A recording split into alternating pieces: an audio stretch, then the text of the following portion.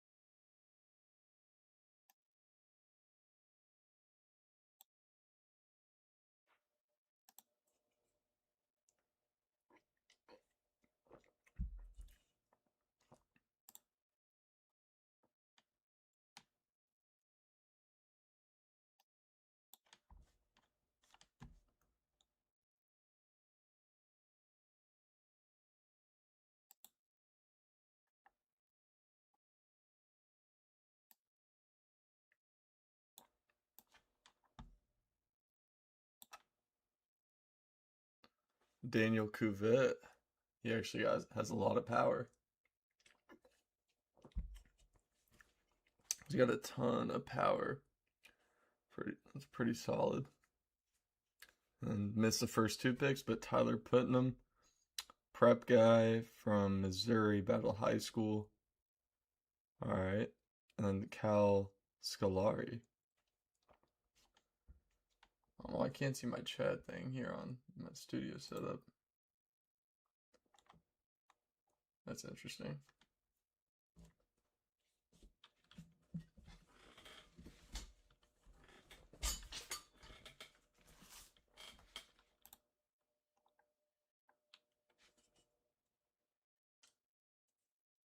Steele Murdoch to the Twins.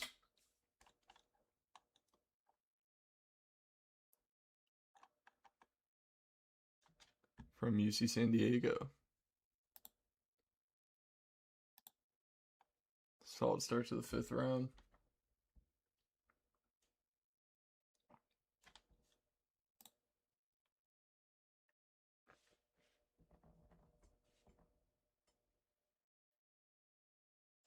Got the Pirates up next.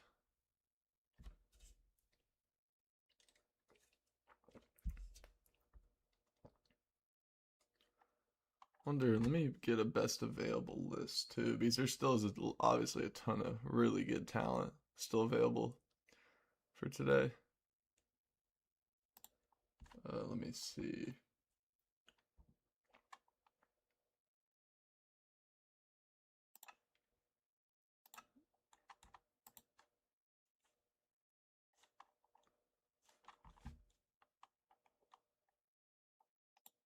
Let me get my best available list. All right, so we got. Okay, he was not one of them, but that's a solid pick there, Ryan Marone to the Pirates. Archer Horn is currently one of the top guys available. He's a prep, a 2-way player, very athletic. Probably projects more as a shortstop though. And then Joseph Contreras. He was actually the guy who made Aaron Judge ground out into a double play during the World Baseball Classic as a high schooler. He's committed to Vanderbilt. He's yet to be picked. And then another Vandy commit right after him, Noah Wilson from Tennessee. He's an outfielder and he's still available. So there's a ton of high school guys still available. The main thing with them is our team willing to overslot them so that they don't go to school.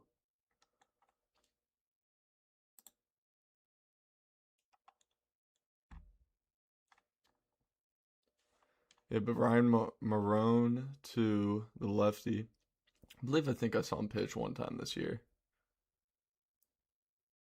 Wow, there for the Angels, Jackson Willits, Eli Willits' younger brother. That's a cool pick. That's definitely a pretty cool pick there for the Los Angeles Angels. He's he's like same type of really athletic. Obviously, he went to school unlike his brother, but he had a very good postseason as Oklahoma won the College World Series, so that helped raise his draft stock a ton. But he's got great glove. Obviously, not as like highly like ranked as Eli Willits, but he definitely is going to be somebody to monitor going into the rest of the summer. But I love that pick for the Angels right there, though. Yeah, he's a switch hitter just like his brother. It's really just a similar profile, obviously. I mean, they are brothers, but I think it's just more of a. I don't know. I think Willits, not Willits, Eli Willits is just more polished and everything like that. Just has a little bit more upside, maybe a little bit more power potential. But it's just obviously the same build, same sort of tool set.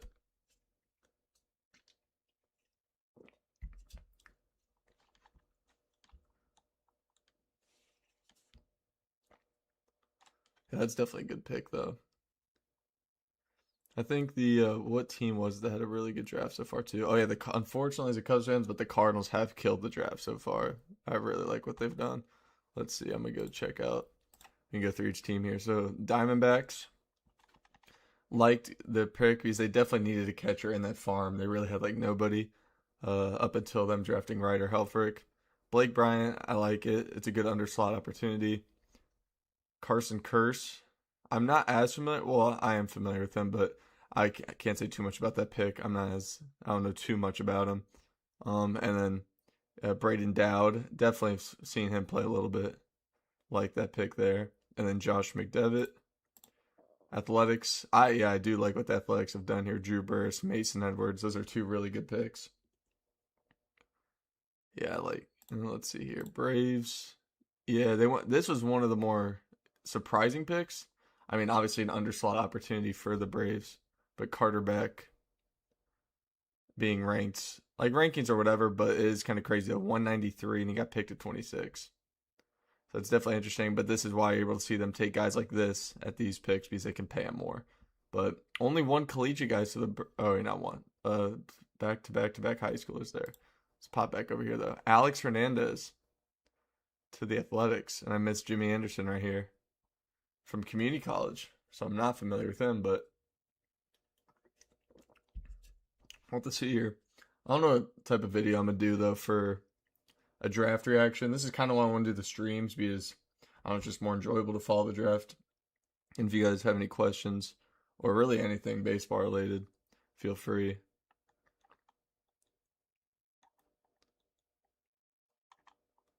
Let me see. I'm interested in where's the Cardinals draft. Yeah, like the Trevor Condon pick, and then they got Tegan Kuhns at 32, and then Rocco. I know a lot of people are really high on Rocco. He was a high schooler that reclassed, extremely athletic, has a crazy strong arm, and I mean he projects great as a hitter. Well, yeah, I can do a draft grade for each team. I I think that's what I'm gonna end up doing. It might be a little bit of a shorter video, just because those videos are kind of like same sort of idea with my mock draft. I'll probably just do a full draft grade for each team, and then kind of I might choose like some picks that I really liked or specific like picks I didn't like for maybe one per team or something like that. But I can do a draft grade for each team. Ideally, I'll either be my next video or I'm working on something else today as well. But that probably would be my next video. And I'll just classify. I'll just do like school grades for it, probably not tiers. But as of right now, I really like what the Cardinals have done with the draft. Okay, Will Libert going to the Braves.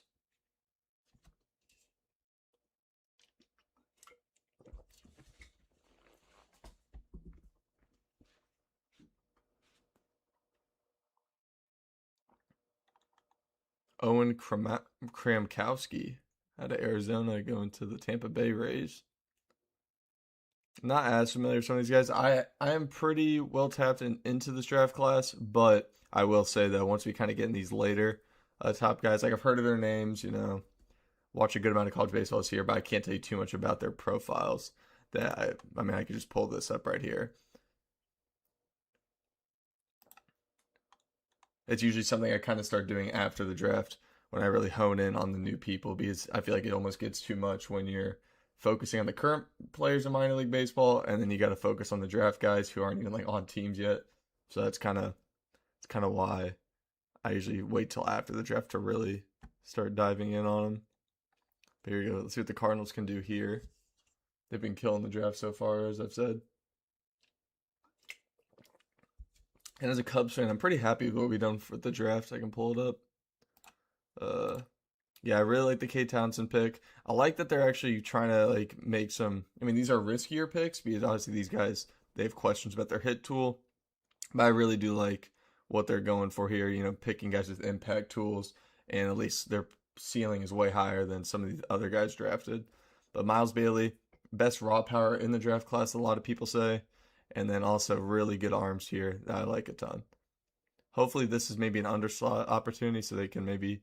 We'll see what the Cubs do, but no high school, no high schooler taking it, so they could do the same thing they did last year, where they took Josiah Hartshorn, uh, overslotted him in like the fifth round, and it worked out great so far. Here you go, Cal Randall. All right, pitcher out of UCLA.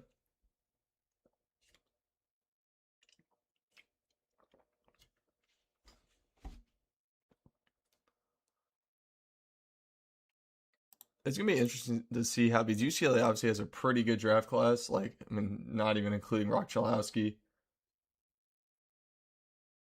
Yeah, last year's draft class and the year before. Yeah, I could. The only thing with that one is, like I've seen people do those, but they've done great videos in the past. So for me, it would just be like, I mean, I could still do it and revisit it and like grade the picks, but it wouldn't be like more my opinion because usually what happens is like I would do a draft grade video for this draft, and then next year I react to the grades I gave out, but I haven't given out grades for the past year's draft. But I can do that though. Just looking back on the draft, I absolutely can do that. But going forward, yeah, I don't know if I keep mentioning the Cardinals, but who else did I think has a really good draft so far? I do like what the Angels have done here too. That's actually something to monitor. And the Dodgers only have 2 picks. That's just so nuts. That's just crazy. And they still got one of the guys I liked a ton in Lawrence. No, I can definitely do it. I can definitely do the video. I think it'd just be a little bit different because I wouldn't have had like original grades I gave him in the past. But I can still go back and look at old draft classes. Let's see, Tigers. What have they done? Hey, they got Fluky. I like that. Ooh, that's very interesting. So the Orioles are just purely going for. I mean, Eric Booth Jr. is very athletic. Like, there's a reason why he got drafted that high. But so is Kevin Roberts Jr. This is another prep outfielder, if you guys aren't familiar, that is also very athletic. So it looks like they're just really going tool heavy. But then Ty, I do like the Ty Head pick as well. He had a very good year at NC State this year. Hit over power profile, but he did add a lot more pop this year, so we're gonna have to see how that carries over to pro ball. And then Red Sox only have 3 picks so far. Definitely an interesting class. Maybe they definitely should have an opportunity to overslot someone maybe in this round. We'll have to see though. Astros. Okay, Keon Johnson. Wait, isn't this dude? Oh wait, no, that's a different guy I was thinking about. The Royals. The most surprising pick of the first round might have been what people thought in Zion Rose, but I still don't hate the pick, honestly. Like, he has shown very good stuff, and I really like that pick, though. Obviously, it is an underslot opportunity, but I do like what they're doing here. I mean, they took 3 very good pitchers. Unfortunately, if you guys don't know, I mean, I haven't really talked about it, but I'm a student at the University of Cincinnati, and I saw Baseball America actually posted the top 25 collegiate recruiting classes, and the top guy for the Bearcats, the Cincy Bearcats recruiting class is this guy right here. So he unfortunately probably is not going to make it to campus, which sucks. But that's good for them. That's a good win for the program, being able to recruit guys like that. But yeah, I really like what the Royals have done here, getting some solid pitchers. Let's go back to the current round. What I miss? Okay, so Trey Beard from Florida State, lefty. And then LJ Mercurius from Oklahoma. And then Michael Anderson Jr. out of Penn State. Two-way player. All right. That's exciting.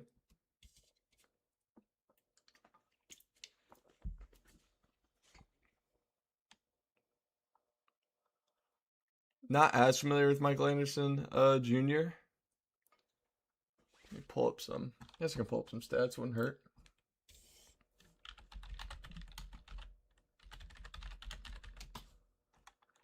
Penn State.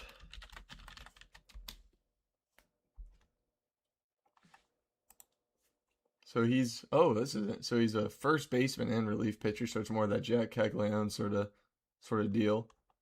He had wow, that's that's impressive. I'm surprised I hadn't heard of him. He had a 358 batting average, slugged 742, so he had a 1200 OPS. And from a pitching standpoint, he only pitched one inning and 2/3. So maybe he's not. And then before that, he's only pitched 10 innings in his collegiate career. And the only time he pitched before this past year was 3 years ago in 2023. So I don't know if that's really like gonna be a thing. I guess they did draft him and they put him in there as a two-way player. So we'll have to see. Definitely interesting though.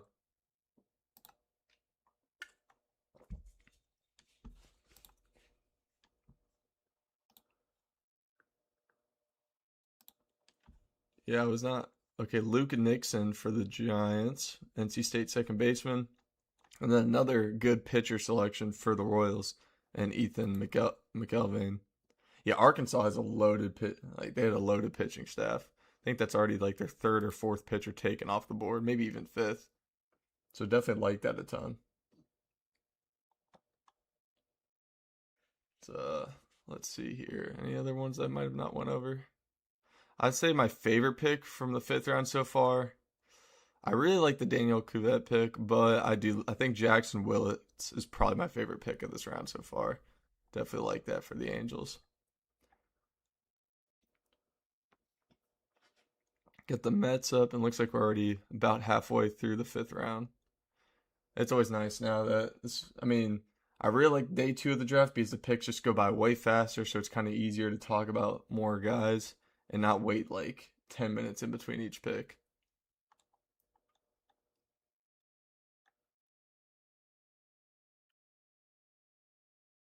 Luke and Nixon. Okay, here another Luke. Luke McNeely,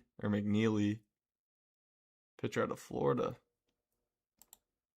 I saw the Mets had an interesting pick with taking Carson Wiggins. Like he only pitched, I think it was 14 innings in his entire college career, and he ended up being a first rounder. He's the younger brother of Jackson Wiggins, who's a Cubs prospect and also just a top pitching prospect. Like he's got an 80 grade fastball. Like he's touched 102. And I mean, he's got exciting stuff. That's why he's getting drafted high, but that is a very risky pick. Definitely like an underslot deal. So, they're not going to pay him as much, which is, I mean, that's just a strategy. And it lets them go take a guy like Aiden Robbins in the third round. So I definitely like that, though. I mean, you're taking one of the best collegiate outfielders in the class and then also getting a pitcher with a ton of upside. And they did the same exact thing here with Shane Dow. I don't know how that's pronounced, unfortunately, but he was actually one of the best college pitchers, especially like the best left-hander in 2024. But then he had to get Tommy John, came back, did not do that good. But when he was pitching and was healthy, he was very, very good. So hopefully they can get him healthy. But the Mets are definitely being risky. But the upside's huge with these pitchers.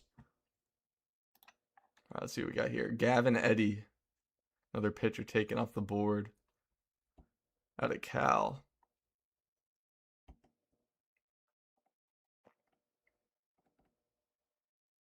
If you guys are watching, go ahead and give the stream a like. If you have not already, it would just help get more people in here. Also help just support the channel.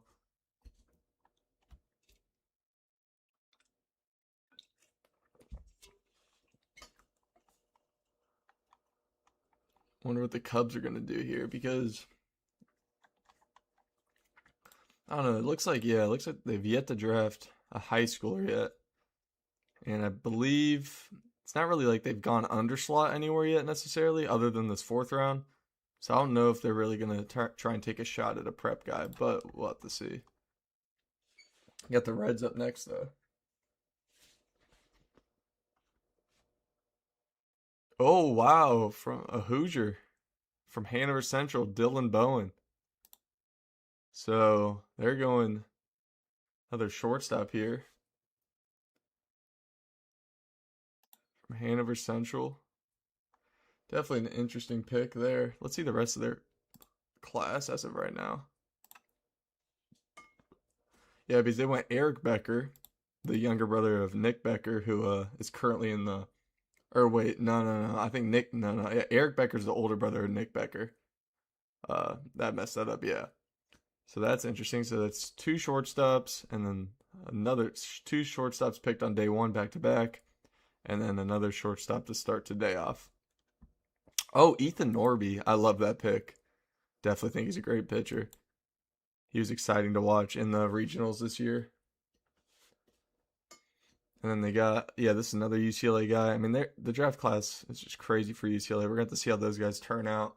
Because I'm not completely sold on Big Ten baseball, like competition being that high. Not saying those guys are like not deserving of getting drafted as high as they are, but definitely going to be interesting to see if the Big Ten starts getting better and better since they expanded with UCLA, USC, Washington, Oregon. Because those schools are actually way better baseball schools than the Big Ten. Really never had any big time baseball other than maybe like, I don't know, Michigan produced some guys. Indiana occasionally produced some guys. Who else? I don't know. It's just definitely not a true baseball conference, but we'll see with the NIL era if that changes.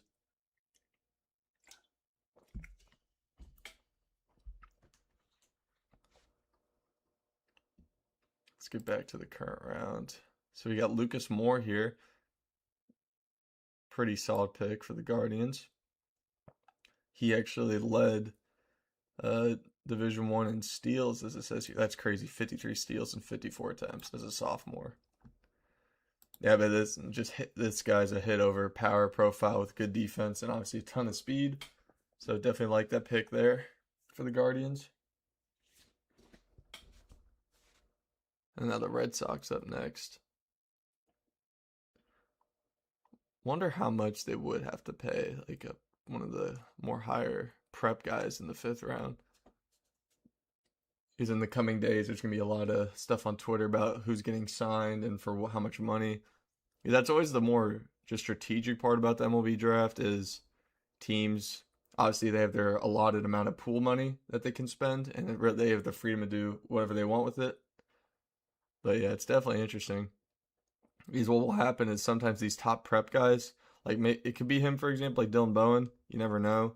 But like last year, at least you get the pick back. Like if they decide to go to college, if a deal like falls through, they can't sign with the team they don't want to sign because it's not enough money. They can actually get the pick back. So let's say if Dylan Bowen did not sign with the Reds, the MLB would basically just give the Reds like their 5th round back the next draft. They would just give them another 5th round pick. There we go. Lucas Davenport out of Baylor and James Guyette. So back-to-back collegiate pitchers. Because last year that happened with the Pirates actually with their 2nd round pick, Angel Cervantes, who's currently at UCLA. Actually, let's see who the Pirates used on that pick. So this pick right here was the Angel Cervantes pick. And they got Chris Rembert. I think he was a projected like 1st rounder at the start of the year, but definitely a solid second baseman. He's a hit over power profile. Oh wow, I didn't even know the Pirates got Aiden Ruiz. Forgot about that. Really great. He's probably the best defending shortstop in the draft. He's got like a 70 grade field, which is pretty nuts. So I definitely like that pick for the Pirates there. They've actually had a pretty good draft too. I did like the Derek Curriel pick, even though some people are questioning it. I definitely am a fan of that Derek Curriel pick. Got the Tigers up next. But just kind of recapping, looking back at the 5th round so far, 1st round of the day. Got a lot more rounds to go. I really like this Jackson Willits pick. I am a fan of the Steele Murdoch pick as well here. Daniel Cuvette. And then also the Michael Anderson one's definitely interesting as a guy who transferred from Arkansas to Penn State and had a really good year. They do have him as a two-way player, but he only pitched in 1 inning this year, so I don't know exactly if that's like a typo or, that's actually what their intention is with him. We'll have to see because he's only pitched about like 14 total innings in his collegiate career. So I do not know what the plan there is. And not a crazy amount of prep guys taken so far. Let's see. Got started it off with a prep, then a JUCO, and then so only 2 prep guys have been taken this round, which is definitely interesting. is this is really the day where you start seeing some of those last chances or see a ton of overslot trying to sign some of these kids and not have them go to school. But the NIL era is going to change that a ton because let's see, where is he committed just for an example? Uh, okay, so he's committed to Oklahoma State. And if Oklahoma State can pay him like a pretty solid amount of money, like he could argue, he can go make money there for 2 to 3 years and then get his signing bonus in the future. So that's always gonna be a huge strategy now. Dylan Blomker for the Cubs. So that's actually the first high schooler they've taken in the draft. I'm not too familiar with him though. Let me see. Let me see if I can find anything on him. Just gonna go through the best available. He is not ranked on MLB Pipeline, but let's see if Baseball America has him anywhere. Do not see anything yet. All right, and then the Tigers took Declan Dahl. I guess I actually skipped over that. Pretty good pitcher from Louisiana Tech. And if you guys are interested in knowing like how much these guys get signed for, this column over here will actually change to how like what their signing bonus was once the draft, the few days after the draft, once the teams actually start signing these guys. That's what happens. They start changing it back to like what they're signing. So this is approximate pick value. Just like each pick gets lower and lower because that's just how it works. But like let's say for high school here, Dylan Bowen, he's probably gonna get signed for more than this amount right here because they have to convince him not to go to college. Because he could probably make not like that, more than that during his time at college. Because college NIL money in college baseball isn't too crazy yet, at least.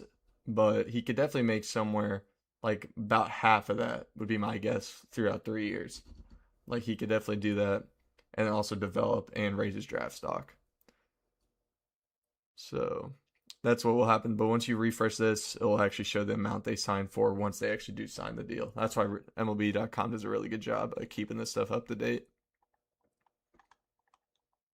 And then Bear Harrison out of Texas A&M to the Yankees.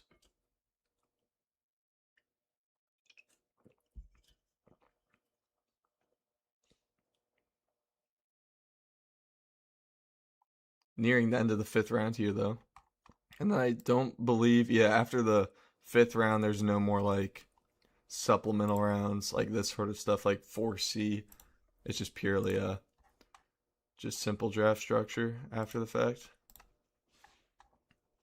Oh, Will Gasparino. That's actually the highest guy ranked by MLB.com taken today so far. He's one of the best available. Huge frame, hit a ton of home runs this year. He obviously like the main thing with him is just from a broad looking standpoint. He's got hit tool concerns, but hit a ton of home runs. He was actually like, I think he started the year leading the nation in home runs with like 10 in the first week. I could be wrong about that, but I remember he was just on a tear starting the year. But he's got a huge frame and a ton of power potential. So definitely like that pick from the Phillies, though. I want to go check out the rest of their draft class. So they got Ruger Riojas. That's a solid pick. Tyler Spangler. All right. It's definitely a pretty solid draft class they got going here. 3 pitchers and 3 position players. It's definitely interesting. And who else did I not know? The Brewers. I know some people in here yesterday not happy about the Trey Ebel pick, but I do think they backed it up, getting Sawyer Strohsteiner, being able to overslot him, and then also Kyle Jones is a pretty solid pick as well. And then they did draft a pitcher in Julian Garcia to end the day. So we'll have to see. I mean, the Brewers do such a great job getting the most out of any prospect that they get. So that's a perfect example of Sawyer Strohsteiner going to one of the best situations he could. Hayden Yost to the Mariners. Not as familiar with Hayden Yost. So let's see. I still am interested about Dylan Blomker. I need to do some research on him. We'll have to see.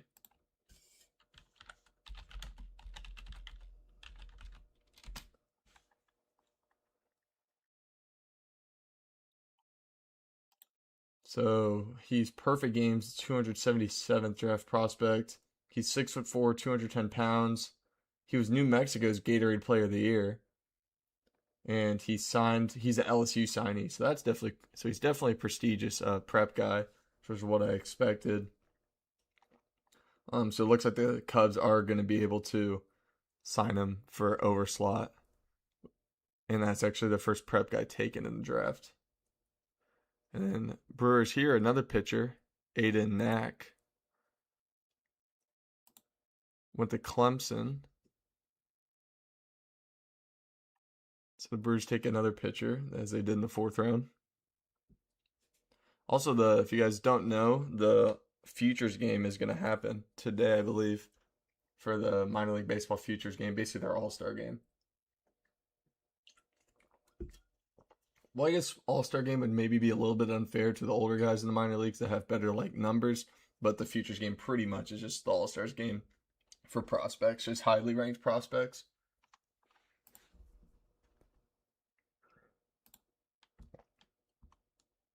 So definitely, I'm a fan of the pick from the Cubs, though, so I'll take that.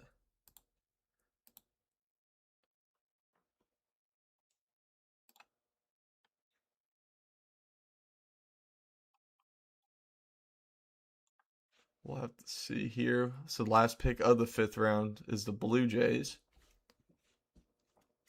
And yeah, it's been a fast start. It looks like they just went through a round in just about 30 minutes, maybe 35 minutes.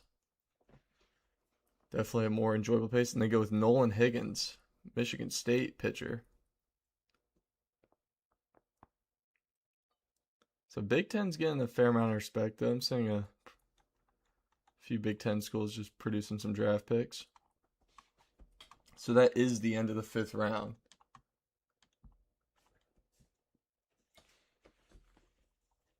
Had more prep guys start coming off the board, but definitely college heavy. It's usually how it is at this point. And there still is a ton of really good high school talent still available. And yeah, it's definitely going to be interesting to see what high school guys do end up signing and what guys don't sign, because those guys usually end up being 1st round picks in the next draft. That's just how it goes. So starting the 6th round now. Get over there. The Rockies start off the 6th round.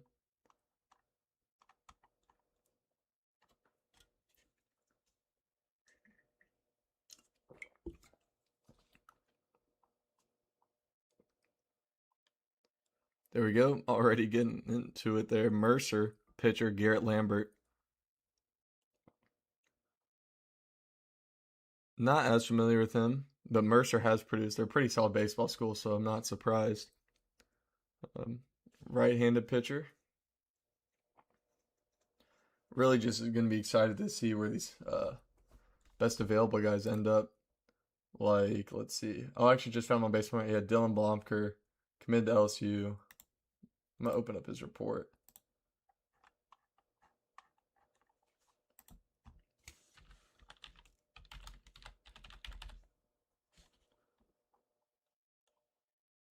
Yeah, Baseball America started doing the stars thing too, which is interesting. Where they actually give high school prospect stars, where 5 stars are like their top like 30. I forget how they explained it, but it's like pretty much like the same as all the other sports. Like 5 stars, like a top 30 prospect in their class.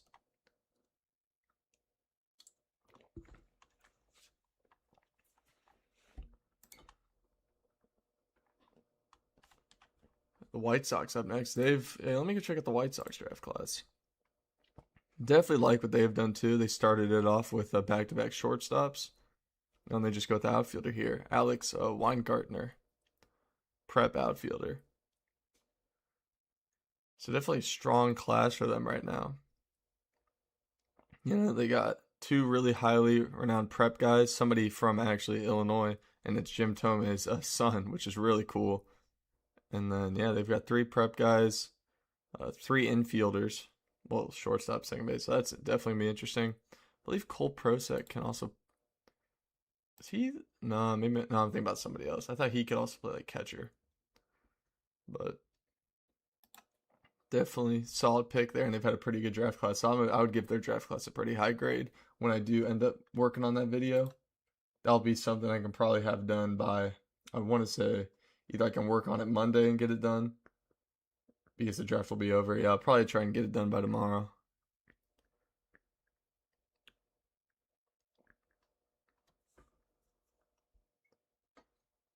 I got the Nationals up next.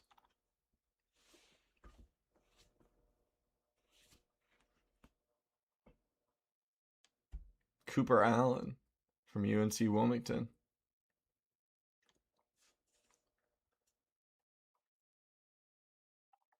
And then we got the Twins following that. Let's go through some of the other teams I haven't taken a look at yet. Twins draft, obviously they got Von Lackey, and they drafted another catcher too in Carson Tinney. So definitely trying to fill that need, which is interesting because they also have, I mean, you don't really draft for need in MLB draft, but they do have Eduardo Tate, who's a top 100 guy in my opinion. So that's definitely interesting because it's going to be Eduardo Tate and Von Lackey, and then now I guess Carson Tinney. So they're going to have a really deep backstop, just group of guys in the minor leagues, which is, I mean, it's not a bad thing to have that. And then if they've taken 4 pitcher since. So definitely an interesting approach here for the Twins. But I do like the pitchers they've taken. You know, Steele Murdoch, I think, is great. And then Ethan Watchman had a really, really good combine from everything I saw. So I definitely like that pick. And then they go with another pitcher here, in Ethan Lay from Sacramento State. Yeah, so they're just going pitcher heavy now. 5 pitchers taken in a row.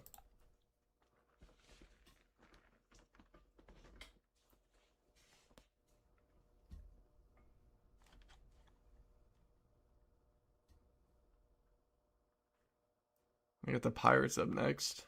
I already looked at their draft, but let me go see some of these others. The Yankees, Hunter Dietz, Sean Duncan. All right.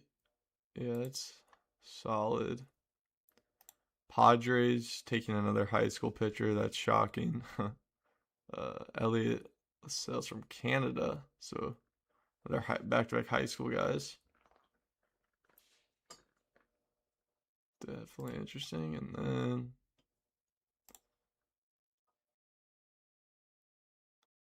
yeah, Mariners got Ace Reese, which is definitely solid. Well, yeah, the Nationals. Definitely like that pick for the Nationals, getting a Chris Hasopian. He's got a really good hit tool. Defense is questionable, but definitely like that pick. And then Chase Brunson's a solid pick as well. And then they took back-to-back prep guys.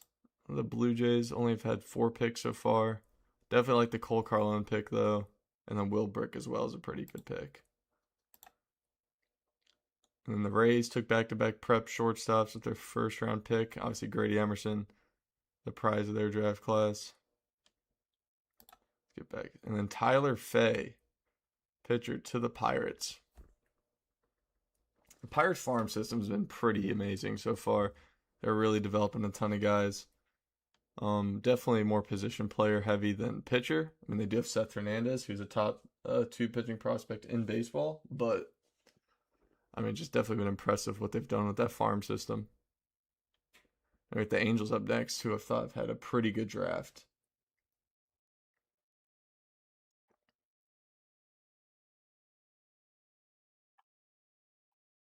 Justin Bird, pitcher out of Georgia.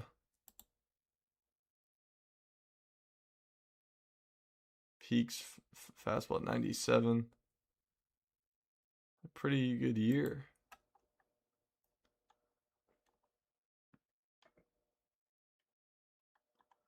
The Orioles up next. Only 1 prep guy so far in the 6th round. We'll have to see how many more go. And then we'll have to see what names to look out for the collegiate season. For what high schoolers actually make it to campus. I know one of the top guys, James Clark, yesterday before the draft even started, he basically pulled his name out of the draft, and he's going to go to Duke University. And he's going to be really good. He was a shortstop, considered to have like one of the best hit tools in like out of all the high schoolers this draft class. So definitely excited to see what he can do, and hopefully he can rise his stock, or stock just rises while he's in college. That's always the risk though, because Either you take the money now or you just bet on yourself and you bet on being like a first or second rounder going forward. Zane Adams, pitcher from Alabama. Lefty, 6'4", left-hander. That's good. 2025 first rounder, dang. So he had a really good fall. Struggled as a sophomore, went undrafted. That's kind of nuts. He looked like a first rounder, a potential first rounder, and then went undrafted.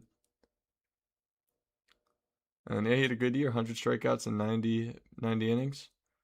Lefty that throws hard. Fastball touches 96. That's good. Like that pick for the Orioles, who need a ton of pitchers in their system.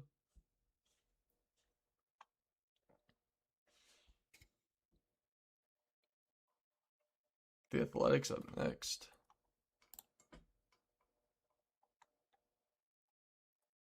Let's go with the. I actually already looked at the Phillies draft. Let's go to the Rangers. Oh, I do like what the Rangers have done too. These top three picks, they have just the upside's huge. Gio Rojas, Connor Comeu, Brody Bumila. Unfortunately, Brody is like he has that injury, so he probably isn't going to pitch this year, but that's fine though because the upside there is amazing. He's got like a 80 grade fastball, which is nuts. But then Hudson Calhoun, another pretty good pitcher. And who have I not gone over yet? I feel like I've clicked on almost all of them at this point. Yeah, I've already checked out the White Sox. And then Alex Sosa here, catcher from Miami.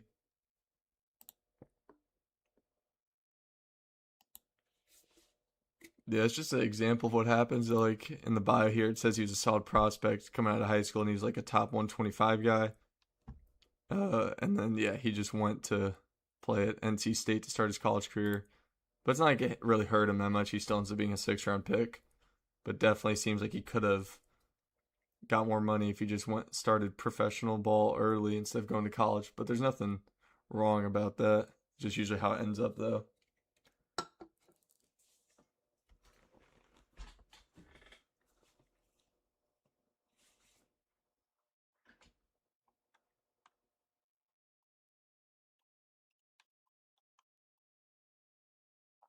Tyson Grulkowski, a prep pitcher from Muskego High School in Wisconsin.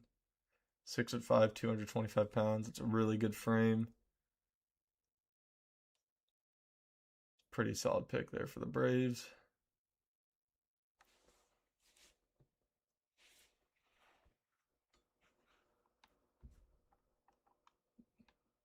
So we have some more. That's a second prep guy to be taken in the 6th round.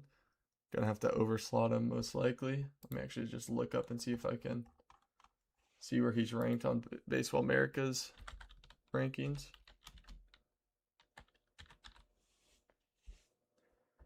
Yeah, he's ranked 217th on their rankings.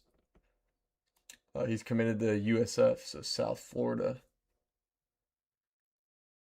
He pitches in the low 90s and he has touched 95.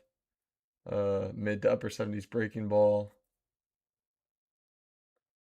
So yeah, that's a pretty solid pick there. Definitely gonna have to overslot him.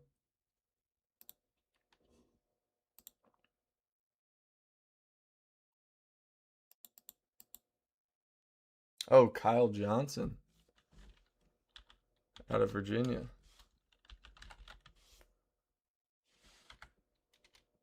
Let's see here, left-handed pitcher.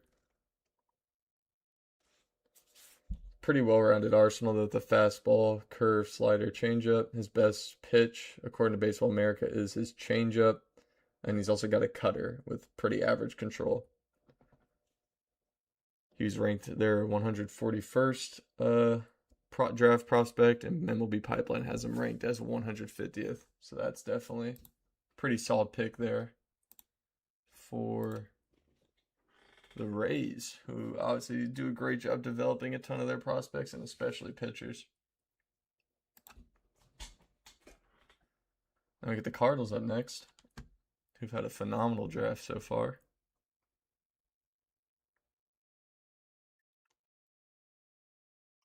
Owen Henney, prep shortstop. That's interesting. Let's take a look at that. I'm not as familiar with Owen Henney. That's, doesn't look like Baseball America has him on here at all. Unless I spelled it wrong. No, I didn't spell it wrong. I might need to look him up.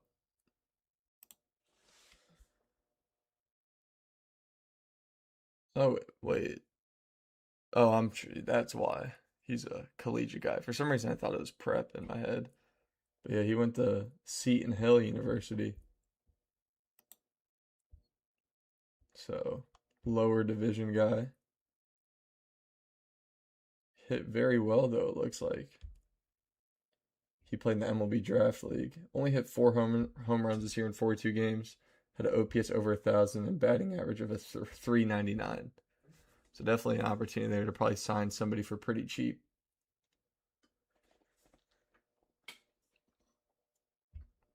Cole Selvage, pitcher out of Minnesota. Don't see a lot of Minnesota baseball players get drafted. That's interesting.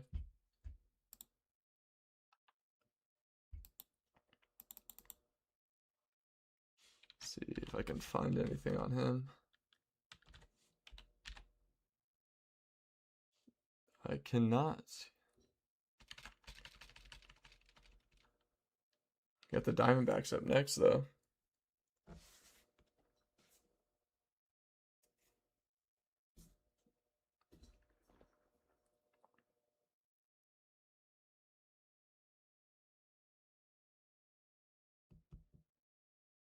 Trying to decide what my favorite pick of the draft is.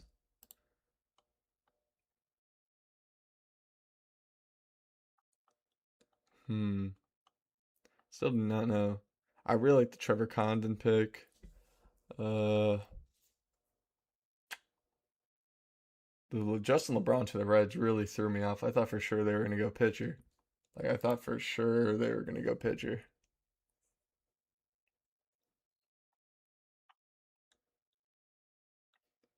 Let's go back. Micah Worley, pitcher out of Stony Brook.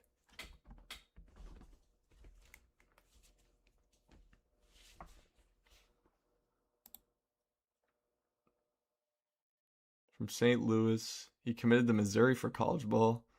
Then he went JUCO. How about that? He was their Friday night starter for him. Dang, so fastball switched from 92 to the 99 mile per hour range.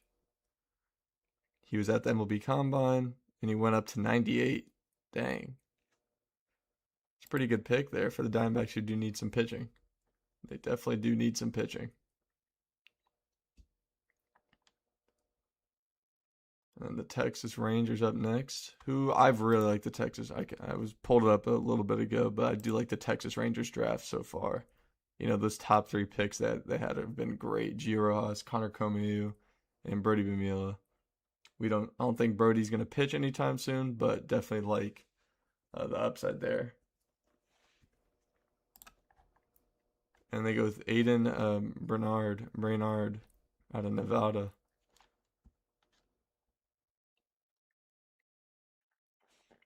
Still a ton of talent available, just like highly ranked talent. Garrett Wright. Let's see if Garrett Wright's gone yet. He has not been drafted yet. Garrett Wright has yet to be drafted. He should go soon though. Would be my best guess. He should go pretty soon.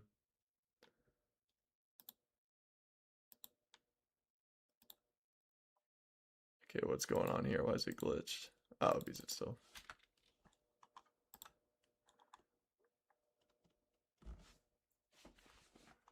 Yeah, this was kind of when you really. This part of the draft, there's just a lot more strategy in play. Oh, that's cool. That's super cool playing against him and with him. Yeah, they got MLB Pipeline's got him ranked as 190th in the class, and let me see what he's ranked on Baseball America.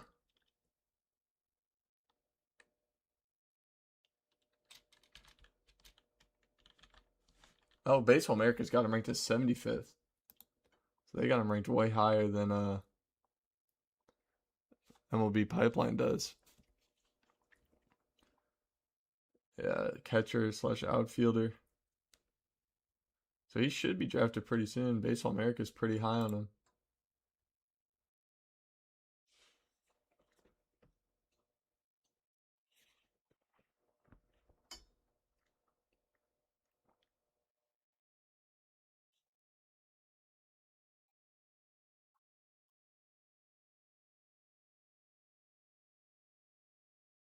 Got the Giants up next. Almost already halfway through the 6th round.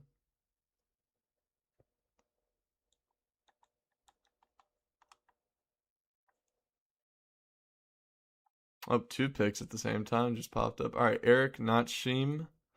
That's how it's pronounced. McNeese State pitcher, and then pitcher from Clemson. Both guys ranked in the top 250. There we go. So the Royals definitely need more pitching, and so do the Giants. They take pretty solid college pitchers right there. That's good. Definitely very solid pickups right there. Similar builds.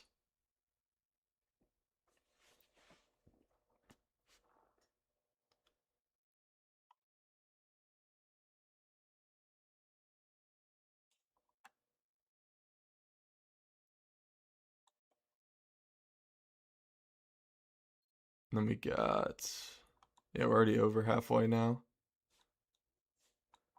Trying to figure out. There's still some. I can go. Let me go read off some of the best available names though, for you guys who aren't in here and didn't know. There's Archer Horn, who has yet to be picked. He's currently Baseball America's highest ranked guy at 51 in the whole draft class. He's like a two-way guy, but I think he projects more as a shortstop. He's very athletic. He's committed to Stanford. And then next up would be Joseph Contreras. He was the actual pitcher for Brazil that made Aaron Judge like break his bat and ground out into a double play during the World Baseball Classic. He's committed to Vandy. He's ranked 55th in the class. And also another Vandy commit, Noah Wilson, from Tennessee. He's an outfielder. And there's a ton of other guys like Blake Bowen. He's got a ton of power potentials at high school. Outfielder Will Gasparino actually got picked out of UCLA. He was like one of the picks in the 5th round. I believe he went to the Phillies. And let's see here. Yeah, there's a ton of other guys still available. Trying to see what ends up happening to some of these last highly ranked college guys or some of these prep guys that may not want to go to college or not. Definitely have to see though.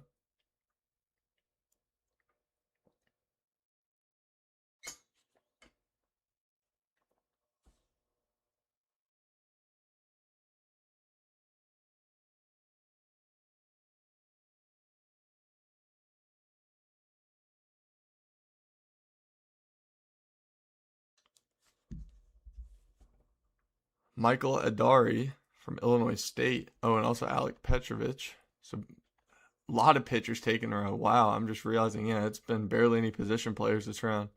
It was Alex Weingartner, prep outfielder, catcher Alex Sosa, and shortstop Owen Henne. And then, yeah, it's just been pitchers ever since. So, yeah, very pitcher heavy round. Michael Adari from Illinois State, 6'6", 225 pounds.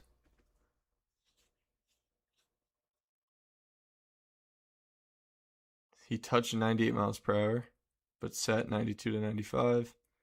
And looks like he tested well at the combine. That's what got him drafted, so that's good for him. And we get the Reds up next. Had a nice pick last round, taking a high school shortstop.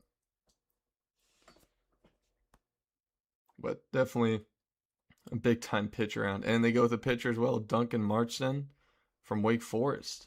Wake Forest has produced a ton of pitching. Dang. I mean, just so many pitchers getting taken. It's like the opposite of what round 1 was yesterday.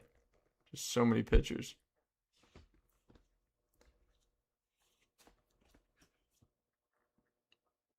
And just seeing some of these bigger high school names keep falling and falling definitely is interesting.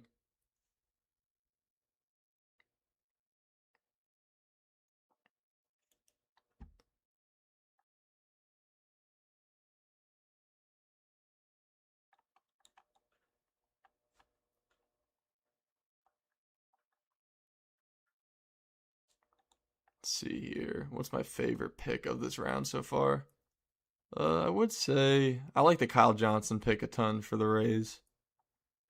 So I'd probably have to go with him being my favorite pick so far this round. And I'll probably upload a video of my draft reaction and grading each team's draft. Just kind of seeing who won the draft, who I thought didn't have that great of a draft.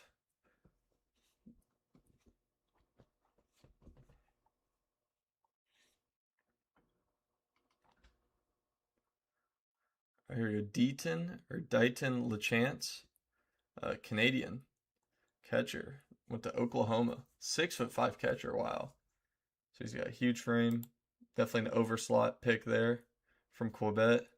31 homers at McLennan, Texas Community College, and then he transferred to Oklahoma. Dang, he didn't go deep in his first 31 games. That's crazy.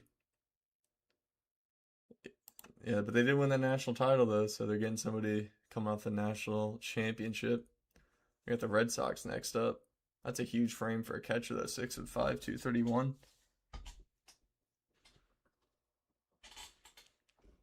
Have to see here.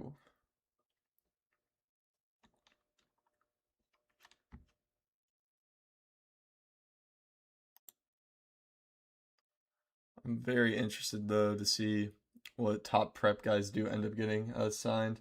Doesn't really have to be the sooner rounds. Like sometimes it can randomly happen in like the 12th round. That's what's always interesting about the way the draft works. They don't really have to just take them in the 6th round. Because once they really fall past the projected spot, it doesn't really matter where they get taken as long as the team has enough money saved to have a chance to sign them. And the Red Sox go Brett Landman from Abilene Christian, left-handed, 6'5", 228. It's a very big left-hander.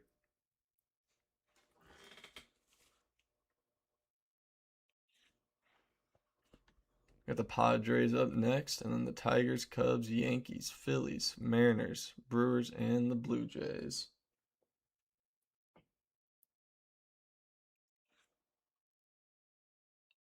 Also, if you guys don't know, the Future Stars game is today, I'm pretty sure. For like just minor league baseball, a lot of really great prospects are going to be playing in that game.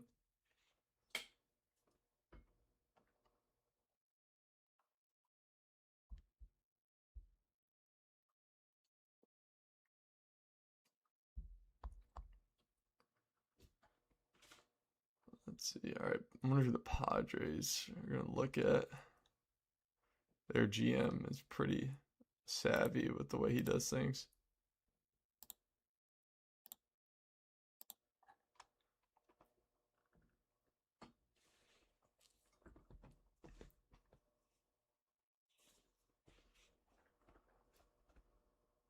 New, I don't know how to pronounce that first name, but I'm assuming it's just New Contreras from Arizona State, shortstop. Top 250 ranked guy according to MLB Pipeline. High school teammate in Hawaii of current Marlins prospect. He's a former teammate of Ava Arquette, who was like the number 7 overall pick last year. Dang, he was Gatorade Player of the Year in Hawaii.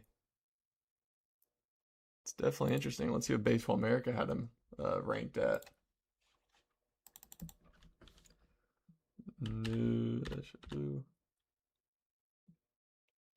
They had him ranked at 251, and they have him as a third base / second baseman. Yeah, so he was Gatorade Player of the Year in Hawaii as a senior.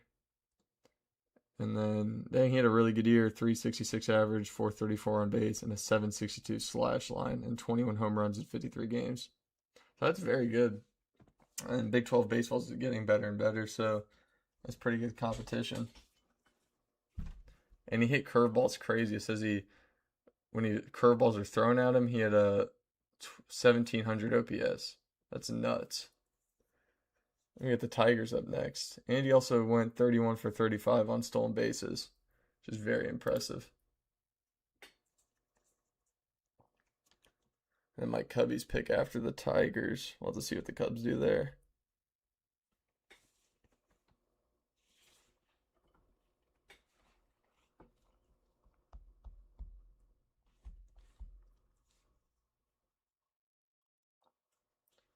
I still can't believe that UFC card last night, the ending. That was still shocking. Like, thankfully the World Cup was on and that game was entertaining. But man, that was just really disappointing. The end of that card.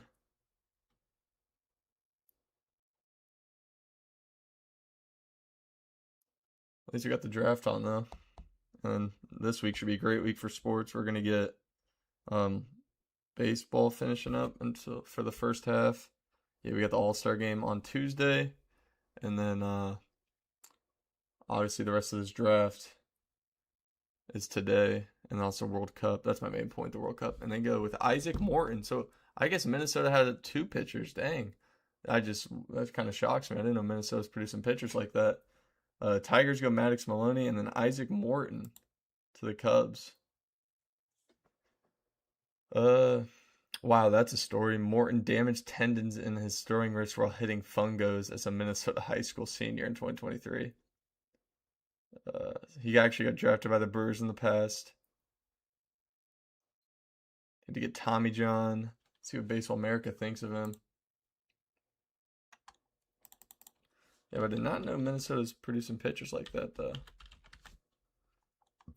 Oh, they had him ranked as Baseball America has him ranked as 220th. So it sounds like he's just been hurt a ton of his career.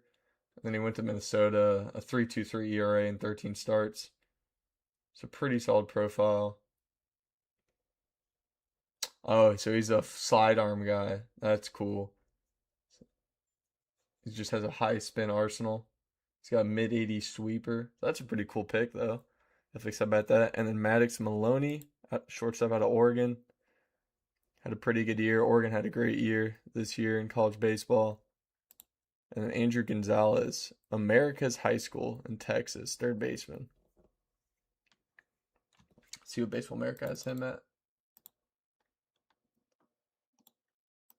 Where is he at? Andrew Gonzalez.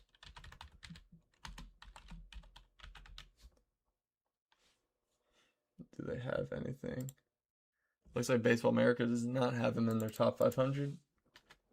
That includes college and high school. Their little database I'm typing into.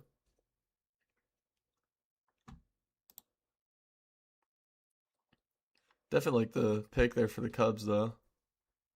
Just taking high upside guys. Looks like his value could have been higher if he stayed healthy, but not a bad ranking there at 172. According to MLB Pipeline. Not a lot of high name prep guys taken. I mean, it started the round off with Alex Weingartner. But other than that, there's still a ton of prep guys on the board, and no team really has taken a chance at them yet, but we'll have to see, though. Oh, looks like Isaac Morton also had Tommy John in the spring, so we'll not see him pitch anytime soon, unfortunately. But Macon Winslow, catcher from North Carolina. They had a pretty good team this year as well. Not just pretty good, I mean very, very good. They were in the World Series final. Yeah, they're the runners-up. That was definitely an entertaining College World Series, as it always is. I mean, postseason college baseball is just so entertaining. Solid pick there, though. The last pick for the Phillies was Will Gasparino, one of the top 20 guys in home runs in college baseball. I'm pretty sure he's like 6'6", just huge frame, a lot of power potential. Let me go back to that Phillies draft class. Yeah, Tyler Spangler, and they also are hosting the draft this year, so that's pretty cool. And then Caden Bogenpole, Ruger Riojas. I do like that pick a ton, even though his stock has fallen down a fair amount. LSU pitcher Devin Sheeran, and they go with Jackson Jelkin. Will Gasparino. It's pretty solid there. Henry Ford, Tennessee. Yeah, I guess, well, I mean, it's a 6th round. It's not a bad spot for Henry Ford, but I remember him transferring to Tennessee was a huge deal going into the season. And the Mariners pick him up. I think the Mariners are trying to put together a pretty good draft. Yeah, Virginia, he had a really good year as a true freshman, hitting 17 home runs. And then he transferred to Tennessee. And obviously, Tennessee did not have the year they were hoping for. But definitely a solid pick there for the Mariners. And just going to go check out their draft class. It's been pretty good. They got Ace Reese, so that's another collegiate third baseman. They got two very good picks here. And then Jake Brown from LSU, Nathan Taylor, Bearcat. He was the ace for the Bearcats, one of the better teams in the Big 12. And Hayden Yost and Trevor Lucas. Definitely. So they've taken three collegiate third basemen. Definitely an interesting approach. But definitely like that pick, though. Henry Ford to the Mariners. One of the bigger names. You got the Brewers up next. I'd assume pitching here, but you really never know.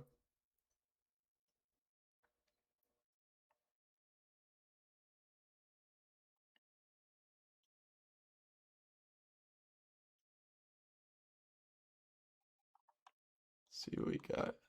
Yeah, I still think one of my favorite picks. I do like the Henry Ford pick, but I probably have to still go with Kyle Johnson being my favorite pick in this round so far. But we got the Brewers and then the Blue Jays to finish up the 6th round.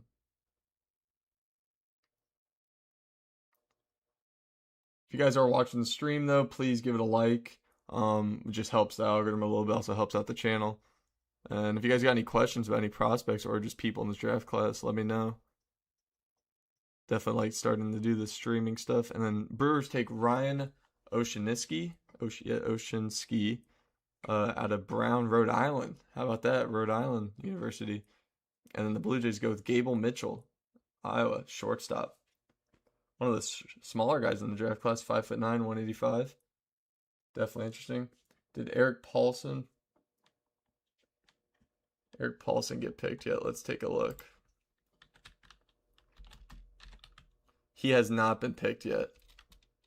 Looks like. That's a nice feature. I can just type in names real quick. Eric Paulson has not been picked yet. Teams with the top farms. I mean, Tampa Bay Rays, Brewers obviously have like the number one farm right now. Dodgers have a good farm. There's I mean that would be probably my top three. The Dodgers always have a great farm all the time. And then Brewers that have like 8 or 9. You could argue like 9 top 100 prospects, honestly. They always do such a great job.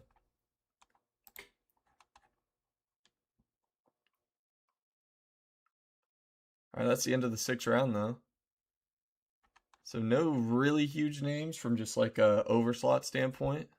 I mean, Henry Ford's probably going to get paid a fair amount. I don't know if it would be anything crazy, but other than Henry Ford in this round, maybe the White Sox high schooler is going to get a pretty solid signing bonus, but nothing too crazy this round, though. And then the Rockies start off the 7th round.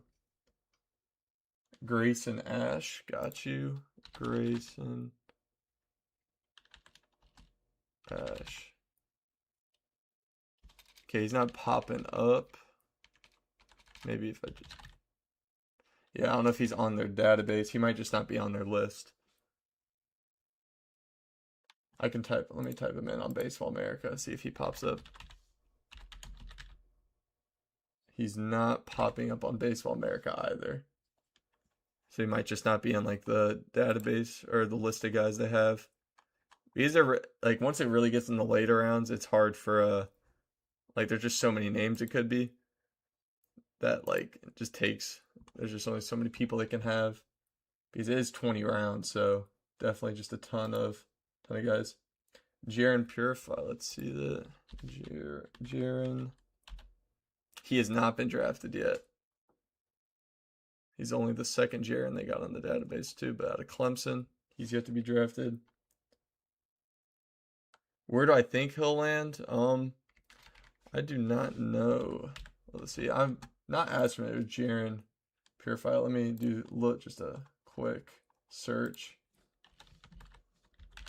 Because I've tried familiarizing myself with the college guys a ton, but it's definitely hard though. There's just a ton, and I'm trying to also follow the guys who are already in the minor leagues. So it's usually something I do going into like once these guys get drafted and then they actually start playing. That's usually my approach to it. Even though I try and do as much like draft coverage as I can. Let's see, they're in between rounds. Okay, why is nothing showing up now?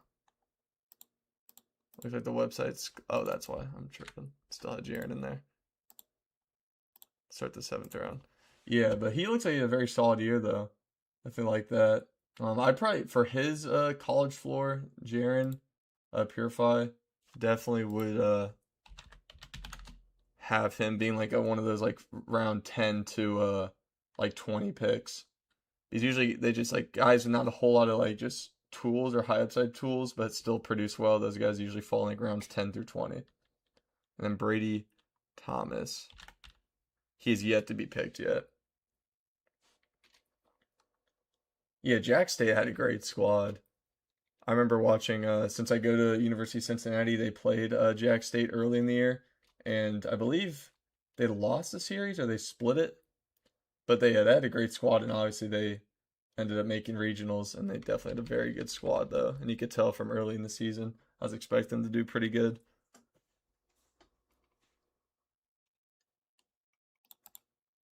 All right, so this round 7 has yet to start.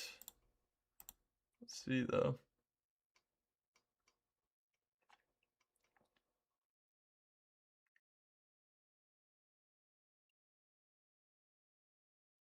Rockies are going to start it off. I really hope I see some of the big high school names though get picked soon because that's always just exciting getting to see those guys end up starting their professional careers early. But I mean, with college baseball getting popular and popular, like it's also not a bad thing though that with NIL is going to be able to keep some really good talent in staying in college instead of maybe starting their MLB careers early. So I can't really complain too much about that.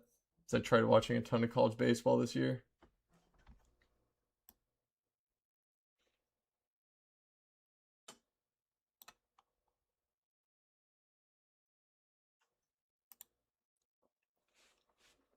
See the wonder why it's taking so long. Maybe they're taking a little bit of a break in between rounds. Thought it was faster the last time.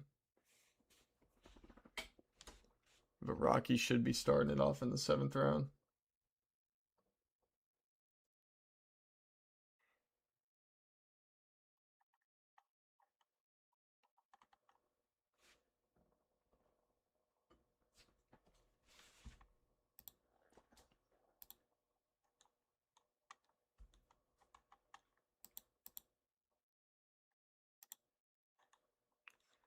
Come on, start the 7th round.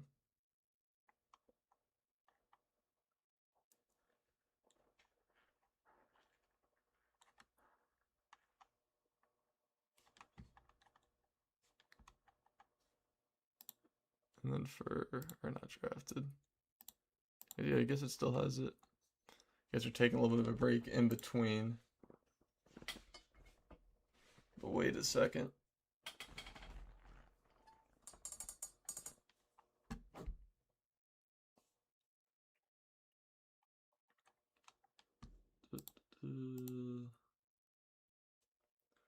Just way more enjoyable though when the picks start just flying, which is what it's been like today versus yesterday. Took like, I mean, they really spent like a whole hour and a half on the first 10 picks, which is just pretty crazy.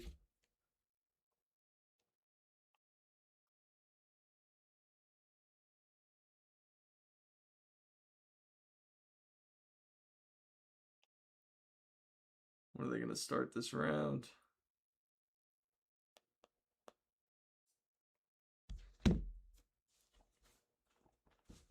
Come on.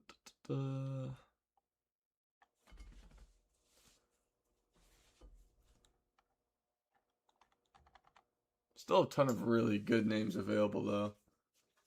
I mean, not even just the prep guys, there's a pretty good amount of the collegiate guys that are still available.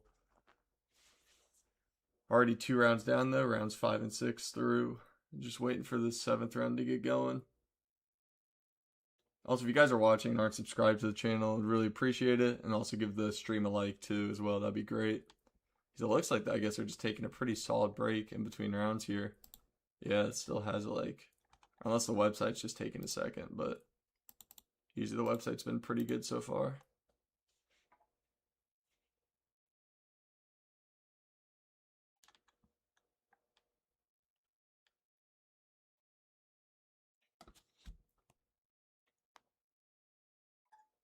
Oh, and yeah, USA Baseball is actually doing their collegiate games against like Japan and Chinese Tapai. So that's something to monitor too. It looks like they're up right now. USA 4, Chinese 2. Chinese by 2, let's see. Yeah, it looks like they won. Yeah, they beat them 10-6. So that's pretty cool. A lot of good names on that team.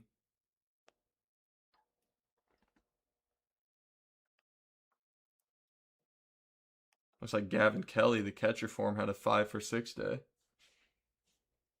Those would be names to monitor, the guys on that squad, for them to get drafted highly next year. Because I believe they also play Japan next. It's like they just played the game today, and then they play Japan, and then they forget who they play after that. Okay, why is it taking so long to get the 7th round going? Now I'm just really confused. Because this feels like it was taking longer than yesterday.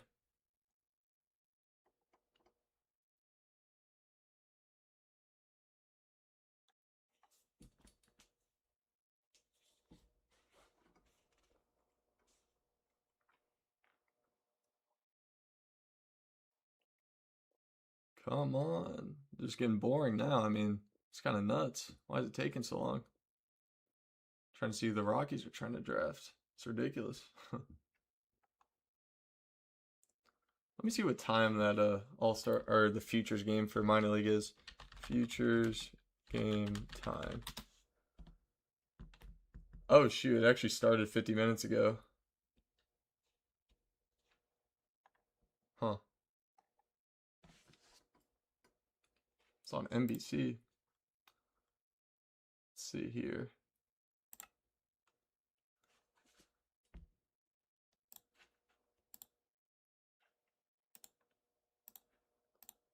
Let's see if I can get it on my screen.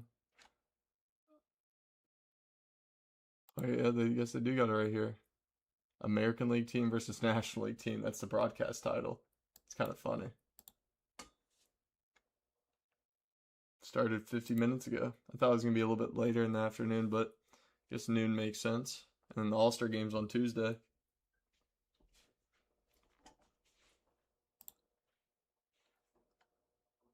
Oh, there we go. All right, first pick of the 7th round, Jack Scott from Central Missouri. Rockies just trying to get more pitchers. Round 7 has just started.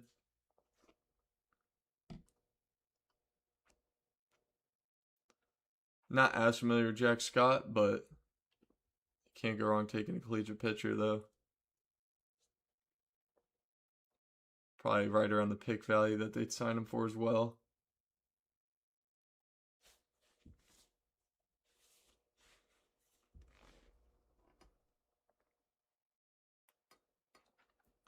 Got the White Sox up next, who've had a very, very good draft. Definitely been excited to see what they can do. I'm liking this live streaming though. Obviously, it's a good scenario to do it for the MLB draft, but I might just start doing it consistently for while I'm watching some baseball minor league games or just stuff like that. It definitely helps out the channel. I wonder who the White Sox are going to go with here. They just went last round. They went with the high school guy and signed him over slot. So I doubt they do something like that again. They're probably just going to go collegiate and just kind of, because it seems like they've already used up their pool a fair amount. Obviously, having Rock Chalowski as well. That's the main part of it. But they do have a ton of money to spend, though. That's part of being one of the teams picking that high, is you have a lot more money to spend. I wonder what the Rock Chalowski bonus is going to look like, though.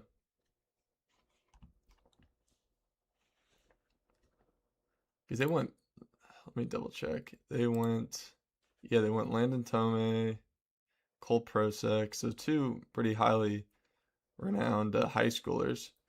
That's definitely interesting. And then, they went Joey Volchko, too. He was an exciting guy to watch in the postseason. And they go Clay Burdett from Xavier. Outfielder from Xavier. How about that? Barely ranked in the top 250 on MLB Pipeline. The Muller High School. That's interesting. And he was the guy right behind Colt Emerson and AJ Ewing. And then he was at Ohio State first. That's definitely interesting. But another pretty solid pick, though. At least you're just following the rankings. I mean, it looks like these all the White Sox picks have been in that top 250. Pretty well known prospects. But definitely like what they've done with the draft, even not even just including Rock Chalowski, obviously. Definitely like what they have done though. Getting some pretty solid prep guys, getting a very good collegiate pitcher, and then some more collegiate pitchers, and going back to trying to get another prep name. Pretty balanced class so far. Definitely very, very solid stuff.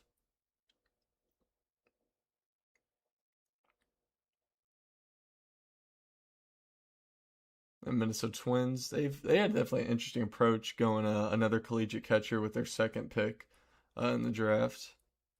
Definitely like that. Like, where would it be at? Carson Tinney, yep, out of Texas.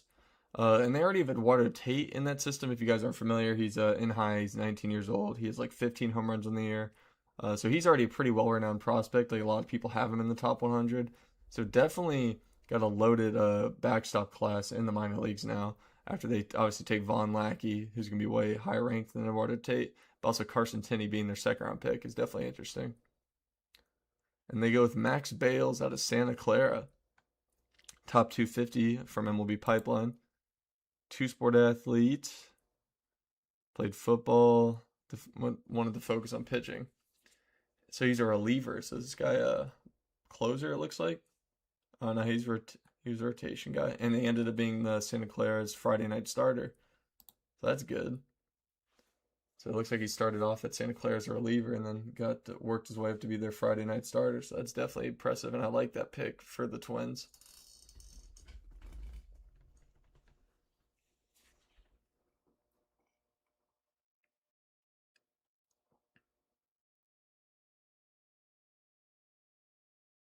And the Pirates are up next. They've had a pretty solid draft class so far. And they go with Bryson Moore from Florida State. Definitely think the Pirates. I know some people weren't really a huge fan of Derek Curiel, but I definitely like the pick. His floor is really high. And honestly, I do believe in the comparisons or people that were comparison to Christian Yelich, like a young Christian Yelich. So I definitely like that pick for the Pirates that they had though, and also Bryson Moore here out of Florida State, 6'3" pitcher, and let's go with the Pirates here. Yeah, and then they also took a nice prep shortstop, the best defender in the whole draft class at shortstop, I'm pretty sure, Aiden Ruiz. I mean, scouts raved about his fielding ability, just unreal defense. And he was also his teammate with Grady Emerson, who went number 2 overall for Team USA. But yeah, definitely like what they've done so far. And also Chris Rembert, very solid collegiate bat, played great at second base. He was actually he was right in this range of preseason and maybe even a first rounder in a ton of mocks I saw early in the year. So definitely like what he can do. Jason DeCaro did such a phenomenal job this year at North Carolina. So definitely like what he's got going. I mean, this is a really good draft class from the Pirates. And it hurts for me to say that just a little bit because I'm a Cubs fan. And basically the whole NL Central is having a pretty solid draft class. So that's good. Like, where's the Cardinals have killed it. Yeah, Trevor Condon, Tegan Coons, Rocco Maniscalco, Andrew Williamson, Dawson Montessa, D. Kennedy. Like, it's just such a good. They've had a really good draft class. They might be probably my number. They're probably within that top like 3 right now for my draft class rankings, just purely off of what they did on day one. It was just they've done an amazing job so far. And now we missed some other picks with Ryan Heltzer, a pitcher from Auburn, to the Angels. So the Angels are going to keep drafting pitchers. They need that pitching help. And then Ryan Peach or Peck from Xavier. So Xavier's got 2 guys drafted this round. How about that? It's cool for them. It's a Big East school. Definitely not a big baseball conference by any means, but definitely they're definitely one of the better teams to know. And they had a pretty good start to the year as well. I believe they upset was it an SEC school? I think they upset like Kentucky maybe. I have to look back on that, but they definitely had a good start to the year, and then things kind of fell off for them. But they definitely had some MLB talent on the squad as we were seeing them get drafted now. Get the Athletics up next, though.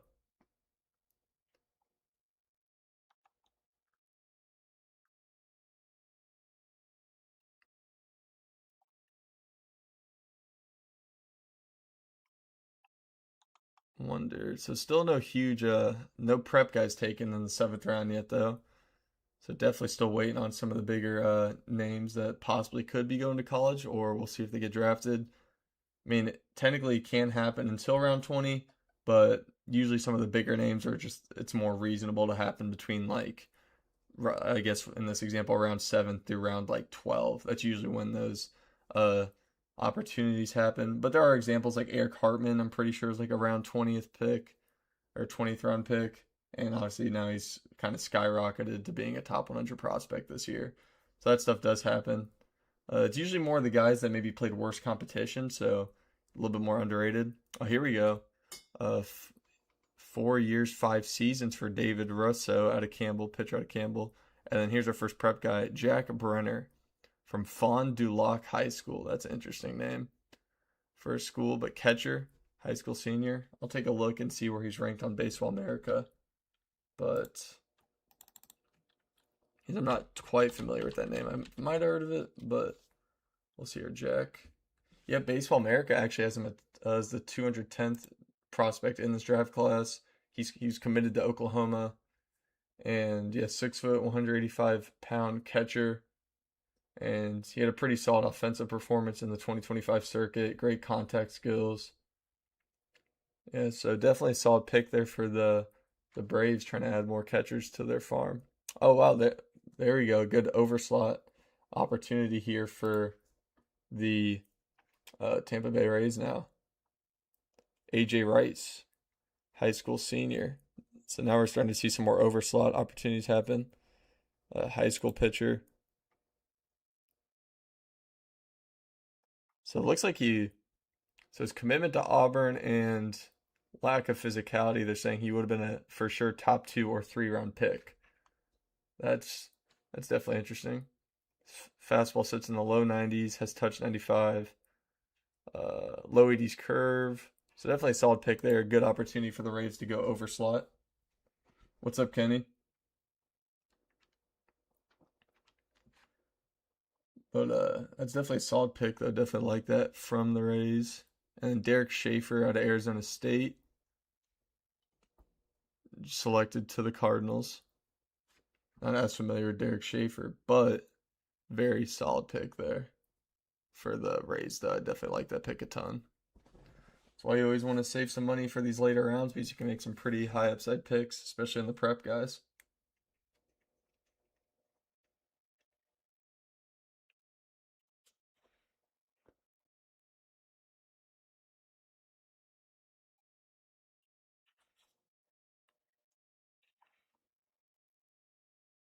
All right, Marlins are up next. Hey, the Marlins have had a pretty, I want to say, solid draft class.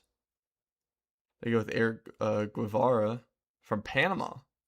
From Panama, but played at Auburn. It's a cool story. That's their third shortstop taken. Obviously, they took Jacob Lombard, who fell to them at pick number 14. So definitely exciting draft class they got going on. Obviously, having Jacob Lombard be able to stay home in Florida is pretty cool. And got some other solid names here like Trey Beard, and the other Minnesota pitcher that I mentioned earlier, Cole Selvage. Yeah, it's definitely a top 209 ranked guy for MLB, according to MLB Pipeline.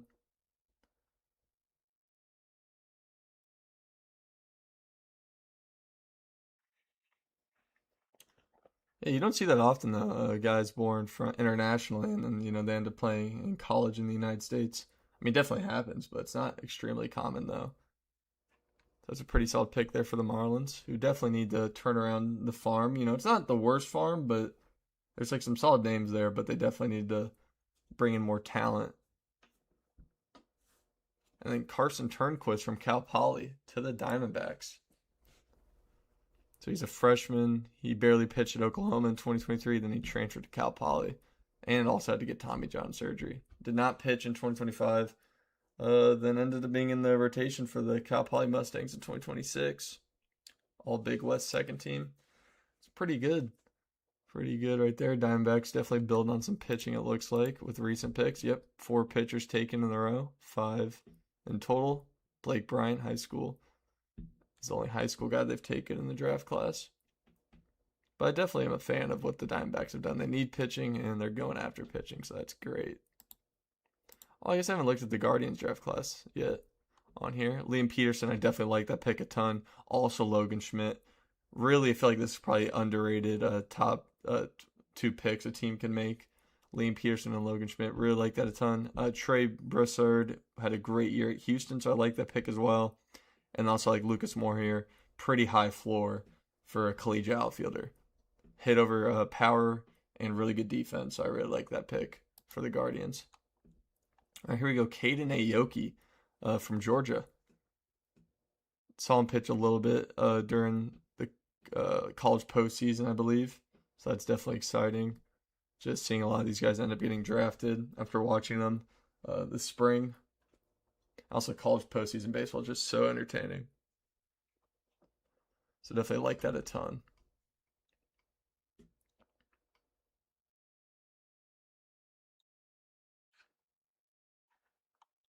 And then Bo Bryans from Jacksonville State.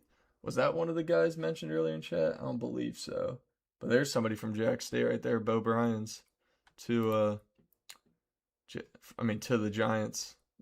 Actually, that Bo Bryans to the Giants. So from Jacksonville State. Who was their ace this year? I can't remember. I remember watching the ace pitch against Cincinnati when they played. Forget his name though. I don't think it was Bo Bryans. It actually might have been. I remember. Actually, it probably was him. It was a lefty. It could have been him.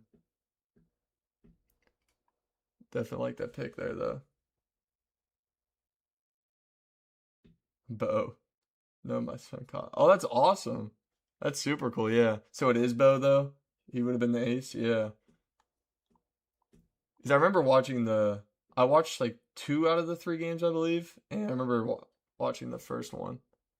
Uh, Remember the ace was a lefty. I'm pretty sure. And we got the Royals taking Dylan Vig. I would say Vig or yeah, I don't know how to pronounce that. I guess, but Dylan Vig out of Georgia. So another Georgia pitcher taken, ranked in the top 250, almost the top 200 according to MLB Pipeline. Yeah, Bo. Yes, yeah, yeah. He was great. Yeah, I remember. There's a lot of good guys on that team. Definitely tried watching more college baseball this year, just trying to get more familiar with the draft class and also just college baseball in general. Because I only would just wait till the postseason in the past years to start watching it. All right, here we go. Stanford pitcher Aiden Keenan to the Mets. So Mets are taking a lot of pitchers, as we can go, and so are the Royals. We can go check out those classes right now. Let's see where the Mets at. Yeah, the Mets have gone very pitcher heavy, other than overslotting Aiden Robbins in the 3rd round. I forgot why the Mets lost their 2nd round pick, but who knows? But yeah, they've gone very high upside pitcher heavy, so that's good for them. And then also the Kansas City Royals have gone pitcher heavy as well, other than 2 outfielders. Zion Rose, some people were not a fan of that pick. He was our Sunday guy. Yeah, I remember. Yeah, I think I watched that game because it was like the pitchers did really good, and then yeah, they put yeah, your son hit a solo shot. That's awesome though. That's super cool because I do remember watching that, and it just sucks because the pitchers did so good, and then yeah, ending it. That was an exciting series though. I've tried watching as much as I could from them play this season. Because I think that series was right after the Bearcats shut out Auburn. It was just a single game. It was on the road and they beat them 8-0, which is really cool. But yeah, definitely college baseball has been is just so competitive. That's why I mean just baseball in general. It's one of the sports where you can have all the talent, but like stuff like football, I mean basketball, just baseball though, just a lot better. Yeah, definitely a pitching duel. Getting back to the round here, only okay, Brian Carney, University of Olivet, Michigan. All right, 6'6", 210 pounds, so definitely a big frame. Probably throw some gas. Not too familiar with Brian Carney though.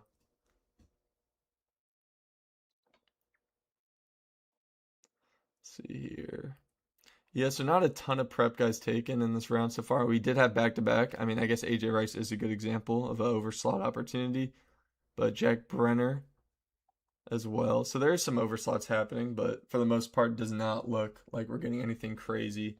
Um, I mean, I wouldn't rule out any of the top prep guys yet that are still available, like Archer Horn or Joseph Contreras, but does not look too likely for some of these guys that probably are going to be harder to pull away from their college commitments. Because there's two Vandy guys. Still, like, let me just go read off the names again for anyone who was not in here earlier. Let me actually go back and find it. Yep, here we go. Best available. So Archer Horn is a two-way prospect, most likely projects as a shortstop, though. He's committed to Stanford. Joseph Contreras was the guy who pitched against Aaron Judge in the World Baseball Classic and made him ground out into a double play and break his bat. He's committed to Vandy, and then another Vandy commit, Noah Wilson, outfielder. There's also Savion Sims. He's like a Miguel Seam, a junior. It's basically like the same type of. Oh wow! Look at that timing. Look at that timing. Savion Sims gets picked. So that's definitely a huge overslot opportunity right there for the Guardians and Savion Sims. That's actually really funny. I just said his name and then it popped up on the screen. But yeah, Savion Sims. So there's a big high school name. Committed to Oklahoma. He's got a ton of upside. Like, I mean, his thing is the control, but definitely a very exciting pick there for the Guardians. 6'8", 215. He throws very hard. He's got great slider, like just a ton of nasty stuff. If you guys are familiar with Miguel Seam, though, Jr., as I was saying, it's really the same type of profile. He was a guy that was an overslot guy in the last draft class. He has like a ridiculous cape per nine of like 14 or something like that in that range in low A. He's currently in high right now, but it's like that same exact comp I'd give him. You have a Sims, 6'8", just huge frame. Topped out at 97, but he's still so young. So, I mean, that can even he'll be able to throw harder.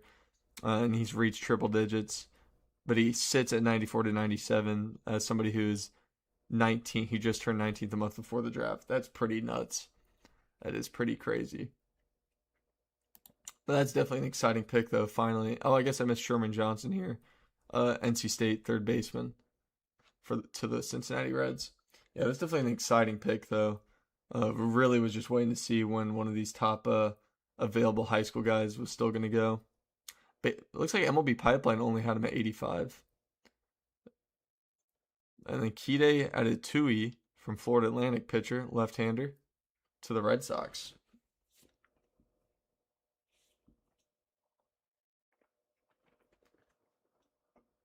Yeah, definitely. We're starting to see some more high schoolers get drafted, but definitely college heavy as it is once you get into these later rounds.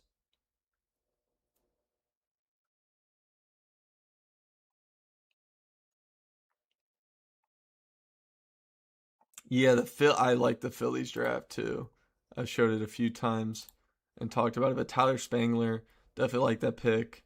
Ruger Riojas, definitely like that pick a ton. And I also really like the Will Gasparino pick. But I'm not as familiar with some of these two pitchers right here. Like, I've heard their names, but I just couldn't tell you a whole lot about them. Oh yeah, Caden Bogenpool.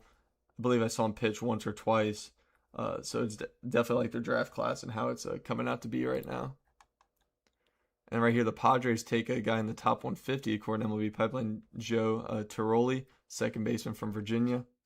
It's definitely solid there for the Padres, who definitely need their farm system has not looked that great. They do have Ethan Salas, and they got some guys, but they definitely need to use this draft class to really start building up a better farm. They have given away a lot in the past, and them giving away Leo DeVries or it's just nuts. I thought that trade was kind of nuts. Leo DeVries is second best prospect in baseball, or some people could argue the best prospect in baseball. I would not make that argument, but definitely there's reasons behind it. We got the Tigers up next, and then my Cubs with their 7th-round pick. Definitely an exciting pick, though, for the Guardians getting Savion Sims.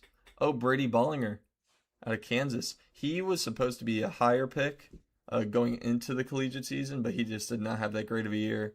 He had a really good year 2 years ago in the Big 12 for Kansas, but this year he kind of underperformed the power numbers and the contact ability, just underperformed in general as a hitter.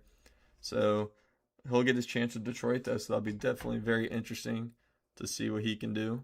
Saw him play a little bit watching the Big 12 baseball, and now the Cubs are up.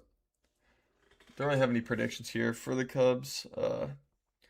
I don't know. I guess I hope they maybe just for excitement. I don't know if they have the money currently to overslot anybody else because actually, I guess I don't know if they really have to overslot Dylan Blomker. I guess they might, but looks the way they've been drafting, they could. Oh, never mind. This is not overslot.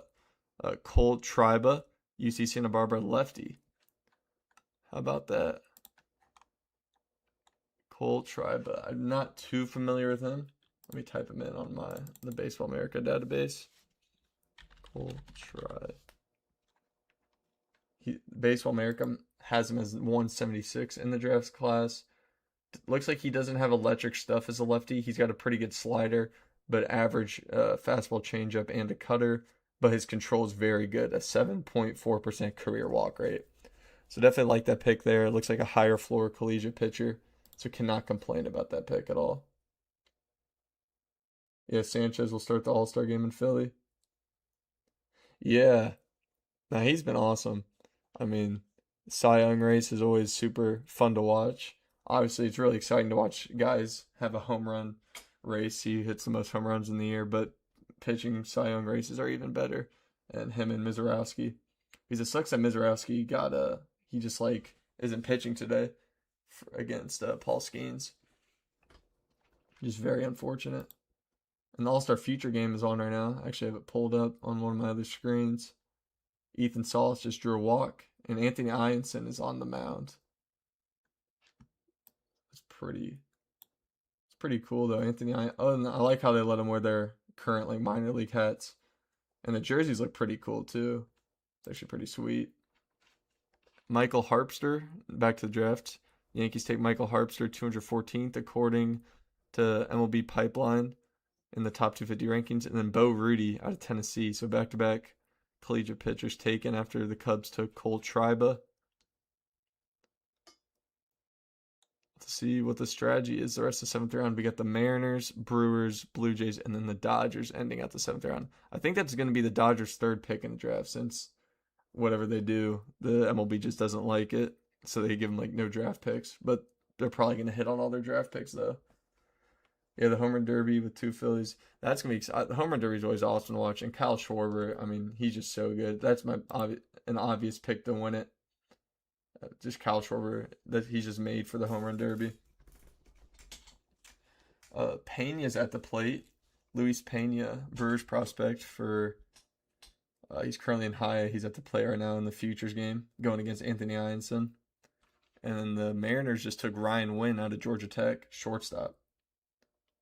So nice collegiate shortstop going to the Mariners.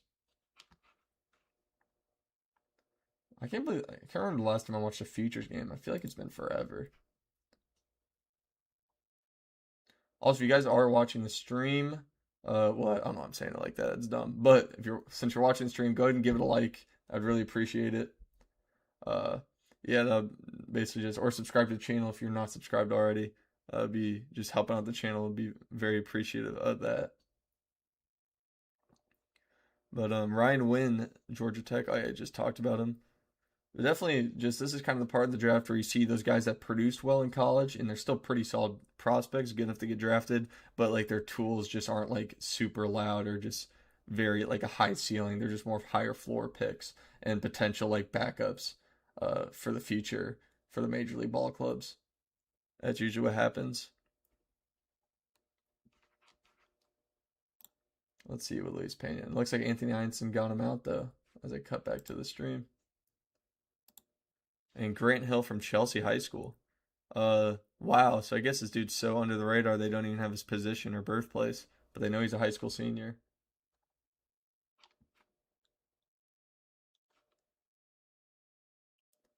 Thank you guys for who liked the stream. But I guess this is the first scenario where they don't even, unless it just messed up on their part, they don't even have a birthplace or anything. Yeah, Bo Rudy, Tennessee, pretty solid pick there. That's actually a pretty cool pick, 219, and he was ranked 219th in the class. So right on the money there from the Phillies, who have had, I do like their draft class so far, and I'm probably going to post a video grading each team's overall draft. I'll probably ideally have the video up tomorrow. And then Dean West from UCLA. So that's another UCLA Bruin off the board. I want to say that's about 5 or 6, maybe.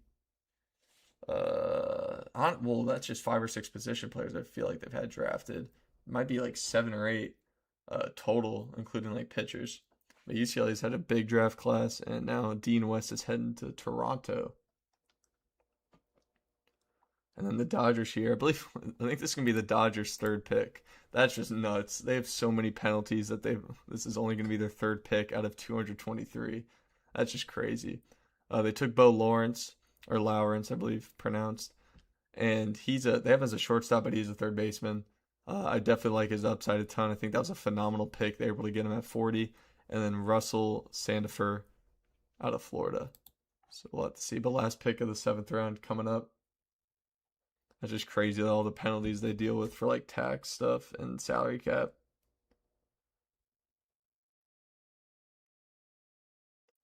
All right, let's see.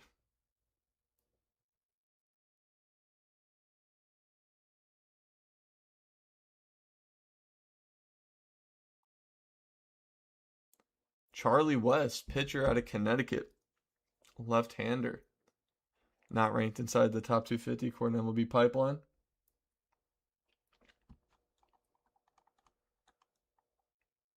So that's it for the 7th round. Obvious choice for favorite pick of this round is going to be Savion Sims to the Guardians. Just has a ton of upside, ton of stuff. I also really like the AJ Rice pick, another prep high school pitcher who's ranked in the top 250 to the Rays. And then what would be another pick I liked a ton? Yeah, I don't know for sure. All right, round eight's gonna. Oh, they already see now they started round 8 really fast. At least that's nice. Yeah, Will Gasparino. Yeah, definitely like his upside a ton, and we'll see how much contact he's gonna be able to get to. But that's his only like hole in his profile. He's a pretty solid enough defender, but has a ton of power. But Hudson Barrett from Oklahoma State, left-hander, 6'5", 235-pound left-hander to the Rockies to start off the 8th round. Let's see what's going on in the futures game. Who's at the plate? Cash Mayfield and Caleb Bonner's at the plate. That's someone I've been invested in heavy, Caleb Bonner, but he grounds out to Luis Pena. The All-Star game should be fun though, and Cash Mayfield's had a phenomenal year. I actually did a few videos talking about him. Yeah, Mackin Winslow drafted to the Phillies, and then Jason Jones here from Wichita State, third baseman, going to the White Sox. I'm really hoping some more of those big high school names get drafted this round. That'd be awesome. Just gives me more people to follow in the minor leagues versus, I mean, I do like college baseball. I'm getting more into it, but definitely like when they fit in the minor leagues, and it's just like more exciting to talk about than college baseball. Gage Wood, I didn't see him since I got the game on a little bit late. I could see, let me check Twitter. Twitter will probably have the stat line out for him, or if he's pitched yet. I don't know if he started or anything. Max Hansman, Evansville, Indiana pitcher. Let's see here. He pitched the first inning, gave up a run. Oh yeah, I didn't even know he was recently called up to AAA. I guess I missed that. But yeah, it looks like he just gave up a run as he started the game in the first inning. And the game is still 1-1 in the top of the 5th.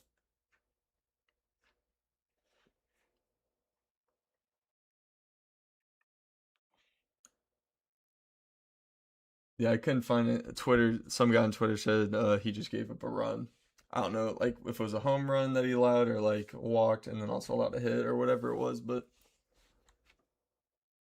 Cash Mayfield's on the mound now, and they even got ABS challenge for him there. Thomas Burns from Texas, drafted to the Twins there. Another pitcher selected. I think let me see the Twins draft class again. Yeah, it's pitcher heavy. Definitely an interesting approach here, going back-to-back catchers. Obviously, they got Von Lackey, top 3 guy in this class, and then they go with another top catcher, Carson Tinney, and then they've just gone pitcher ever since. Definitely a solid strategy, though. Could pay off for him. Nelson Rod is at the plate right now in the futures game. That was a ground out. That's too bad. He's got a ton of upside though. I mean, already being in AAA as he was drafted in the like this time last year. That's just a huge jump. It's very good for him though, and he's got a crazy electric fastball, so that's definitely exciting. Alex Overbay to the Pirates, a pitcher at Arizona State.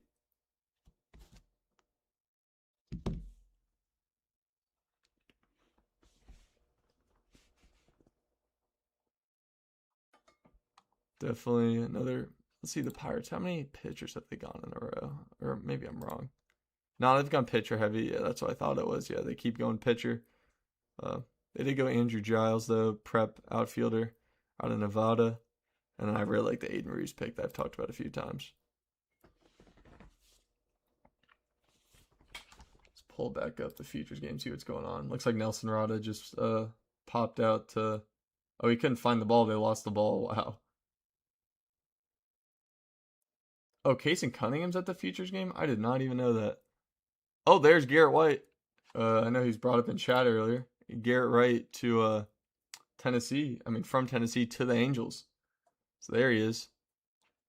Very good pick there from the Angels. He was at Bowling Green State. He was freshman of the year and defensive player of the year. Wow, that's awesome. Yeah, but Garrett White drafted to the Angels. Yeah, Lucas brought him up earlier. Yeah, former teammate, but that's awesome though. Yeah, very good pick there for the Angels.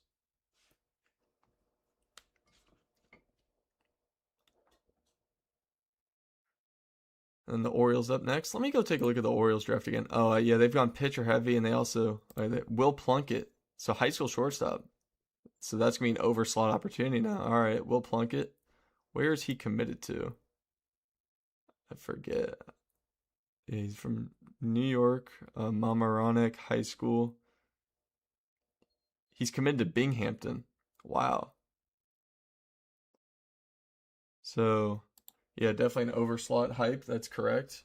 So that's definitely a solid pick there for the Orioles. But let me go just check out the Orioles draft. They've gone not like pitcher heavy, but definitely an interesting approach going. They took a very athletic and huge upside, like potential 5-tool outfielder. And then they also kind of do the same thing with somebody who's not as highly regarded. That's Kevin Roberts Jr., who's arguably more athletic, I'm pretty sure, or faster than Eric Booth Jr. So definitely an interesting approach. They're taking two guys of like the same exact profile. But Kevin Roberts is 6'5". He has way more concerns about his hit tool though. And then already another pick here. Aiden Weaver from Duke. 6'5" pitcher. Right-hander. Athletics get another pitcher. Yeah, Phillies are going to need pitcher when Zach Wheeler, unfortunately, has to retire.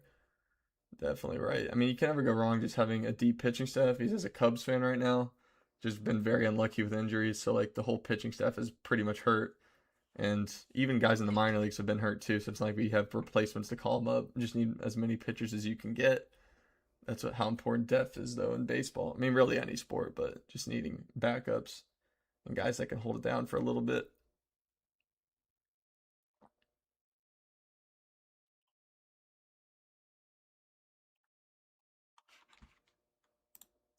JoJo Parker's at the plate in the Futures game right now. I think this might be making the stream a little fuzzy, so I'm actually going to turn the Future game off because I'm barely watching it. Hopefully that makes it a little bit better. Still new to the streaming stuff. This is the second YouTube stream I've done, but definitely hope I'm planning on doing it more in the future. And then Jacob Jarrell from Clemson. So a lot of Clemson guys have been drafted. Catcher out of Clemson to the, I think did the Atlanta Braves just take a catcher at their last pick? Gotcha. They took a high school catcher and now a collegiate catcher. Yeah, bullpen. Phillies bullpen. Terrible. I mean, yeah, just need as many pitchers as possible. The Rays have done, I've really liked the Rays draft as well, and they got the next pick here in the 8th round. It's still crazy, we have 12 more rounds to go. Hopefully it's see some more big high school names come off the board here. And speaking of that, another pretty, I mean, drafted with pick 233 and ranked 233, Griffin Long, high school pitcher. So the Rays are really going heavy into just high school prospects. Let's see here. Where they at? Yeah, so they've gone high school back to back, both high school pitchers, pretty highly regarded. And then also their first two picks were high schoolers, and then their third and fourth round picks were high schoolers. So definitely, not a crazy approach, but they definitely have a lot of young talent that's going to be entering the system. So that's pretty exciting. A little background on Griffin Long, though. The best sleeper pitching prospect in Georgia's prep class. 6'2" frame. So he's touched 95 with this fastball. Gotcha. So definitely a project like all high school prospects are. But we got Luke Harrison here from Texas, left-hander, going to the Cardinals. Yeah, Griffin Long just got drafted. He just got drafted to the Rays.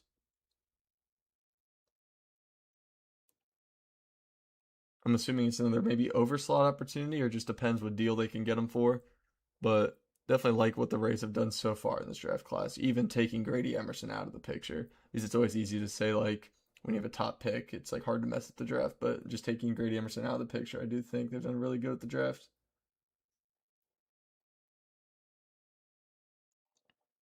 Oh, this is an exciting one. Rentaro Sasaki.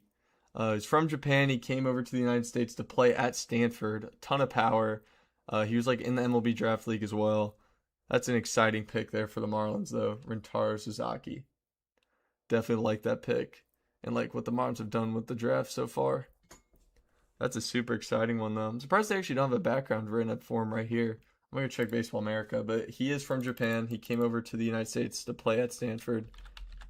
And he did pretty good at Stanford, obviously. That's what's got him drafted. But I guess he's not considered a top 500 draft prospect by Baseball America either. But definitely an exciting name, though. It's always cool when you see these guys come from overseas to play in the United States before, instead of just playing in the Japanese league.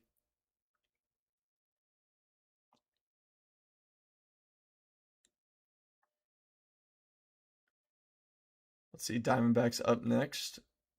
And they go with the outfielder from West Virginia, Paul Schoenfeld. Yep. Paul Schoenfeld from West Virginia. Left-handed outfielder, 5'11". Not too familiar with him, just from a tool standpoint. I assume he's just a great defender, and I mean, with that type of frame, I assume he's pretty good in the field, and then probably a good hit tool. Not heard much of him, though, even with me following Big 12 baseball fairly closely. Got the Rangers up next, who I have loved what the Rangers have done with the draft so far. They've been very, very good about their draft picks.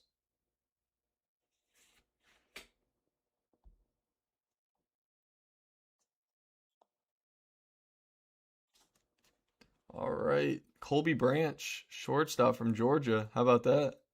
I do know him, and that's a pretty solid collegiate bat to take there. Plays solid defense at shortstop as well. That's definitely a pretty solid pick there for the Rangers. Go check out their draft right now. Yeah, I think their top three picks of this draft can really rival any other organization's top three picks that they've had.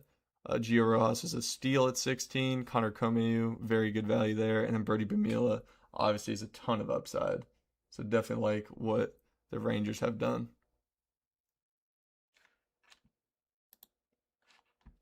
And let's head back to the draft. We get the Giants up next. Nearing halfway through the 8th round.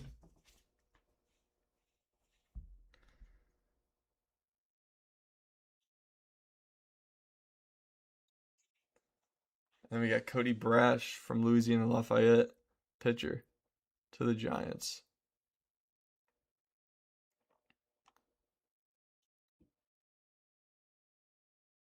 Phillies and Tigers starting soon. Yeah, I think I missed the Cubs game last night.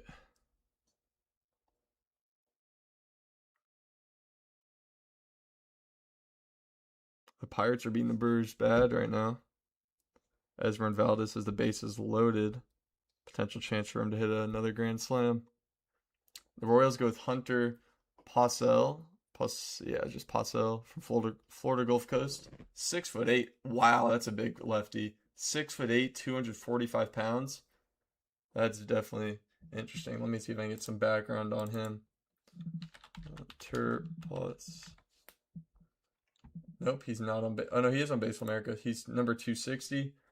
They have him listed as 6'7" on here, but he averages 90 as a lefty with his fastball. Will touch 94. He's got a low 80 sweeper. That's his best pitch. So that's very good. And he had a 3.21 ERA and 14 starts this year with a 22% strikeout rate and only an 8.8% walk rate. And he's a ground ball pitcher too. So it's pretty solid there. I definitely like that pick for the Royals, And also here's another good pitcher, Landon Koenig. He's pretty good. Another bigger pitcher, 6'6", 245.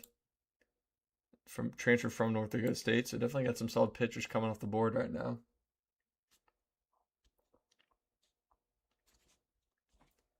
I got the Astros up next. Actually, I'm going to take a look at the Astros draft. I feel like I haven't taken a fully count what they've done. Yeah, Logan Hughes. So that's definitely an underslot opportunity. I do like the Jack Riddell pick they have.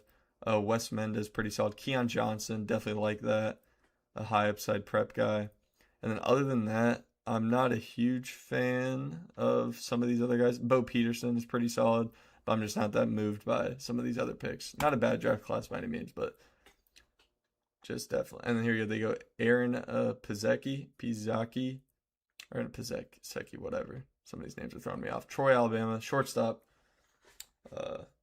Bats lefty, 5'10", 187.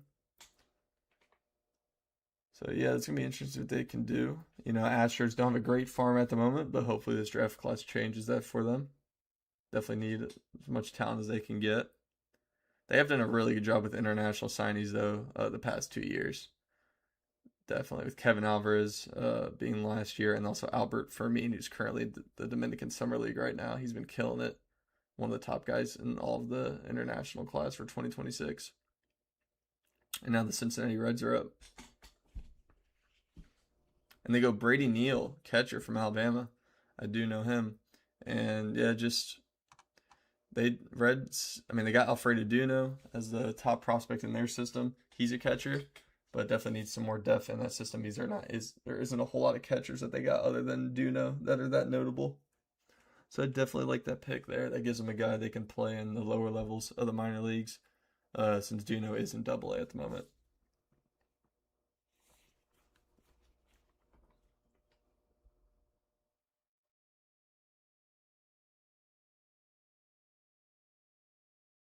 I think the Guardians are up next. They just had a very exciting last pick with Savion Sims.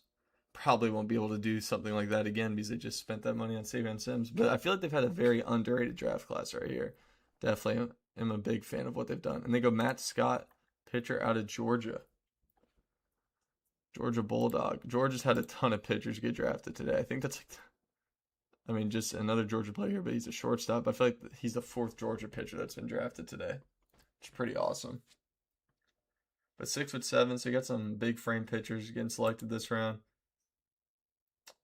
He was supposed to be a top 2 round selection in 2025, but his stuff regressed, and then Georgia got him right, and he was in a piggyback role this spring. And he went 7-0 with 5 saves. So definitely a bullpen arm here. But his fastball can reach 97, but it sits at 92 to 94.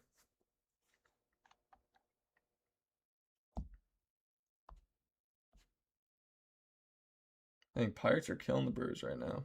Paul Skeens is pitching. Actually, I guess he's not pitching amazing, but it's pretty good. It's unfortunate how Jacob Mizraowski couldn't pitch today, though. And the Red Sox go with Josh Volmerding from Cal Poly. So another collegiate pitcher off the board. Red Sox definitely need to bolster up some of the pitching arms they got on their farm. They do have some obviously great names like Anthony Ianson.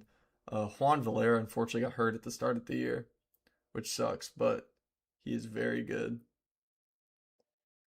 So that's really unfortunate. But Anthony Ianson's always been one of the top prospects in their entire farm. Him and Franklin Arias. Awesome. Now we got the Padres up. And then my Cubs pick in about 2 more picks. Let's see what they do there. But we're already over halfway through the 8th round.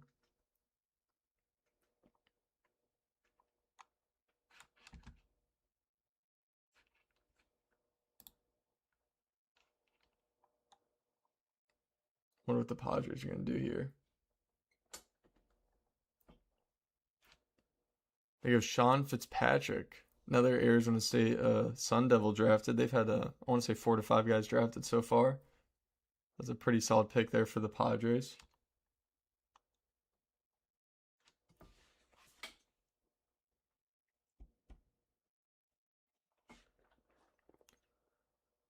And the Tigers up next.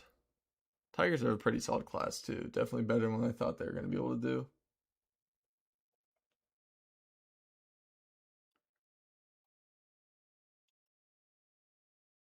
So we haven't had any, other than I guess Griffin Long and Will Plunkett, not too many big like prep overslot opportunities. We could see that maybe happen here later in this round, or obviously in the rounds after.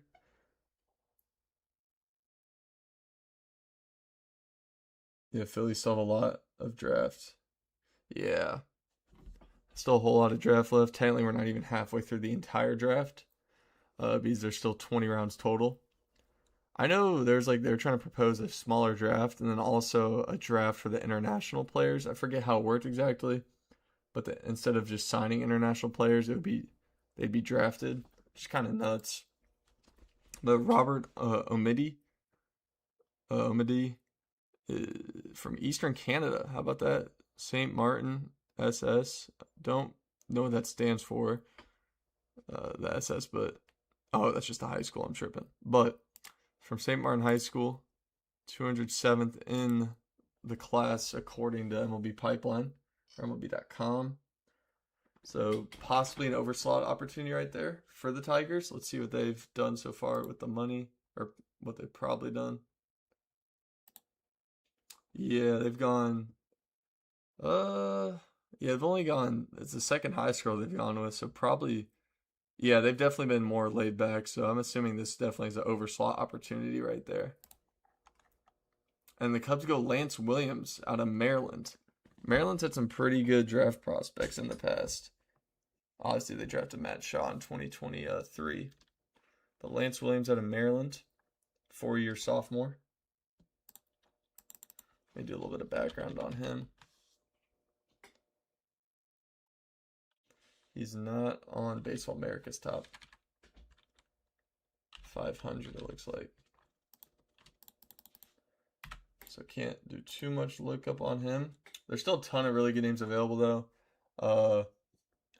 Like Blake Bowen's a top high school guy. Savion Sims got drafted in the last round to the Guardians. Noah Wilson, Joseph Contreras, and Archer Horn. So it looks like those guys maybe are falling away a little bit. I don't believe Colin Ritchie's been drafted yet. Looks like there's still a ton of really good college names too. So we're gonna have to see what happens here. Matt Ponataski's to be drafted, and we have a two-way player, Luke Petit or Pettit, my fault, Luke Pettit to the Yankees, two-way player off the board. There we go. This is a bigger draft though. Yeah, it's just a huge draft in general. It's almost like too much to follow because NFL, you got 7 rounds. NBA is just 2 rounds. But MLB, you got to fill out a whole minor league squad, so 20 rounds. And also the post-draft signees. Like they sign a ton of people post-draft, kind of like the NFL, to fill out like a practice squad where there's a lot of undrafted free agents. You got the Phillies up next here, though. Let's see the Phillies take.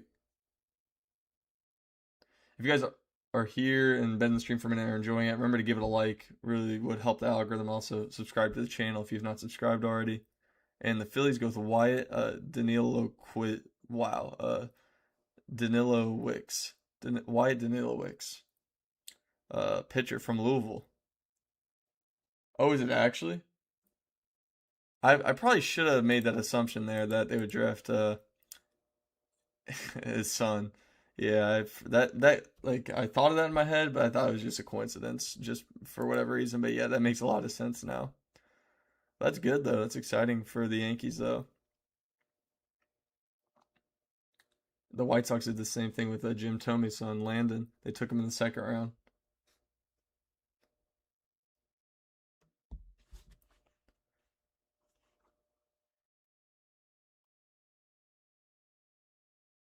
Don't know too much about this pick for the Phillies though.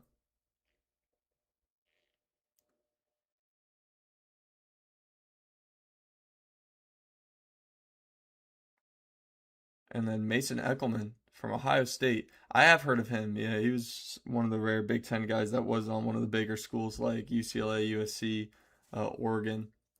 Like I have heard of. I heard of Mason Eckelman, so definitely a solid pick there for the Mariners.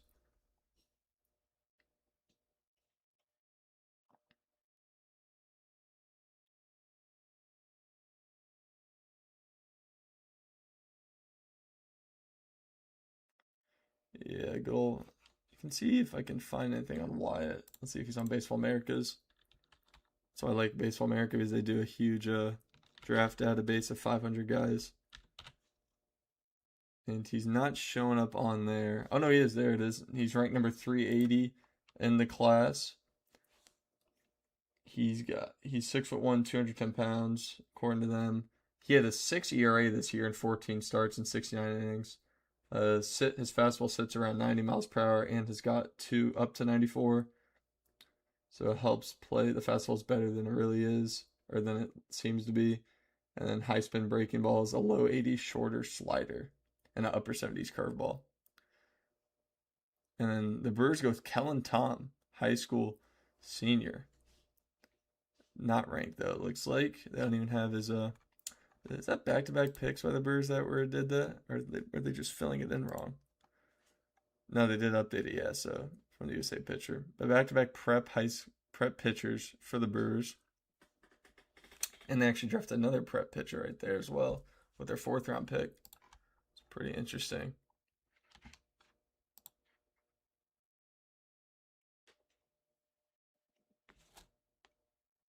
James Wood just hit his 20th home run of the year.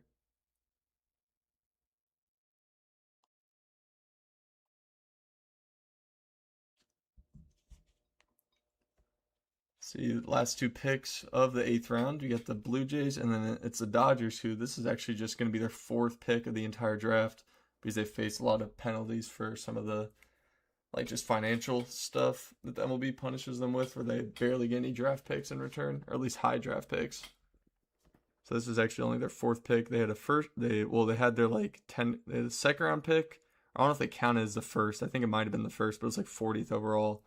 Um, and then they had a third round pick and then a seventh round pick. But now they got eight. I think they have the eighth round through all 20, which is just kind of crazy how that works. But I guess it's a strategy.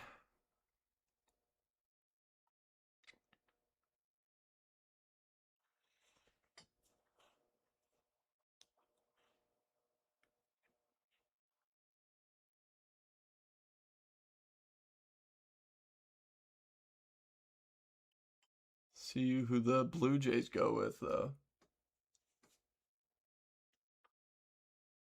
Oh, here we go. They go with Jake Bennett out of Dallas Baptist, and then the Dodgers go with Miles Gotztola, lefty pitcher out of Oregon. So that's it for the eighth round. For my favorite pick in this round, Griffin Long, I do like a ton. I like the Will Plunkett pick as well, and I do like Colby Branch to the Rangers. What else is in here? I like the overslot opportunity for Robert Omidi. So that's cool too. Yeah, so if I had to choose one pick, though, probably the Griffin Long pick to the Rays. I'd have to go with. I Garrett Wright. I just skipped over too. Yeah, it's pretty solid. Love to see they go to round number 9. Rockies going to start off another round here at number 9 with Tanner Sagospe, a graduate guy, 4-year graduate pitcher out of TCU.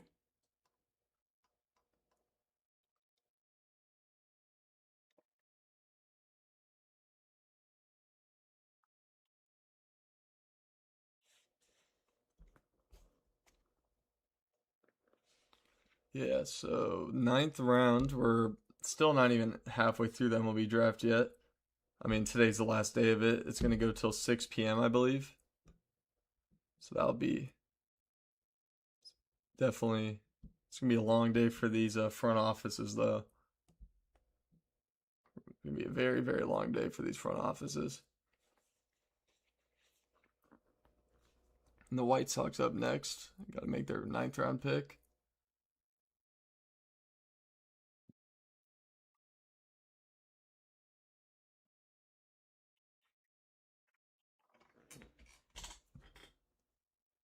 And the futures game is still going on, I believe.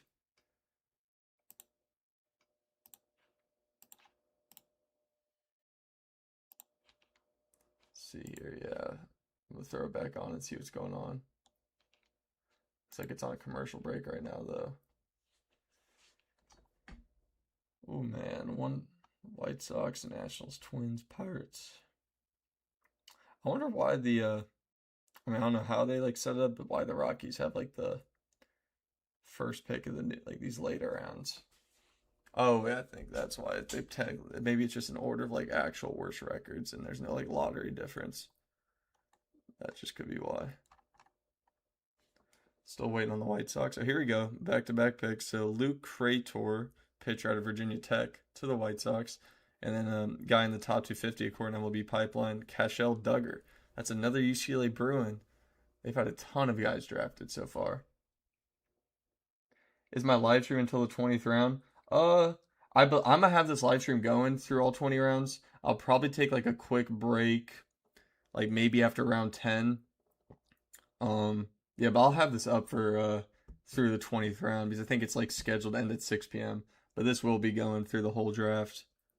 I'll probably just take a quick break, like maybe at round 10 or something like that, and then maybe after round 15, I'll take another little quick break. I won't end the stream though. I just have like a little break thing on I can put on the screen. But yeah, this is gonna go through the 20th round. Definitely a long way to go.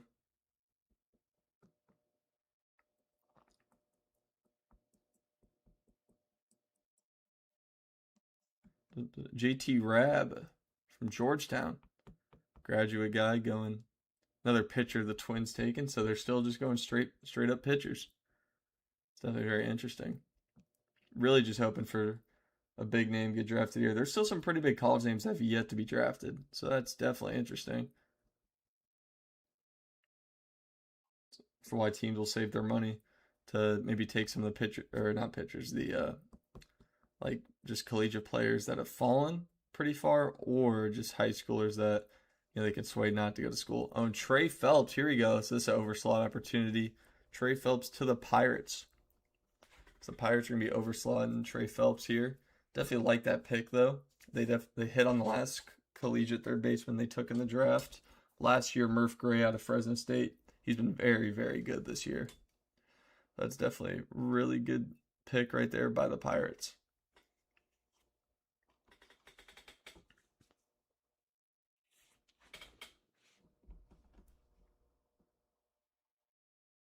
So we got the Angels up next.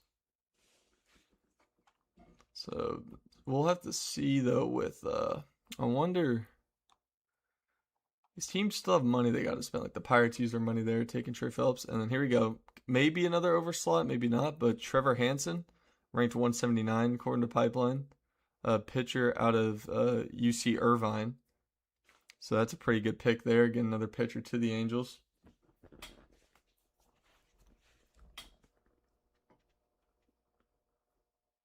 Definitely like what the Angels have done so far. Let me go take a look at their draft class. Yeah, it's like I'm really a big fan of what the Angels have done. I mean, I really like the Jared Grindlinger pick, like Jaron Adavinchkula. Probably butchered that name pronunciation. And then Gavin, just really good potential there. And they're taking pretty solid pitchers. So they're not going that pitcher heavy, which is interesting, but they are hitting on. And they go Jackson Willits. That was one of my favorite picks of the 4th round, going to the Eli Willits brother. So definitely like that a ton. And then today we got minor league baseball. Let me see I think it's just a full schedule today too. And then Colin McKinney, another pitcher for the Orioles out of Arizona. 6'5" pitcher, right-hander. Where is, let me see. Yeah, it looks like it's just a full slate of games for minor league baseball today. Except rookie ball, unfortunately. They have Sundays off. But I almost just said it. The Oakland Athletics, just the Athletics, since they still don't have that trademark for Las Vegas yet. I don't even know what's gonna happen with that, but I wonder how long. They said it's gonna take a few years. I think. I don't know how specifically it's gonna be like if they're ever gonna be able to have that trademark. I'm assuming they will, because I wouldn't want to mess with the sports team's lawyers, at least for a long period of time. But that's pretty crazy though, how somebody actually had it trademarked and they couldn't use it, so now they're just the Athletics. And when's that ballpark getting built? Have they even started? Because I know they were trying to raise money. Athletics, I'm looking it up. Stadium being built. New Las Vegas Stadium is the name. Indoor ballpark under construction. It's going to be at the site of the former Tropicana, Las Vegas, on the Las Vegas Strip. So they're going to move in 2028. That's interesting. But Tanner Marsh out of Liberty, second baseman, going to the Athletics. And then Parker Brosius out of Georgia Tech, outfielder, to the Atlanta Braves. So he's going to stay in the state of Georgia. So that's pretty cool for Parker Brosius. And then we got the Rays up next. I've really liked what the Rays have done today so far, and with the draft in general, but especially today. So we're going to see what pick they make here next.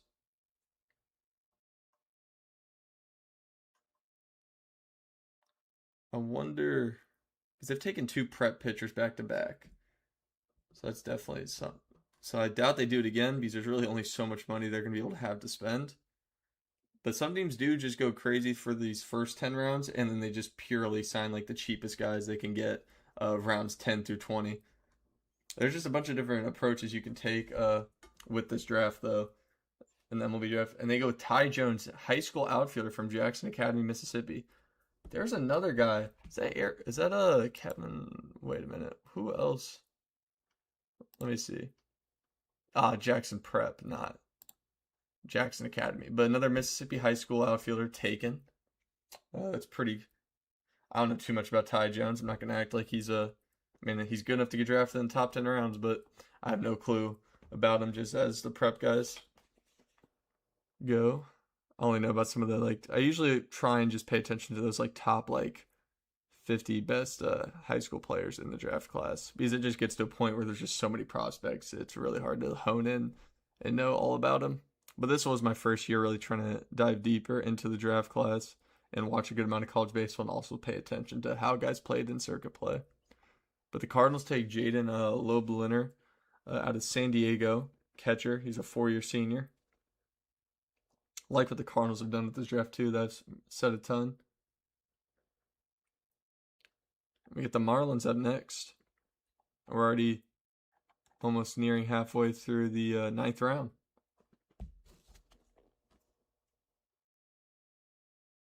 Yeah, I definitely like the stream format though. It's obviously easier said than done just to do a watch party with MLB Draft. That's an exciting thing. But I'm definitely thinking about doing more streams in the future though, just talking about more minor league baseball, college baseball, just stuff, really anything. And even, I know this isn't really a card related, content right now, but it somewhat is. These guys will be in future Bowman sports card products. The earliest these guys would be in the products though would be in this winter when they come out the draft product. And then the Marlins take Nick Tolbert out of Oak-Taha High School in Oklahoma, third baseman. 6'6". There you go. Big frame there for third baseman.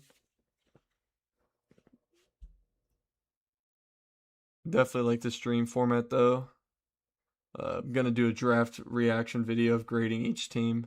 And I might do a first round one and then just grading an overall draft.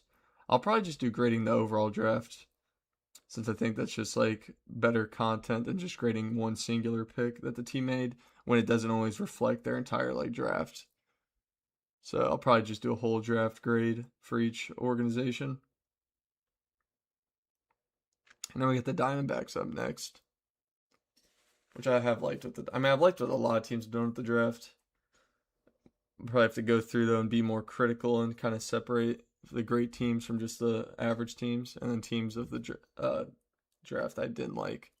But we get the Texas Rangers here, and then the Diamondbacks went with Chris Katz from Mercer, Georgia. He's a 4-year, 5-season senior, plays first base. Not too familiar with him, but definitely that's another Mercer player drafted.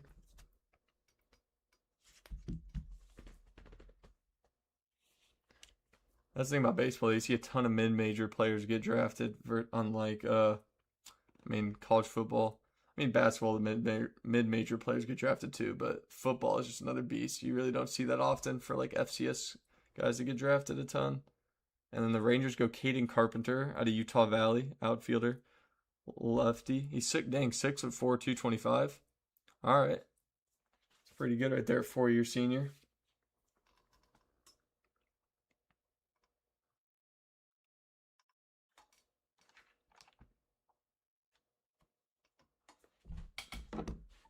You got the Giants up next. This should be right around the halfway point or just barely over halfway through the 9th round. And then we're almost to the 10th round at that point.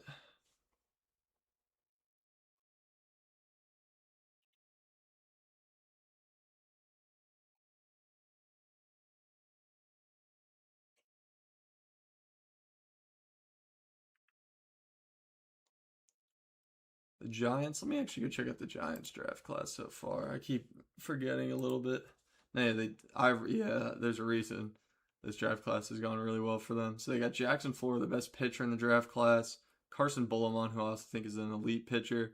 That's a huge pickup for them. And then they also got Caden Watchter, another very solid prep pitcher. And then Peyton Bonds, that's a really cool pick, though. Again, Barry Bonds' nephew. That's really cool for them. Obviously, a huge frame, 6'5", 230 pounds, so he's going to have a ton of power. And also, they got Eric Notcham. He had a really good, I believe, MLB Combine. Definitely like what the Giants have done so far.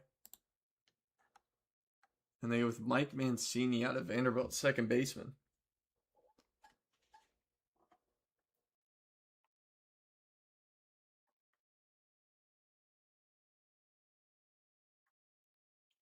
Well, Mike Mancini. And then, there we go. Royals take Camden Johnson out of Oklahoma. There we go. Good overslot opportunity there. And, almost a top 100 ranked guy. I can see what Baseball America has him ranked at. But Camden Johnson, that's probably one of my favorite picks of, Baseball America has him at 105 ranked. 105th. He's fast too. They have him at 70 grade speed for a third baseman. That's pretty interesting. You don't see that a ton. He went 31 for 34, so a 91% conversion rate on stolen bases in 2026. And looks like his family is just filled with athletes. His father played rugby at Texas Tech. His uncle is a member of a College Football Hall of Fame. Oh yeah, Mark Johnson, member of the College Football Hall of Fame, and another uncle, Joe Driscoll, played in the NFL. That's pretty cool. So that's a really good pick for the Royals there. And then Ryan Taman from Cal Poly, another Cal Poly guy drafted. Catcher to the Mets. So the Mets do not go with a pitcher like they've been going with a ton of pitchers.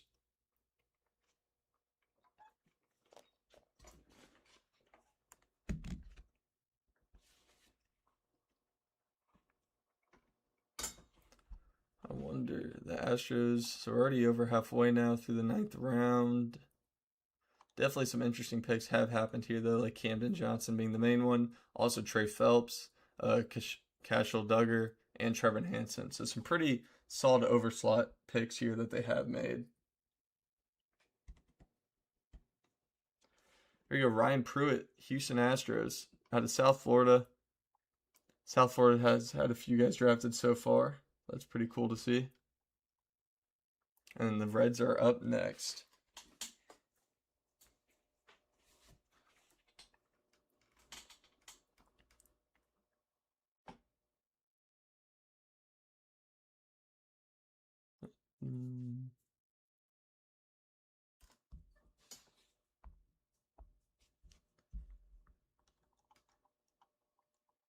Wonder if anything crazy is there. Like Camden Johnson, yeah, like that makes sense. Like you need to get drafted at some point. But I'm really interested to see like where is this bet like still available? There's still a ton of really big names that have yet to be drafted. Not even considering or talking about like the prep guys. Like Garrett Wright was one of them. He already got drafted, but there's still like Camden Johnson was the next guy. There's still Gavin Gallagher, Colin Ritchie, uh, Trey Phelps was one of them, but he just got drafted. And then where else? Calvin Prosky is another guy, like not including the big name prep guys. And the Reds go Damian Ruiz out of Arkansas. Yeah, there's still obviously there's a ton of high school guys that probably should be off the board, but from a collegiate standpoint, there still is a very good amount of names. Hey, Cameron Johnson's in this draft class. Huh.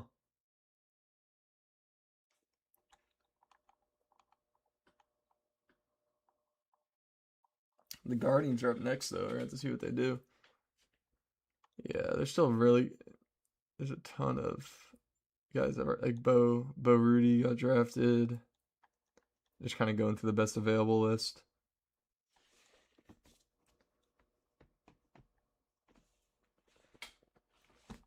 Yeah, definitely heavy collegiate. There's only been one high school drafted, and it was Ty Jones in this round so far. Oh, Nick Tolbert too. My bad, Nick Tolbert. But only two guys, so we're gonna have to see if teams figure out they want to take a shot on some of these high ceiling high schoolers, or they go with something else.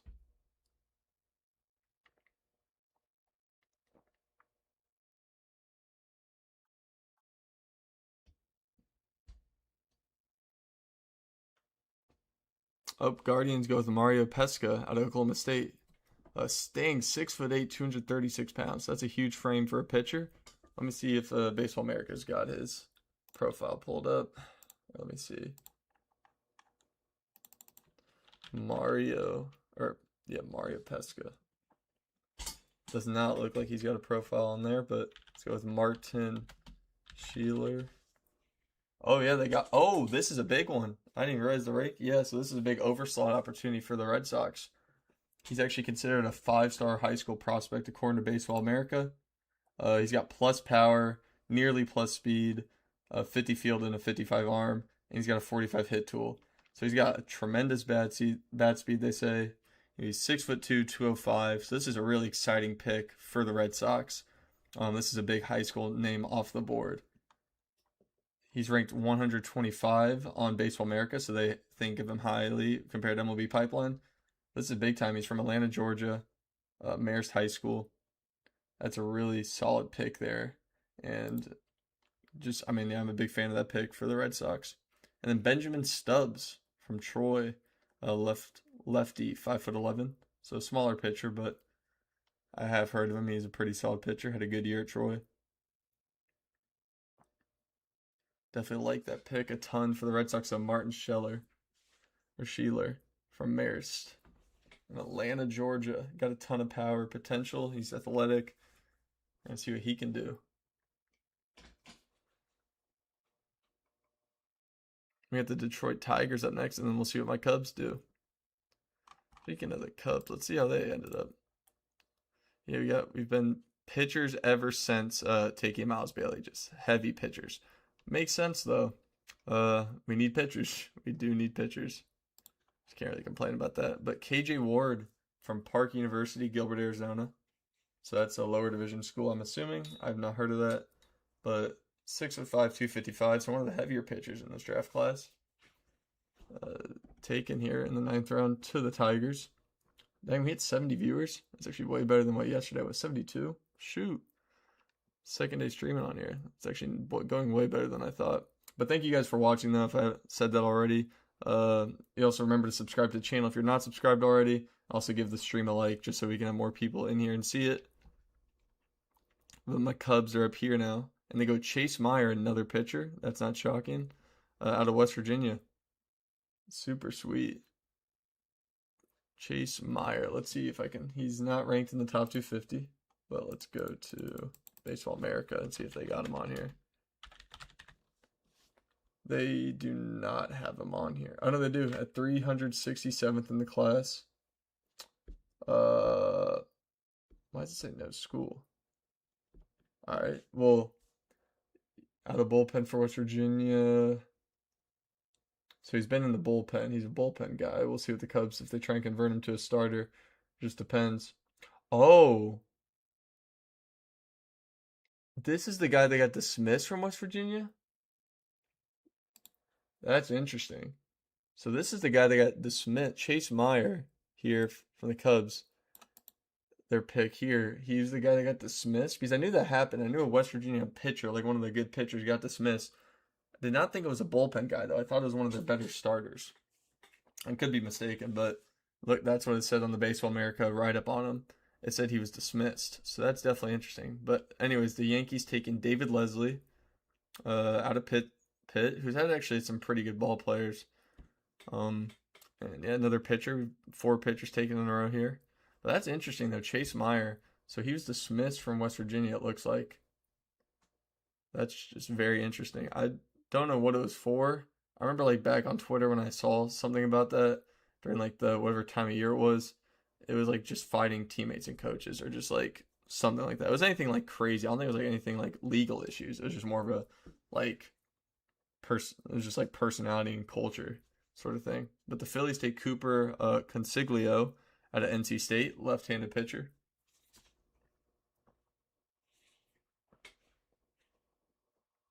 So we're nearing the end of the 9th round here now.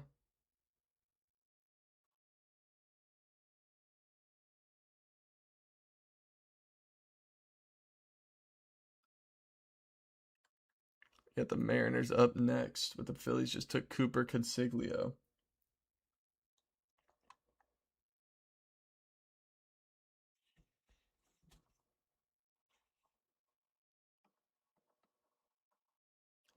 Mariners go Drew Whalen out of Auburn. So ton of pitchers being taken, 6 in a row. That's pretty interesting. 4-year junior. I get the Brewers up next.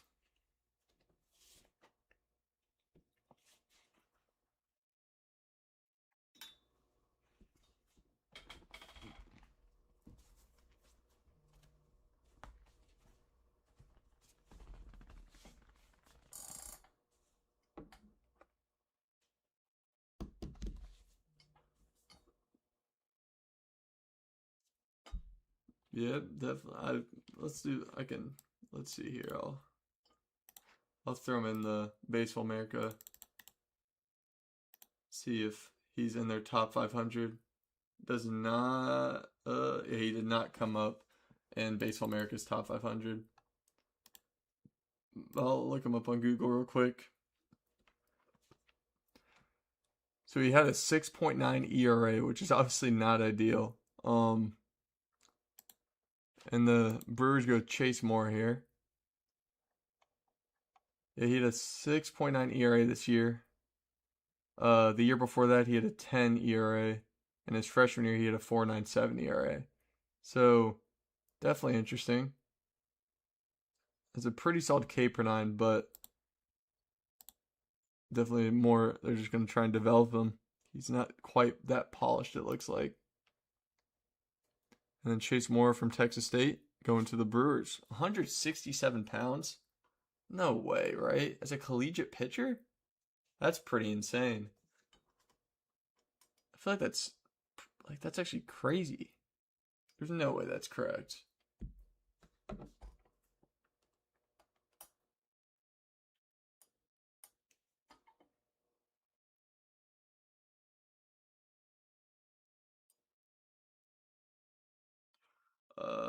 Joey Urban from University of Southern Miss, outfielder, 4-year senior, 6 foot, 198 pounds.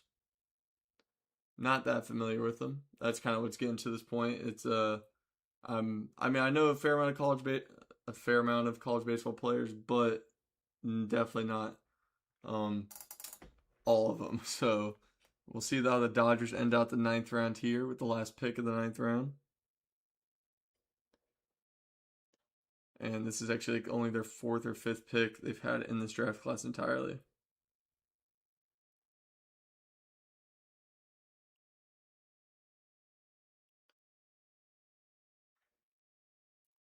Let me actually see if there's any like what's up with this Chase Meyer dude. Uh, Kyler Thompson from Texas Tech outfielder. That's already like 3 or 4 Texas Tech outfielders taken. So it looks like they have their whole starting outfield drafted within the first 9 rounds, which is pretty cool. All right, let me look up Chase. Was it Chase Meyer? Let me see what the thing with him is. So what did he? Yeah, so he only appeared in 2 games in 2026, and he was committed to Arizona State, like before entering the draft. It looks like.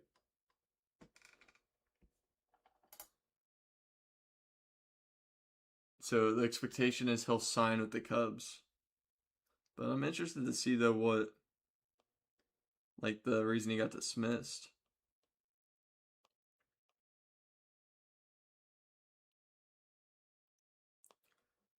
Yeah, see, I'm not seeing too much about it though. But yeah, here we go. Start of the 10th round, and Mikia Negrete from Cal State Fullerton, a lefty pitcher. He's an older guy too, 03, so yeah, 4-year senior, 2003 birthday. That's definitely interesting, but yeah, I couldn't find anything on Twitter about Chase Meyer about why he got dismissed from West Virginia.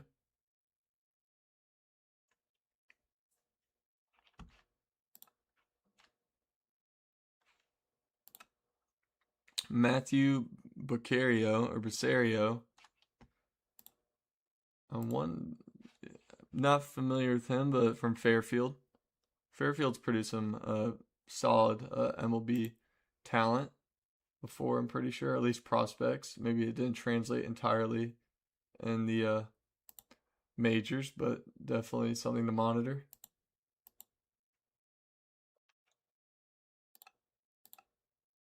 Alright, so let me go check out this futures game real quick too. And it's on commercial break while as I'm pulling it up. So never mind. But that should be ending soon though, I'm pretty sure. Should be ending pretty soon.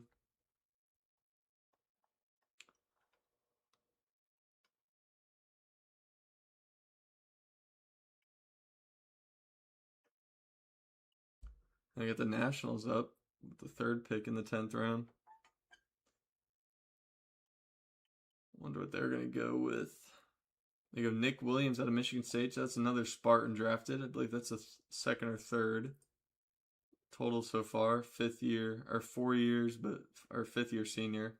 Played 5 seasons. Yeah, don't know too much about him. Just getting to that point in the draft though where it's harder to know about the guys. Well, not harder to know, but just like there's just so many guys in college baseball.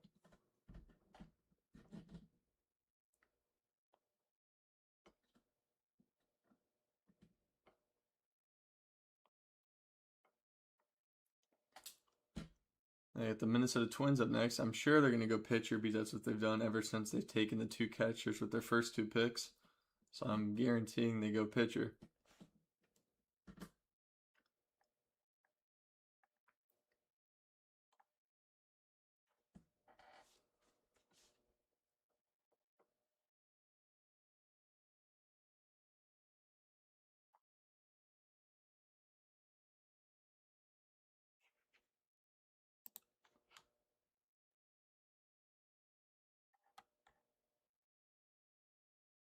Cole Klecker out of Arizona State. So that's another Arizona State pitcher selected. I feel like that's already been 4 or 5 pitchers from Arizona State selected within these first 10 rounds, which they had a pretty good year.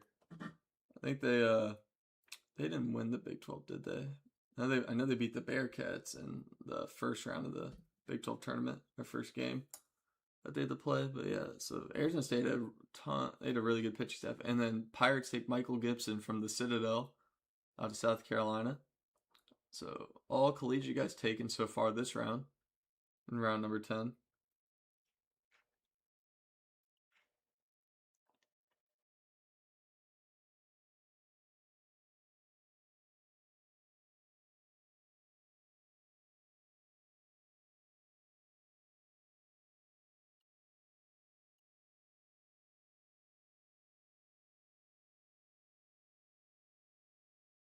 Get the Angels up next.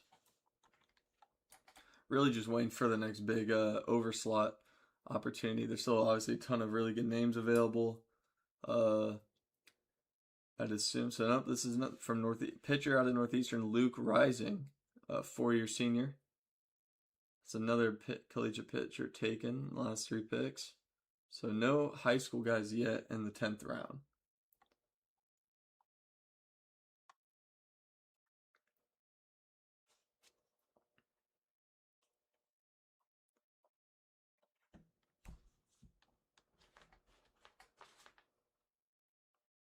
The Orioles up next, who've continued to actually did they take did they take any no, they took a shortstop, but they've been fairly pitcher heavy today at least. 3 out of the 5 picks have been pitchers. They took 2 shortstops, a prep guy, and they take a catcher here. First catcher they've taken in this draft, Carlos Sanchez from LSU Shreveport, from Venezuela too. That's pretty cool. So they go with a catcher there, collegiate catcher, who is from Venezuela. That's definitely pretty interesting.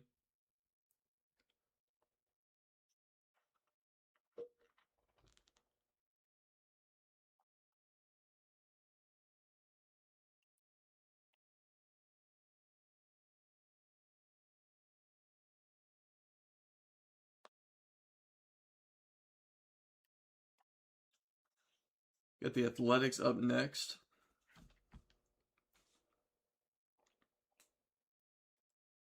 Atlanta Breeze. Yeah, it definitely is way more enjoyable though when the picks go fast like this. And I keep bringing that up, but just yesterday it was just annoying having to deal with just like it took 10 minutes in between the picks in the first round, which is pretty crazy. Well, the Cubs are already up 2-0. That's great.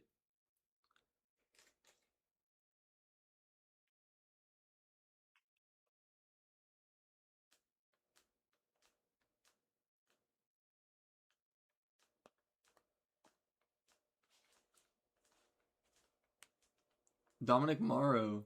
Oh, that's in for another Bearcat drafted. Wow.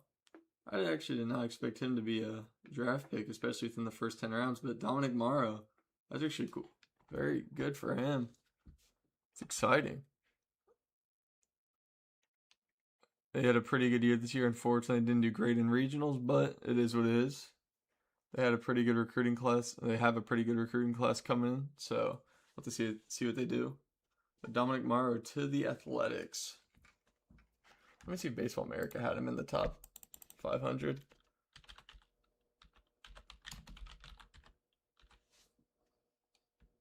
But it does not look like they had him in their top 500.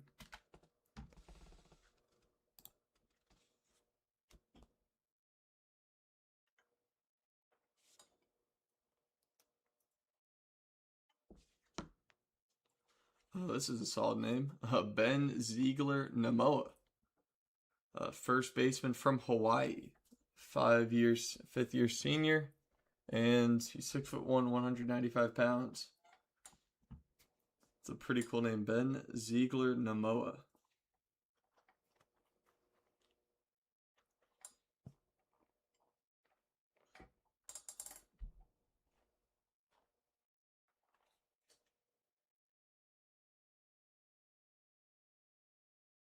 All right, we got the Tampa Bay Rays up next.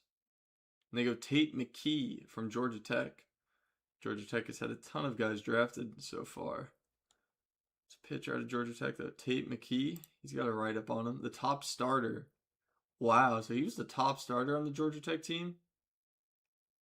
Dang. So it looks like I know they had like the best hitters in the country as like a whole lineup. They like led the country in OPS, batting average, like home runs, all that. But it looks like their pitching staff's the reason why it wasn't able to be. They weren't able to go too far in the postseason as people expect them to, because they were ranked the number 2 team coming into the postseason, and they hosted their own regional and everything. And we get the St. Louis Cardinals up next, though.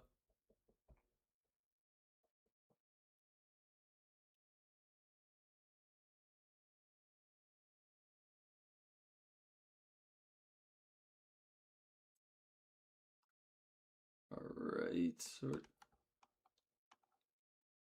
Yeah, crazy. 20-round draft, man. Still got a long ways to go. The Cardinals go with Nick Bond from Cal Poly. So another Cal Poly pitcher drafted. Makes 2 for today at least, I believe. 4-year senior. 6'1", 160 pounds as a pitcher. That's kind of nuts. Oh, he had 17 saves, led all Division I pitchers. So he led the country in saves. He also throws 95. He touched triple digits though, flashing a plus splitter and a sweeper. It's a really good pick though.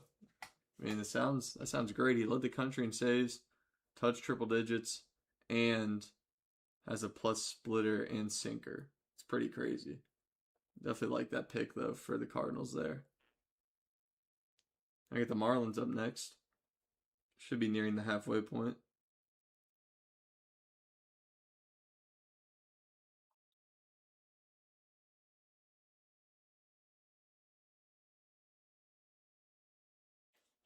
They go Zach Peters from VCU, Virginia Commonwealth.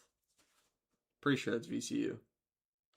But pitcher, 6'3", 200 pounds. Definitely solid pick there. We get the Diamondbacks. We are right about the halfway point in this round after the Diamondbacks pick.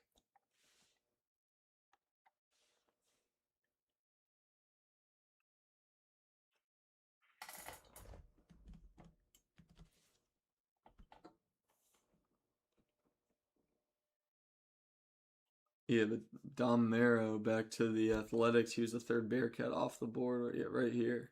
He's the third Cincinnati Bearcat selected in this draft so far.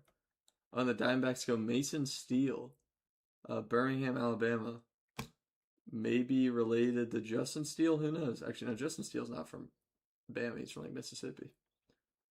I was just saying that because oh no, that's bad lefty both those right. Yeah, whatever. Might have been a miss for me, but 4-year junior, Seaver King a buy right now. I mean, I would almost be leaning towards yes.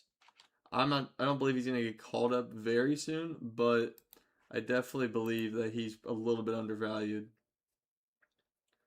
Like I could just go look at a broad look at his stats. Let me take a look. But yeah, and no name got drafted from Grand Valley State University. What is that? Yeah, I'm definitely a fan of Seaver King though. Like he's 23, but you know he's in AAA. His numbers in AAA haven't been amazing, and you know they kind of already have that shortstop position locked up with C.J. Abrams.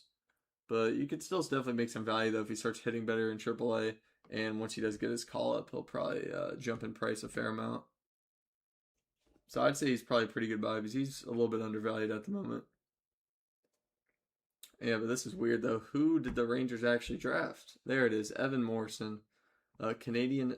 He's from Canada. He's a shortstop, 5th-year senior, 5'11", 200 pounds. 23 years old. And then here we go. The Giants take Ian Korn out of West Virginia. 6 foot, 205 pound pitcher. He's a graduate guy too. Another guy that's 23 years old.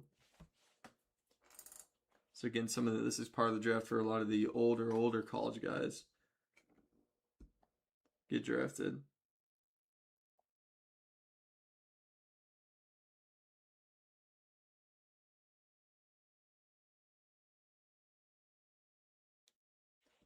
All right, who we got next? We got the Royals up. I like what the Royals have done with this draft so far.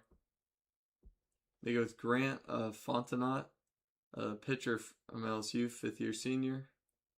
So really just is this prototype right now. These older collegiate guys get drafted. That's really just how it goes though, because their ceiling isn't as high, but their floor is a lot higher, and they can be solid minor league prospects and potentially just former bench or just potential bench players at the major league level if everything goes right.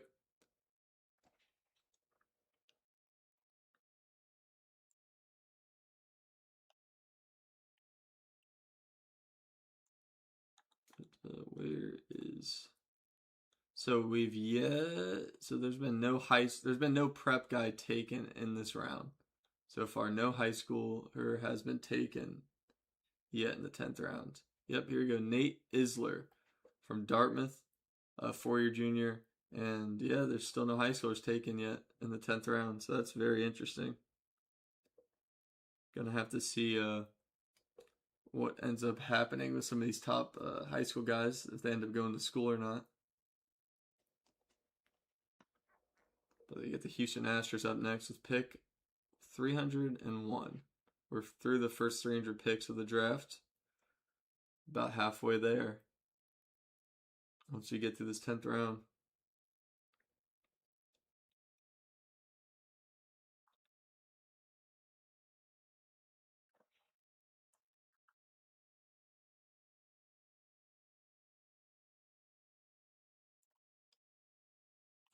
Just waiting on the Astros pick still.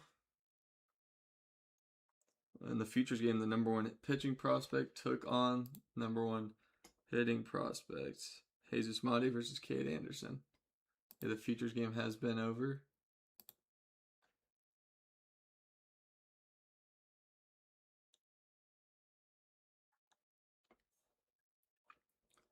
Let's see, actually, let me see the matchup again. Just gonna watch it on Instagram. And Jesus Madi hit a bloop single. How about that? He won the battle. Tazwell Butler out of Kansas State, a 5th-year senior pitcher, 5'11", 210 pounds, going to the Houston Astros. So 4 pitchers taken in a row. It's in a pretty pitcher-heavy round, though. Now we get the Cincinnati Reds up on the clock.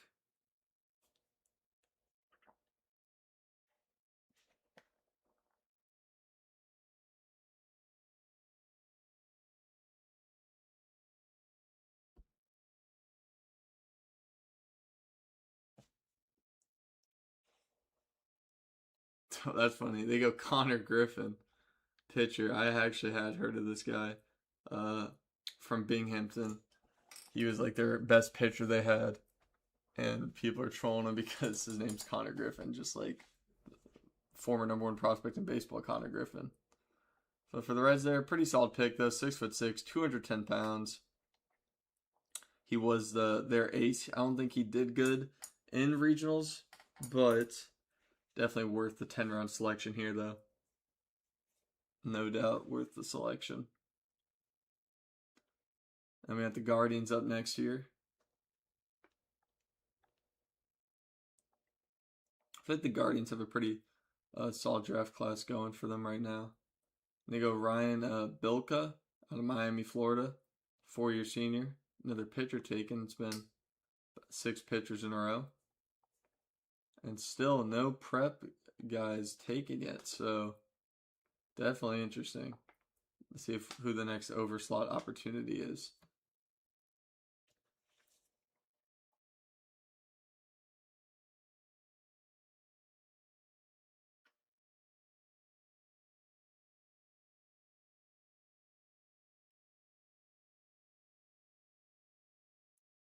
Get the Red Sox here now at pick 304, nearing the end of the 10th round almost.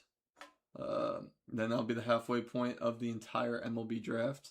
But today started on round 5, and it's going to go through round 20, which is the last round of the draft.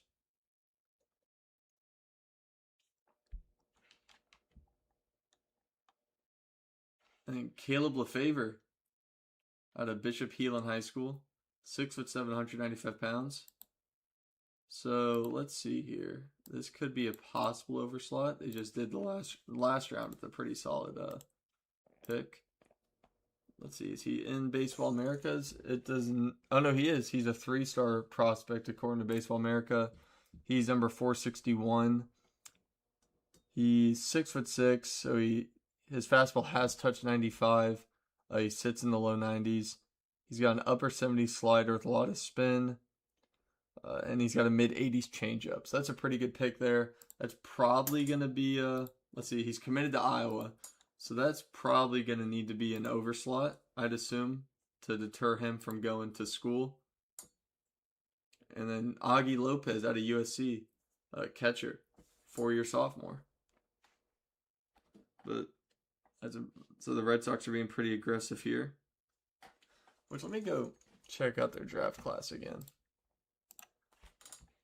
Because they underslotted right on the money here with own hole, underslot, more underslot. Yeah, they've really consistently underslotted, so now they're starting to spend some money here on some highly touted high school guys. Really like the Martin Sheeler pick, though. Like that pick a ton.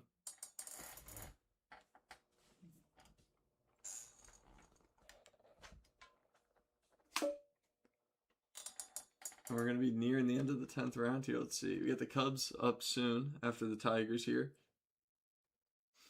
Jack Turner, New Mexico State pitcher, 4-year senior. 6'1", 195 pounds. Just seeing a lot of these relatively older college pitchers get picked right now. But the first and only high school taken in the 10th round so far is Caleb Lefevre to the Boston Red Sox. Yeah, I'm going to be excited to make the draft video, though, the draft reaction grades video. Hopefully I'll have that up tomorrow. That would be my plan as of right now, so expect that up tomorrow by 3 p.m. Eastern. And check that video out, that'll be good. Also, check out other videos. If you guys are in here and are new to the channel, go ahead, feel free, pop out of the stream, check out some of my other videos. If you guys are interested in baseball, post a lot of minor league baseball prospect content. And the Chicago Cubs take Luke Allwood. From Japan. He went to Seattle. He went to high school in Hawaii before heading to Seattle University for college ball. 6'5", fastball at 693, topped out at 98. His low 80 slider is his favorite pitch. He's got slider, curve, changeup. How about that? Like that pick though, Luke Allwood. It's pretty good. I like that for the Cubs. Definitely an exciting pick right there. At least as some exciting as you can get in the 10th round, because a lot of these guys are either just older college guys, or you do get the occasional overslot for a high school guy like Caleb Lefevre right here. So we'll have to see what happens though. But yeah, then the Yankees go Baram Hot. Wow, that's an interesting name. Louisville shortstop, 4-year senior, to the New York Yankees.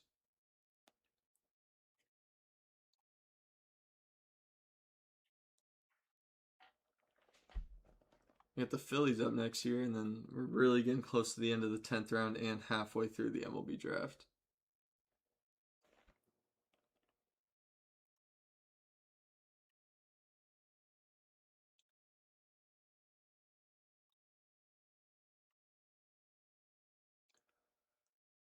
Philadelphia Phillies up next.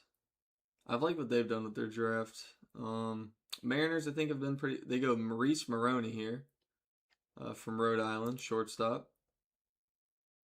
Dang, he hit 370. That's impressive. So it looks like it's a for sure big hit tool, not as much pop in the bat. And he's a pretty solid defender. So pretty high floor collegiate guy there for the Philadelphia Phillies. Reese Maroney. And then we got the Mariners, Brewers, Blue Jays, and then the Dodgers.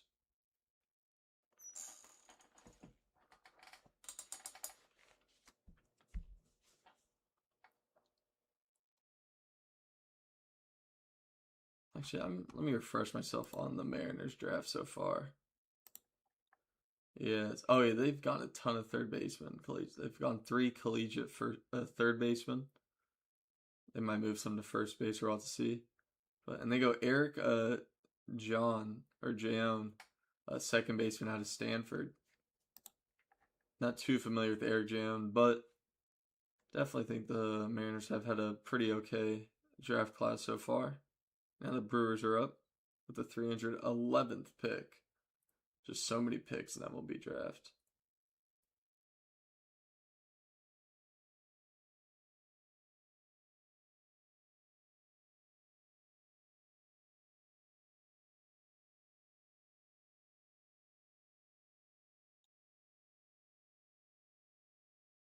Let's see here. Brewers are up next. They go Andrew Gaines out of St. Joseph, 6'5", 240-pound pitcher. And yes, he is a relatively older college guy at this point. I guess he's still 22 yet. It's not quite 23, but that's just really what the prototypes look like now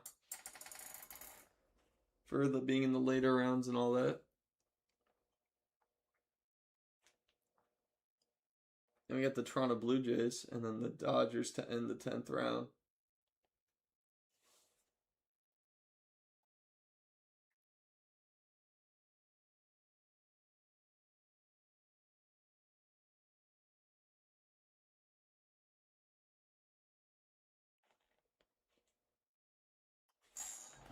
Ooh, man.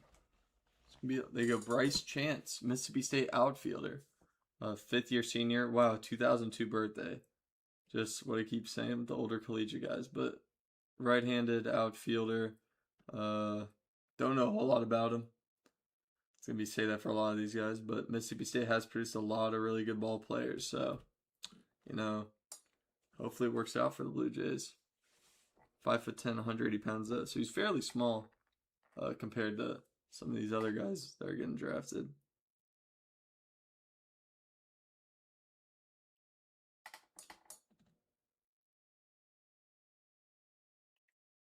And then Devin Bell out of Oregon, pitcher, 6'4", 494 pounds, and that ends the 10th round. So we're halfway through the MLB draft. I am gonna go grab a water real quick since I'm out of water. I'll be right back.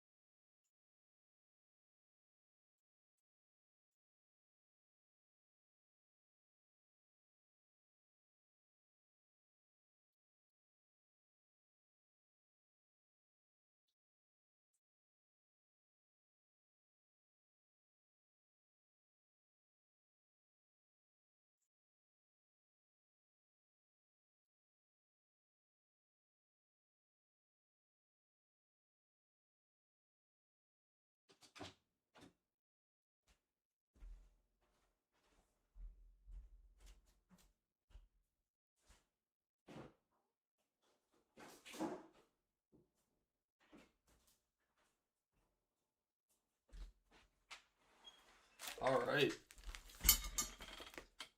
Back. I know it says grabbing water, but no sponsorship. But shout out Body Armor. It's the best, probably best drink. Love me some Body Armor. But anyways, all right. Start of the 11th round. Let's see here. Colorado Rockies once again. Same order as always. I don't even know why I keep bringing it up. But all right, here we go. Start of the 11th round. And now the average pick value, I guess, is $0. So we'll see.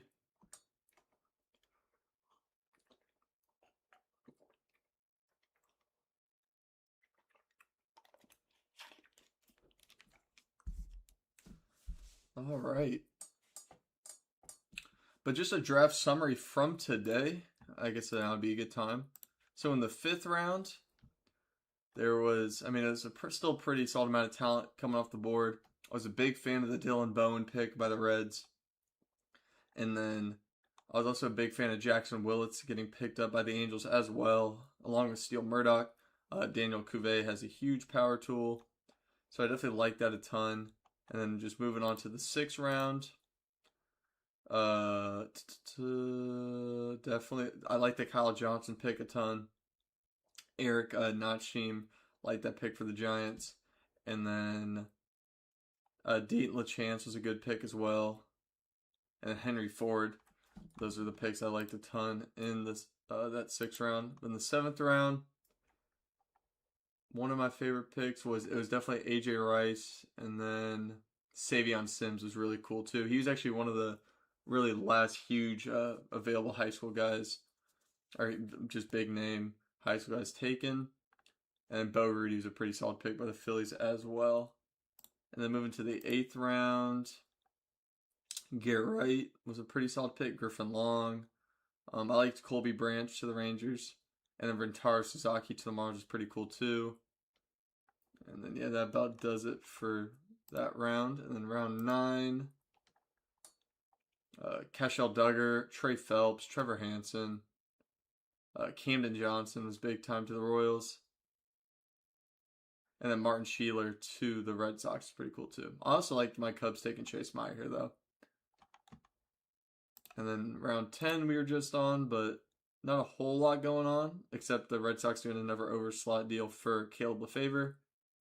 And then I like the Cubs pick, pitcher from Japan, but he moved to Hawaii and played high school ball there, and then he went to Seattle.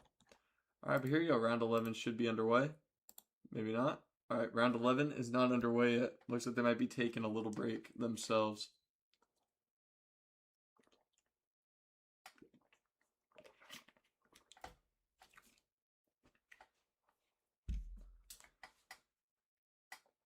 Ooh, there's still a ton of really good names available, though.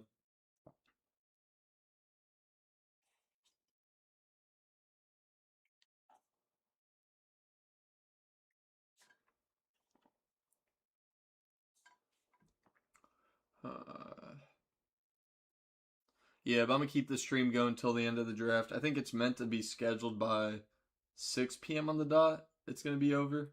So I'm probably just going to have it run until the end of the draft. Yeah. Let me think. Is there any other... If you guys got any prospect questions you want to hit me with, feel free.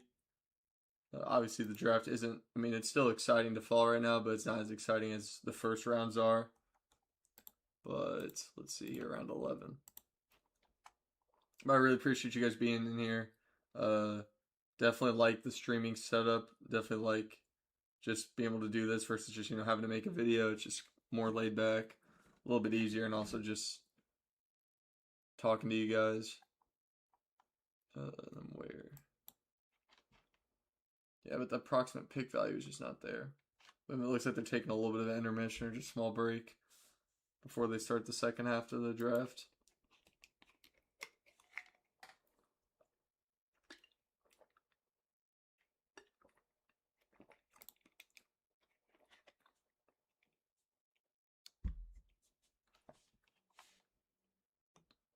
Let me see what would be...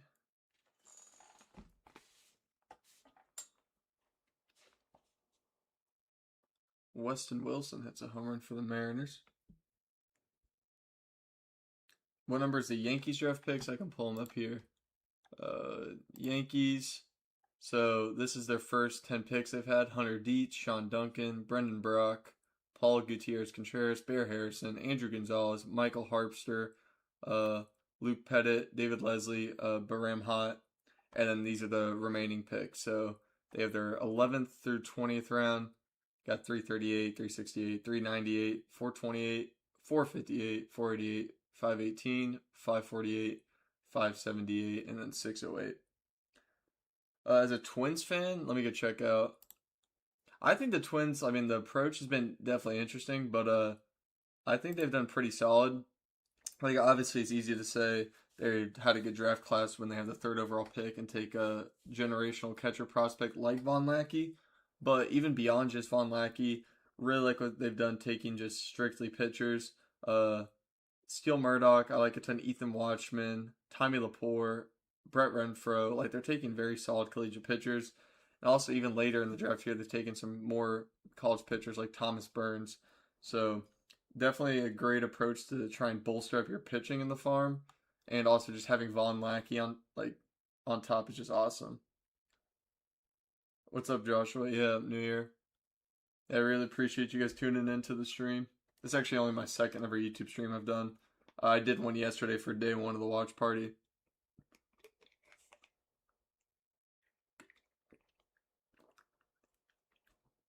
I definitely like the Twins draft, though. I think it would be hard for me to give them maybe like a... I guess I could give it an A rating just because they also have Von Lackey, but strictly just because Like they're taking pitchers. I'd probably give like a B to B plus, which is still pretty good. And I mean, Von Lackey's a phenomenal prospect too. So I mean, it probably is worth even a rating just simply because of Von Lackey.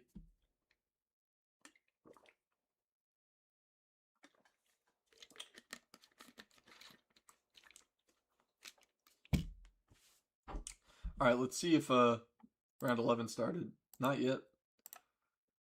Not yet.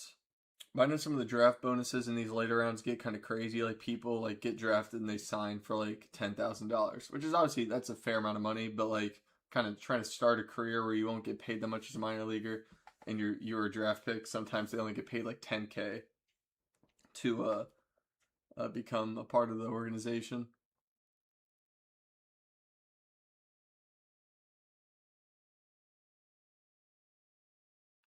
Let's see here. Let me respond to some people on eBay asking about my cards. I actually had to turn down a Patrick Mahomes offer today. That was pretty solid, but I'm still confident in it.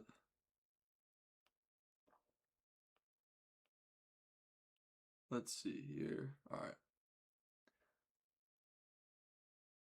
Yeah, that's the thing. It's like definitely a choice, but like honestly, sometimes like you just if you're really trying to turn a corner with like a pitching staff and just get good pitchers in your minor league system, it's really worth just using an entire draft class on dedicating it to those needs. Because I mean, MLB draft, there's not really I don't really believe there's ever a thing where it's like pit draft for need unless it's like pitchers and then like if you just have a glaring need in the system because Eduardo Tate I think is a very good prospect, but he's still a few years away, and Von Lackey's already going to overtake Eduardo Tate in that system. Let me see here.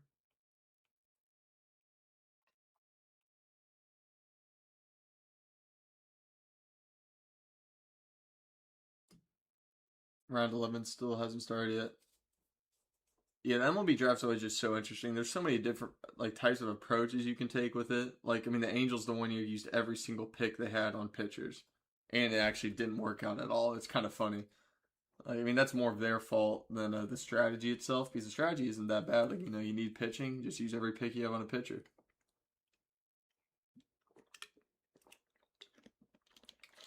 But yeah, it's definitely it's one of my favorite like reasons I like doing these.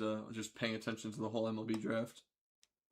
Only downside though is well, I guess not really downside because I follow minor league baseball obviously a ton, but the difference between this draft and all the other ones is it's during the season, and these guys don't make the majors like the same season they're drafted. So like, yeah, it's just different, which is why I definitely think it's a lot more entertaining.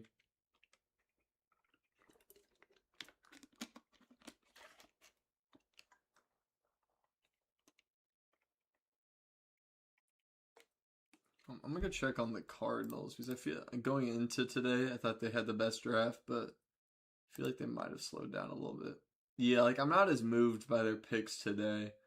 Not that they've been like bad, but they started off really strong yesterday with all the picks they had. So I was definitely a fan of that. They had a ton of draft picks and they did good on them. And it's a little intermission here. I don't know how long the intermission is in between, but round 11 should be starting soon.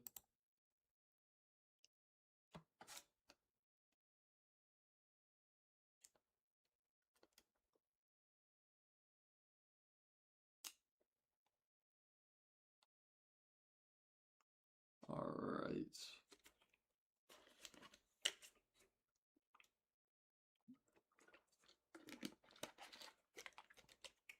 And we'll see if any deals fall through because that sometimes happens with some high schoolers that get selected. They get drafted and they try and leverage, especially with NIL nowadays. Like colleges can leverage them.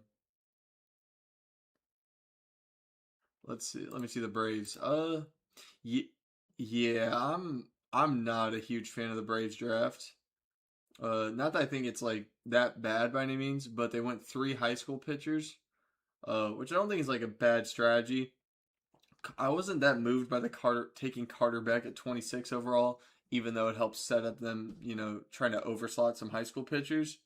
But yeah, I'm definitely not like a huge fan of the Braves draft so far.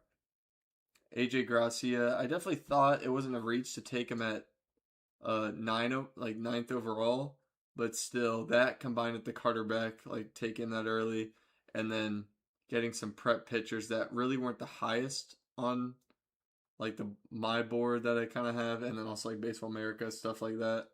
So definitely one of the worst drafts so far. Just looking at it, what it is right now before these guys actually start playing.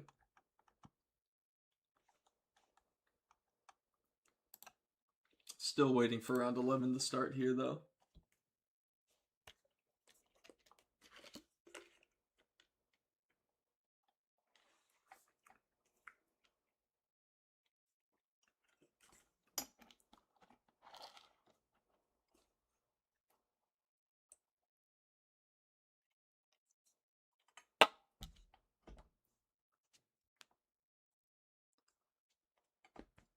Wonder if this break's gonna be another 5 minutes because like it's been a little bit.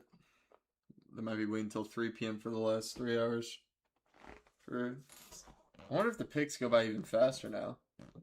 I wonder because it's supposed to be over by 6 p.m. But I don't know for sure if that's like definitely gonna happen. I guess if I have to do the math, like go to the last round, it's gonna be pick 613. So they have another like 300 picks pretty much to go through.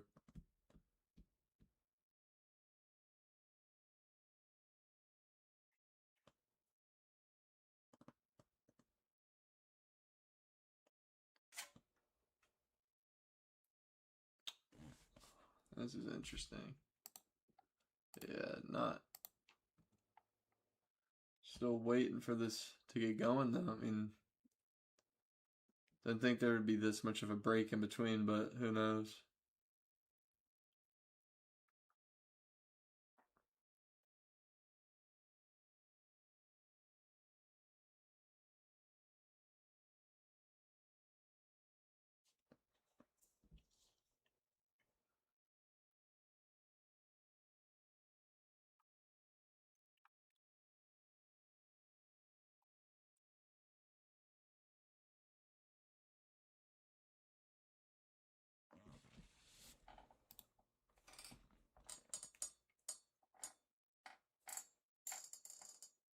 Oh, man. Just waiting for this 11th round.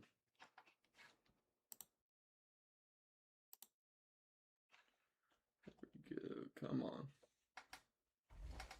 This has to get started sometime soon. I mean, can't imagine they're trying to build up that much suspense.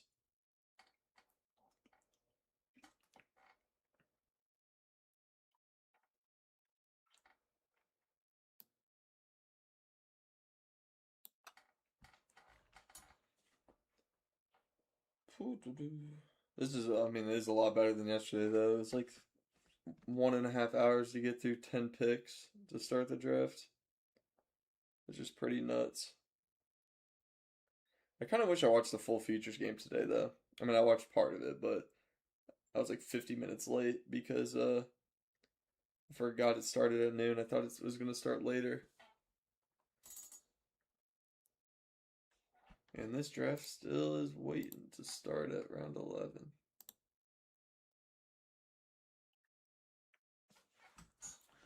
Alright, let's see if I.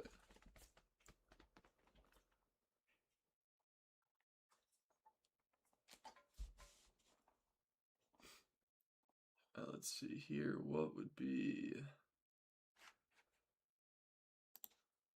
Uh,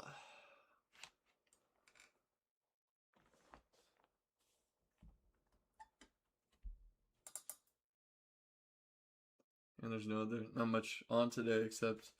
I mean, there's the MLB games on.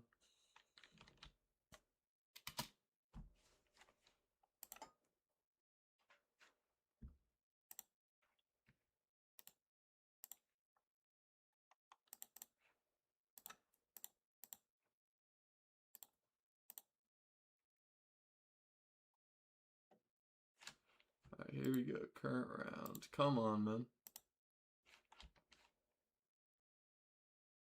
Cubs and Reds are tied. Probably just throw that game on. So why not?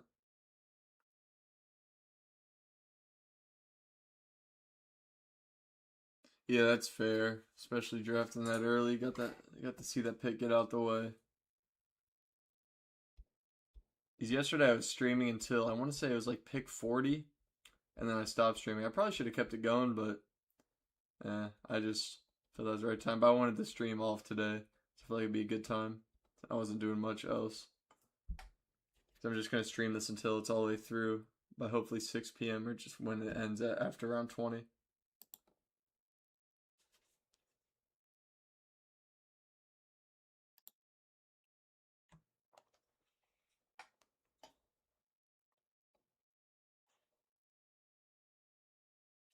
Yeah, but Von Lackey's a super exciting pick though.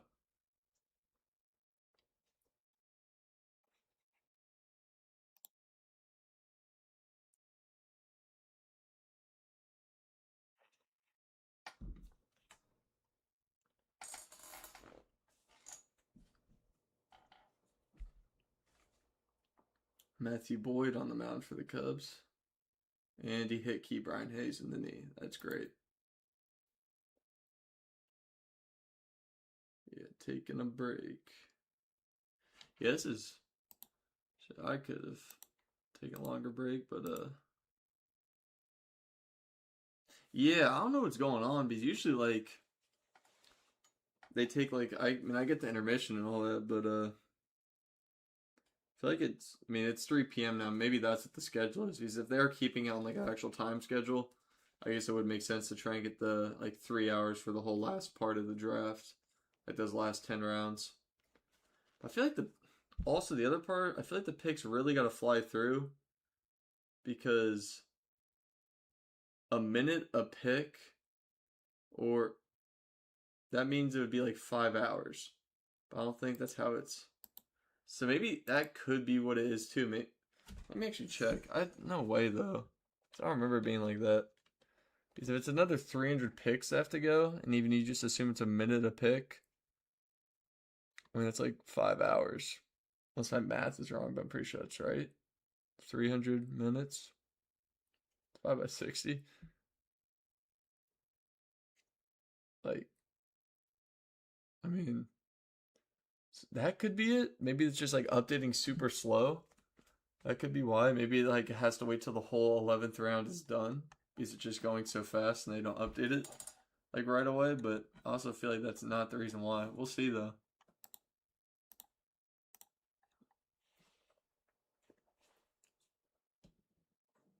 It's just not seen it like this before. I mean, I guess I could look up and see.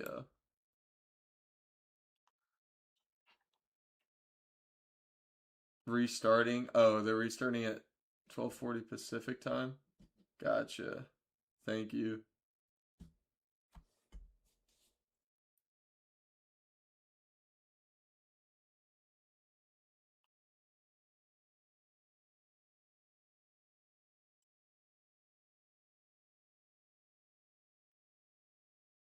Dang, that's kind of crazy though because like when's the or maybe that's just in the broadcast sense. I could be wrong. Maybe this isn't like let me see.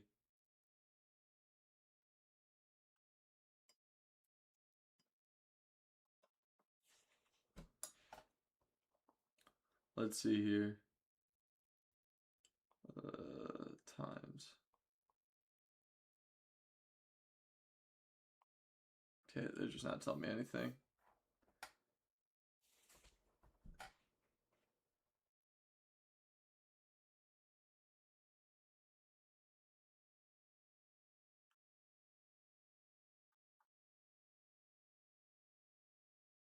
Let's see here. I think I'm gonna go to the Instagram real quick and just see if there's a projected time for it at the end. That kind of threw me off though.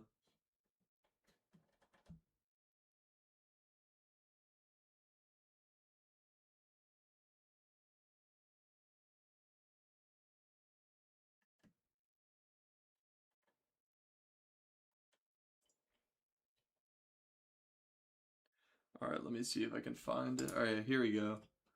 Oh no, it's actually going to go through 7:30. That's why. So that is what threw me off.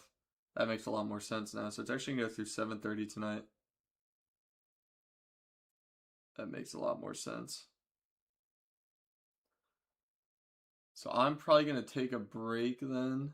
I'll probably leave the stream running. I'm probably just going to go grab some food real quick. That's probably just what I'll do. And then I'll be back by it would just be 3:40 then.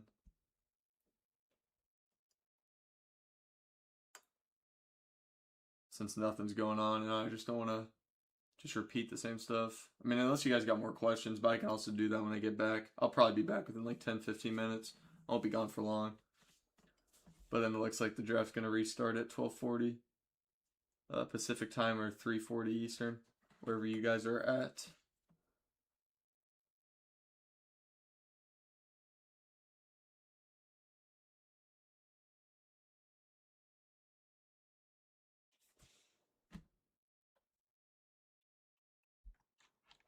If you guys haven't already liked the stream and subscribed to the channel, I'd really appreciate it. I'm probably going to go take a break real quick, go run, grab some food, since I don't really feel like cooking the food I bought yesterday. Probably do that later tonight, since I got a meal prep and all that jazz. But I'll probably be back. I'm going to go get some food. And yeah, feel free. You can drop some questions in there, and then once I get back, I can answer them. But if you guys want to stay in the stream, you can, or pop back in at 3:40 Eastern or 12:40 Pacific time.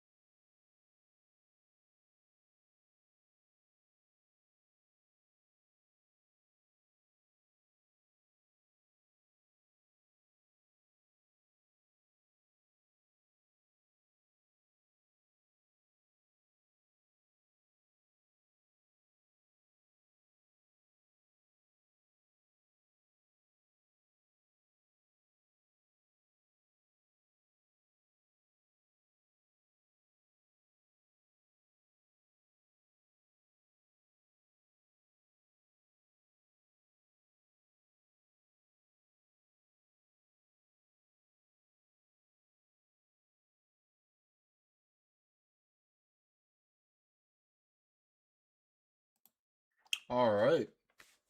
Should be back. What's going on? Yep. So, draft's still on break. Should start up again in 14 minutes. If one of you guys could just type in chat and let me know that, like I'm looking at the stream, it seems that it's working, but just make sure the audio's all good and all that. I'd appreciate it.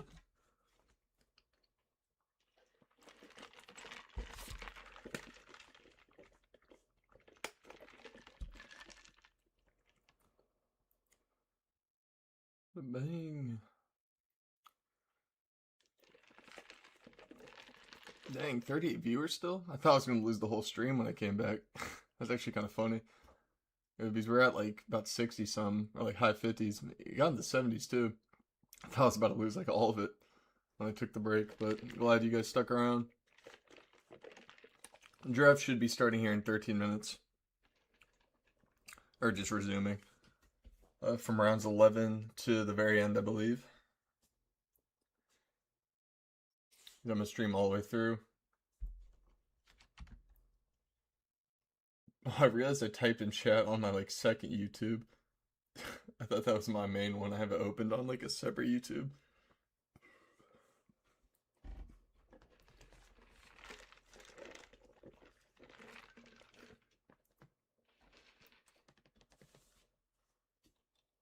All right. Still got another 12 minutes till the draft gets going again. Uh,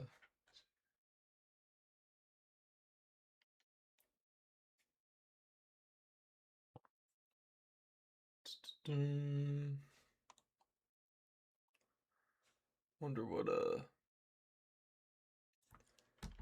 yeah, I was gonna say though, I was like shocked or at least confused for a little bit because I was like, I'm surprised they're gonna somehow do 15 rounds and not have like an intermission because that's just a ton of.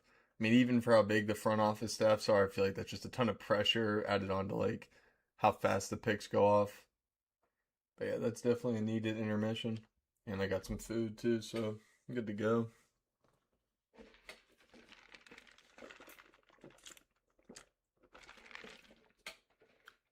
Thank you guys though for watching the stream too. I'm gonna keep this going until the draft ends at looks like maybe in 4 hours. It's gonna be another 4 hours. It says according to the draft schedule. So I'm gonna keep it going until 7:30, all the way whenever they get to round 20, which I'm pretty sure is 7:30. And yeah, it's been great. I've enjoyed streaming yesterday. I kind of wish I streamed for longer yesterday, looking back at it, but today's been very good too. Just excited to get round 11 and the rest of the draft going. I'm really hoping there's some more big names that come off the board for high schoolers. I feel like there's got to be. There's like no way there isn't.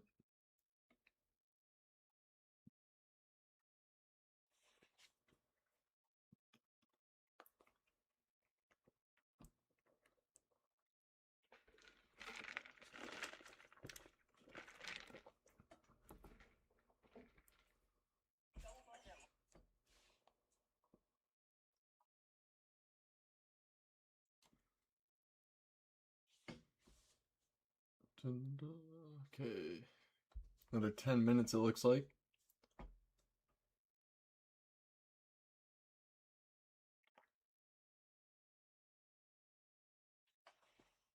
All right, what? Let me check out the Cubs and Reds. It's on commercial break.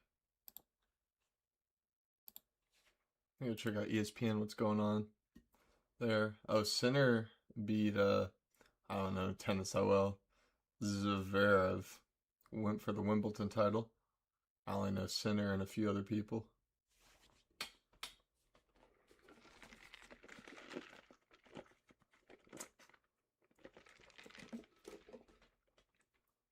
Pirates won big. Wow, they won by 9 runs, 14-5. It's kind of nuts. It's kind of nuts.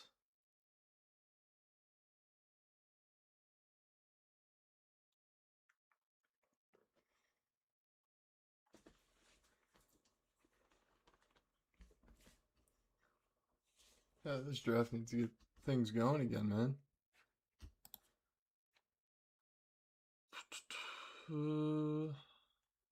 I guess now would be a good time for me to recap the draft a little bit and go through some stuff. Let me take a look. All right, let's just start from the beginning, or not current round. Yeah, all right, here we go.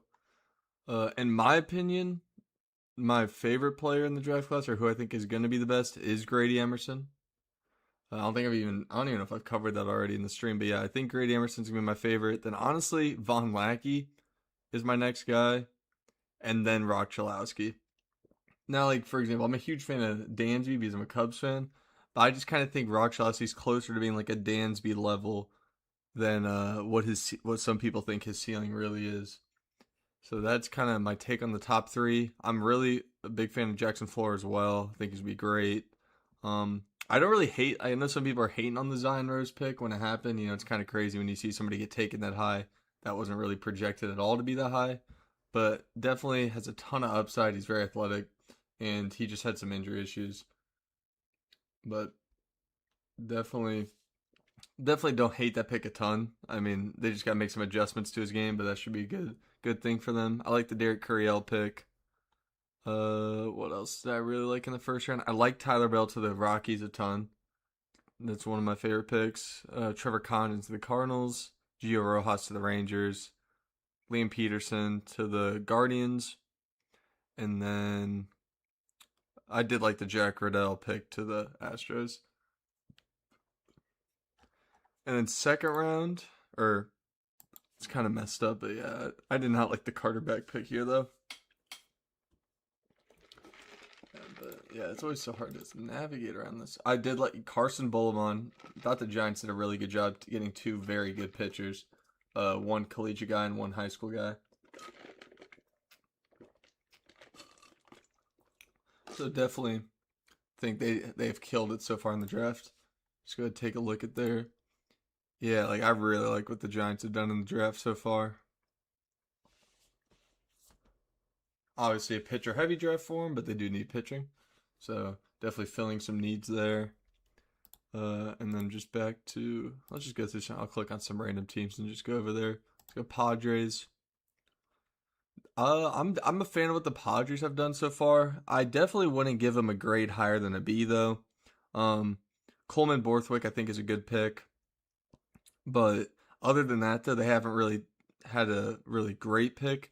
I'd say like I mean Elliot Lascelles is a guy they can probably get for a little bit cheap there, and then they got Ryan Lynch, who I mean Ryan Lynch is good, but Wheeler's falling apart. Oh no, what's going on? What's going on with Zach Wheeler? What did he just allow some? I just it's still 0 runs allowed on ESPN, or did he just mean he's about to get taken out soon? It looks like he's having a pretty good day. I'm about to see what's gonna happen here at 2 outs.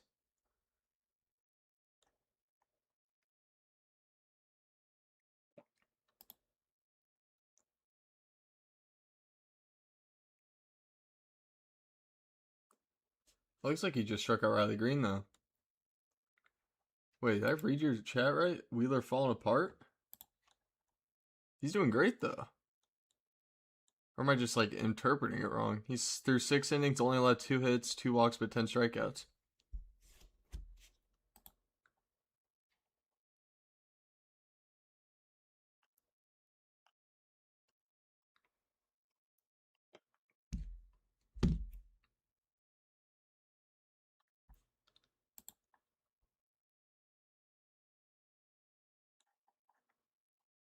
Thank you guys who have liked the stream though. Definitely walk two. Yeah, but I mean to be fair, through 6 innings though, I mean that's a quality definition of a great quality start.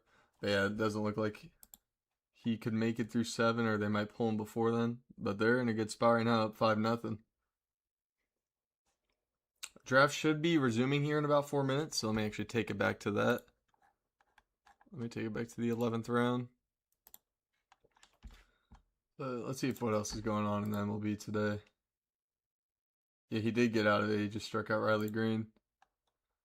Cubs, Reds are tied. So are the Royals and Orioles. And the Yankees and Nationals are tied.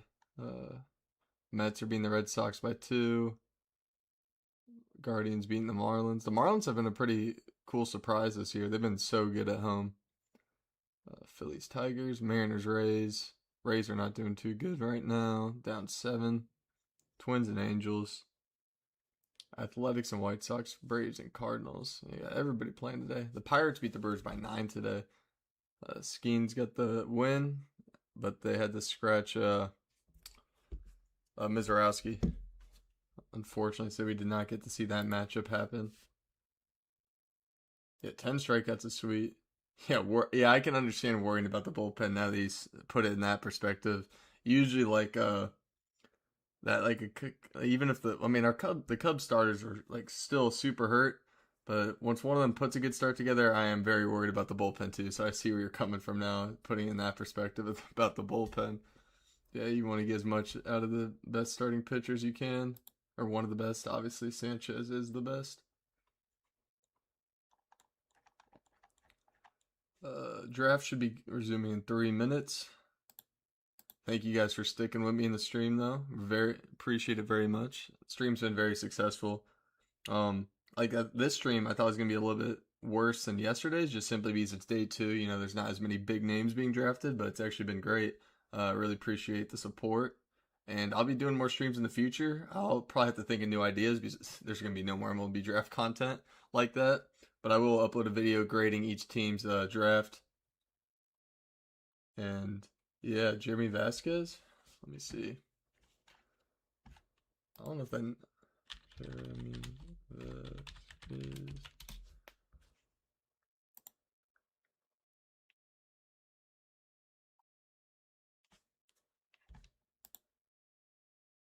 The draft should start up again in 2 minutes, Luke. At least that's what Caden earlier in chat said. It's restarting at 12:40 Pacific time. I'm Eastern time, so at 3:40 p.m. Eastern.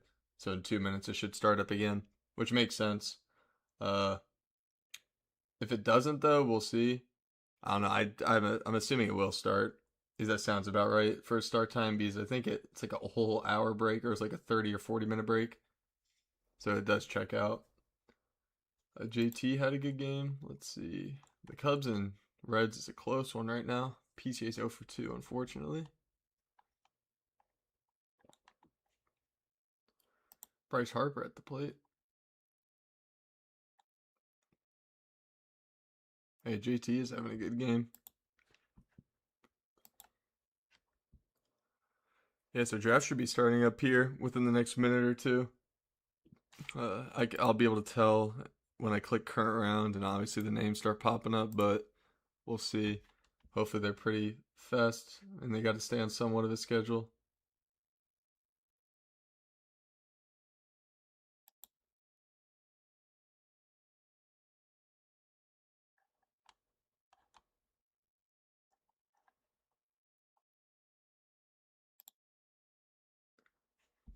God, I was really hoping Trey Turner had a better year this year, man, because I think he really needed it for a Hall of Fame argument. I was real trying to get there. He obviously needs to put together more years, but yeah, it sucks that he's had a little bit of an underwhelming year. Jeremy Rodriguez next. Yeah, I looked it up for a second. Or Vasquez. I tried looking up. I think I pulled up the wrong guy. There's another minor league baseball player that's now retired. So is he in the draft class, Jeremy? Let me try and look him up. Jeremy Vasquez. Again, because I looked him up and I just saw like a different Jeremy Vasquez that is already retired from baseball. Is he in the draft class, or is he just currently I see him at perfect game. Class of 2025.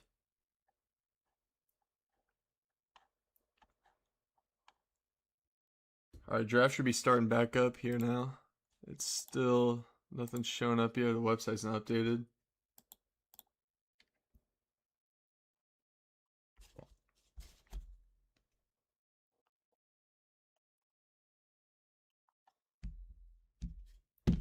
Yeah, just a rough year for Turner, and he's getting a little bit older.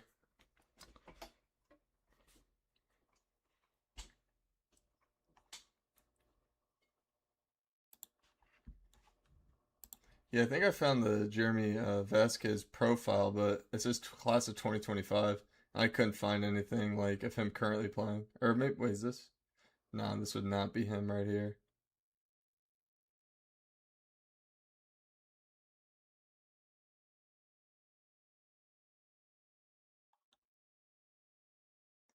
I think this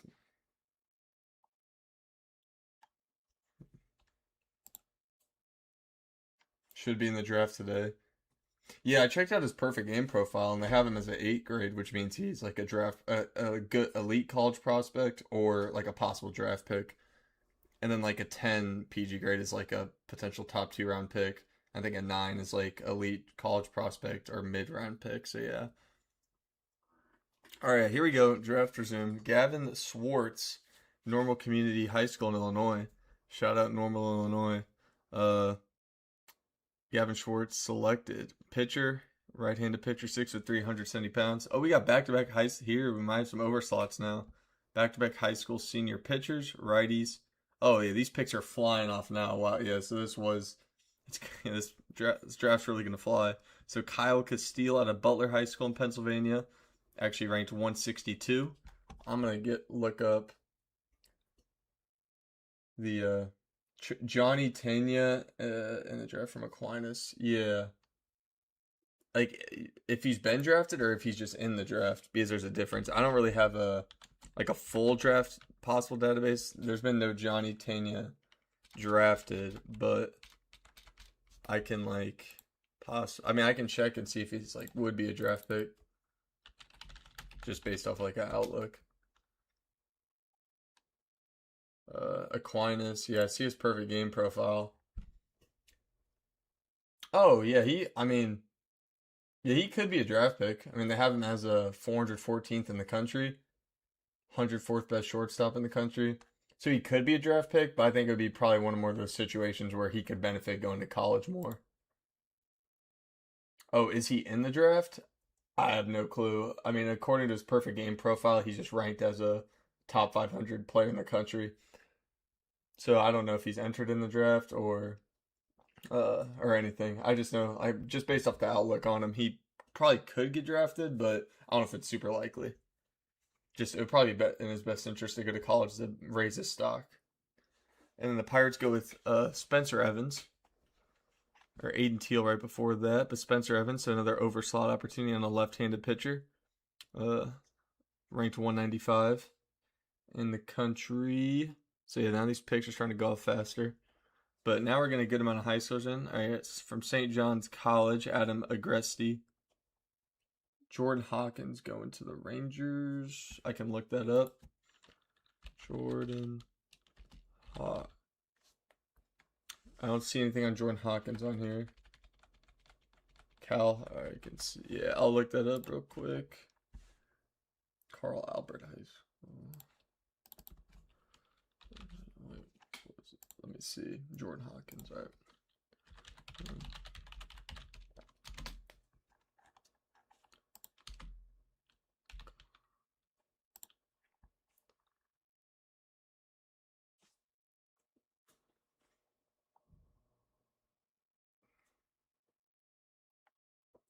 right. Committed to Barton Community College. I mean, I'd assume if he's committed to a community college, he's probably not expecting going into the draft or trying to get drafted. That'd be my best guess for Jordan Hawkins.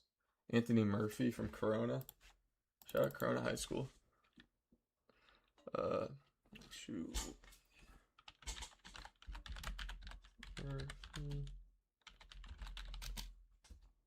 Oh yeah, I see Anthony Murphy here. Yeah, they got him as a. Oh shoot. Yeah, it looks like he's one of the top guys available still. I'm pretty sure. So we'll have to see if a team overslots him here. For a landing spot for Anthony Murphy, I don't know the exact teams that still have pool money left, but it would have to be a team with a pretty solid amount, enough pool money to sign him. Because if he's committed to LSU, so like he would not want to be cheap, or it would not be smart for him to take a cheap deal just so he could go be a professional baseball player early. Unless he wants to. Some kids might not care that much about it, but I would say probably for his best interest, he would benefit a lot more from going to LSU if a team's not trying to spend enough money to sign him. But another overslot opportunity here for the Braves, going Ryan Barker, high school senior right-handed pitcher from Castile High School in Arizona.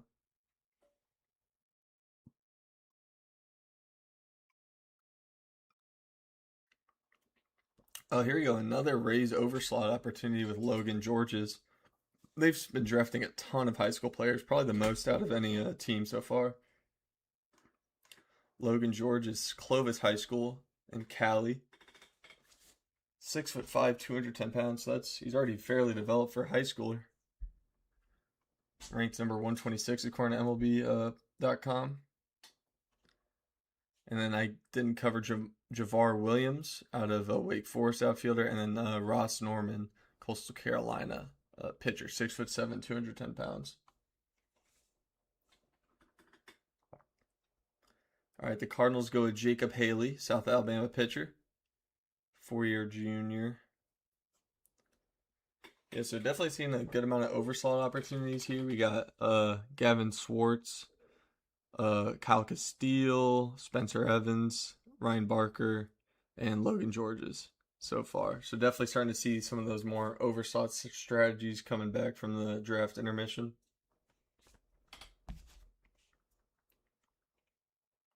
Oh, Alex Bregman homer. So he's starting to finally figure things out, thankfully. Alex Bregman's starting to figure some stuff out while he's playing Cincinnati. How do you enter the draft? I would assume the process probably isn't too challenging. Usually you just have to fill out like an application. And there's really not that many requirements to enter the draft. Like I know NBA, like if you just pay an application fee, like anybody can enter the NBA draft. I'm assuming it's something similar to the MLB. I can do like a little Google search. I'm assuming it's just you have to fill out an application and then like they'll just confirm you into the draft pool.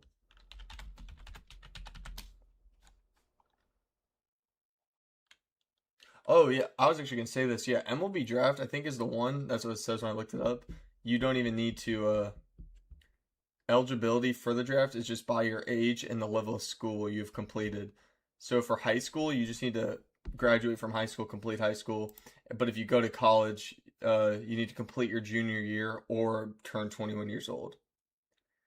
Or if you go to JUCO, you become eligible for the draft after completing at least 1 year of junior college. So there's no, it's just those requirements. So if you completed high school, you're already eligible for the draft. And then college, you either need to be 21 or finish your junior year at college. And then JUCO is just 1 year at JUCO.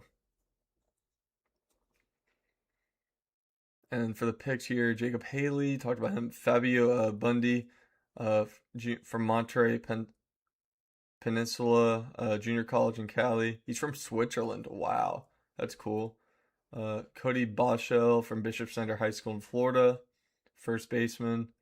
And then there's Jordan Hawkins. Oh yeah, you just said that. Wait, wait. So you just had the inside scoop, Jordan Hawkins going to Rangers?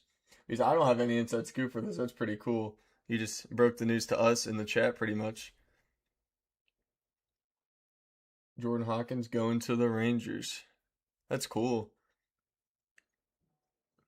What position? Oh, I actually already looked him up. I guess I can look it up again. Was he an outfielder?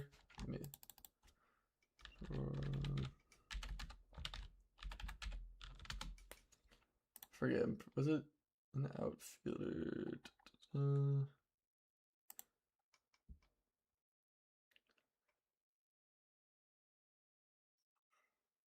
Yeah, outfielder slash third baseman.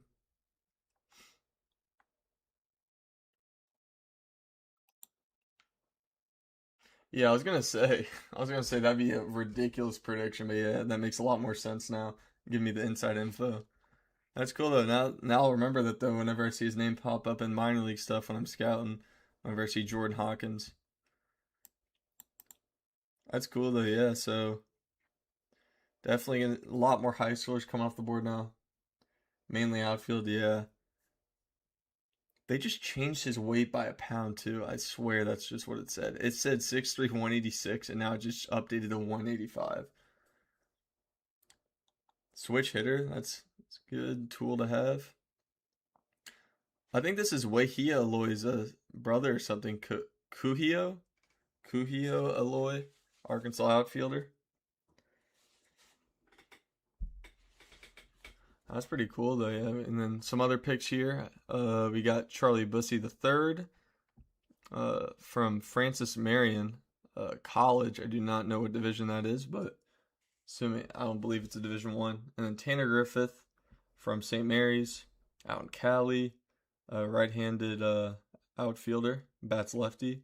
And then I think this would be a Wahia Aloy's brother or something, or has to be related. I'd assume that's a rare enough last name. And then Peyton Fien from Odessa Junior College out in Texas, pitcher. And then the Reds go Calvin Prosky.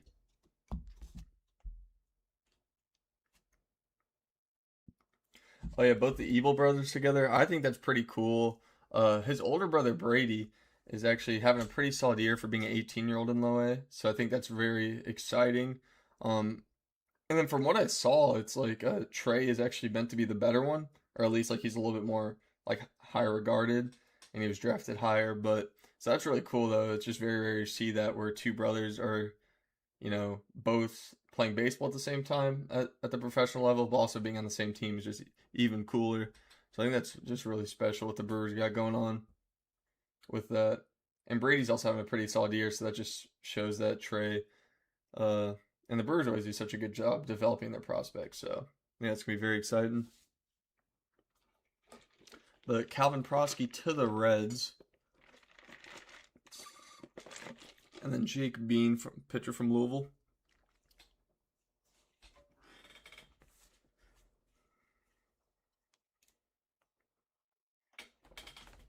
And the Red Sox are up next, and we'll see what the rest of this round's starting to fly though.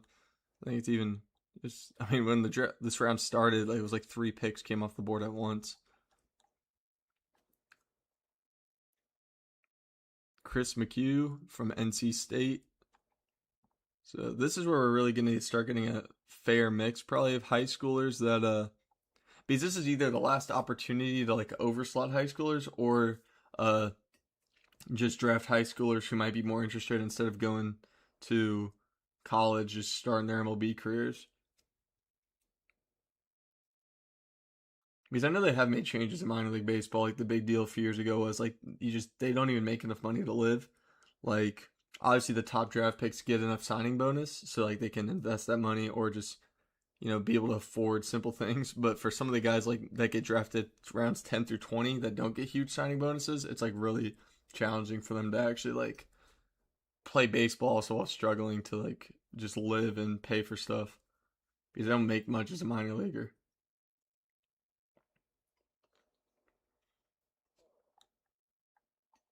All right, let's see here. Who the Cubs taking? Oh, here we go. Will Adams. There we go. That's a big time pick. Will Adams from Hoover High School in Alabama, first baseman. Let me go ahead and actually do some more research on that. Will Adams, though, I am familiar with him. I just want to double check. He's like an outfield / first baseman sort of build. Or not sort of build, that's just what he plays. Hit tool, he's got like a 55 hit tool, 55 power, 45 speed, 45 field, and a 55 arm, according to Baseball America. He was committed to LSU, so the Tigers are going to have to give him a fair enough offer, signing bonus, to probably pull him away from that commitment. I could definitely see it happening, depending on how much money they got left from what they've already spent. This is what you see a ton now in these later rounds, is trying to pull high schoolers away from their college commitments. And the Cubs do not take a high schooler. They take Ariston Vesey from Clemson. 6'1", 185 pounds. Let's see. And then the Yankees right after that take Anthony Potastillo. I'm struggling right now. UC San Diego, shortstop.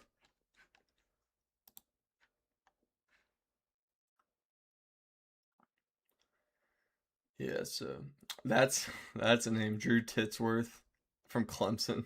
Another Clemson pitcher taken right after the Cubs took a Clemson pitcher. Another right-hander, 6'3", 215 pounds, with probably one of the best names of this 11th round. Dang, we got 87 people in here? Shoot. It's kind of crazy.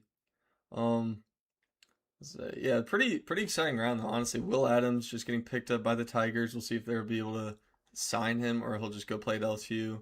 And then also Logan Georges, Ryan Barker, Spencer Evans, and Kyle Castile have been overslot opportunities just for high schoolers in this round.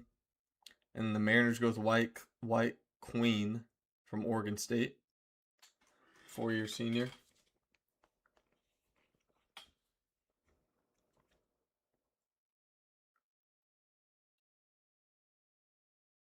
So we got 3 more picks in this round. We get the Brewers, Blue Jays, and Dodgers.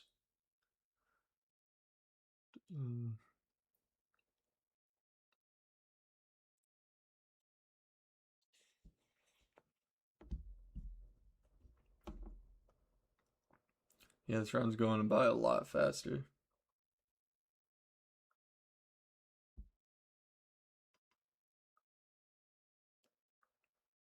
Oh man. Let's see what the Brewers take here, though. Gavin Perry out of Western Kentucky. I think he's like their ace. I think he's Western Kentucky's ace because that name's very familiar. I don't know why though for sure.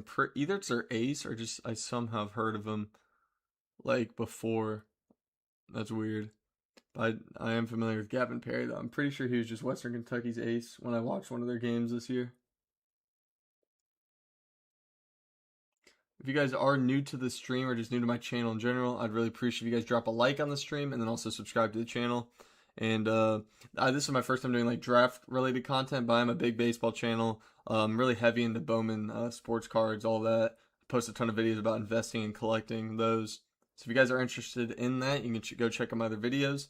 And I will be posting reacting to the draft, just aftermath and just grading each team's draft. That video will be up tomorrow. The Blue Jays take Braden Martin here out of Maryland, third baseman.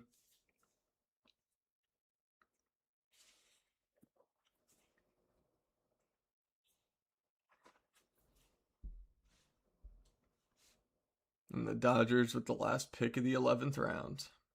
Going to be 9 more rounds. Cody New out of Cal Baptist, lefty pitcher, 6'3", 215 pounds. And that's it for round 11. A little recap though. Pretty exciting round compared to some of the others today. Kyle Castile, definitely a solid overslot opportunity there. Spencer Evans, Ryan Barker, Logan Georges, and obviously shout out Don't Go Boneless in here for giving us the inside scoop on Jordan Hawkins to the Rangers. I'll definitely have to monitor him for that. Probably checking in on him, but hopefully he signs with the Rangers. Oh shoot, let me bring it back. Round 11, and then we had what was the other one? I think this is Wahia Aloy's like sibling or could be cousin, but he got drafted to the Mets. Calvin Prosky from Santa Barbara, and then Will Adams here was the big time overslot opportunity. But starting round 12 now, let's see. Garrett Brewer from Auburn, lefty pitcher, 6'3", 181 pounds. And then now we got the White Sox up. Hopefully this draft just keeps flying through and going fast. Makes it easier to talk about these guys.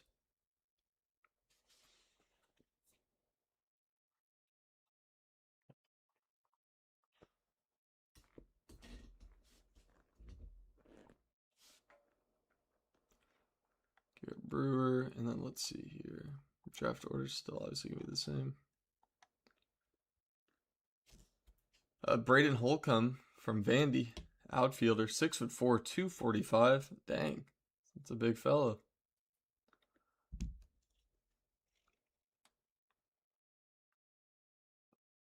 Then we got the Nationals up next.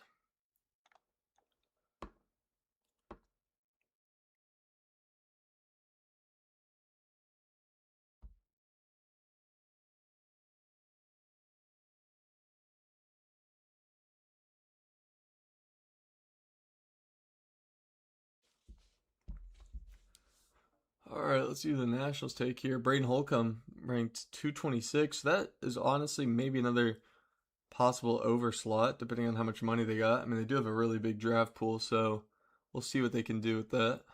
And Wake Forest pitcher Matthew Dallas, 6'5". Dang, 6'5", 200 pounds.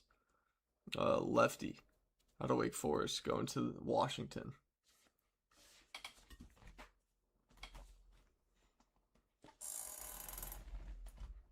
I need to invest in a more comfortable chair.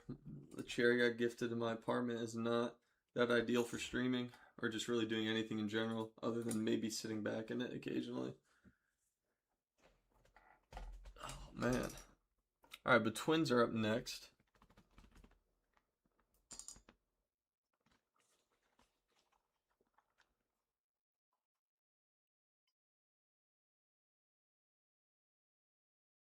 Yeah, like the Phillies. We'll see. Hey, who was that Phillies pick in the last round? I guess I forgot to point that out. Oh, it was Drew Titsworth. Yeah, I got Clemson pitcher right there. But Colby Turner from Michigan, second baseman out of Michigan, 4-year junior, 6 foot, 205 pounds, going to Minnesota, which actually is interesting because I believe that's the first position player they've taken. Oh no, they took Aiden Teal last round. I forgot to point that out, but they were taking strictly pitchers before that. Maybe that was their strategy. They were just going to take those two catchers and then pitchers throughout until round 10, and then they go back to some position players just to fill out depth needs. Rohan Leto from San Diego State, right-handed pitcher, 6'3", 190 pounds.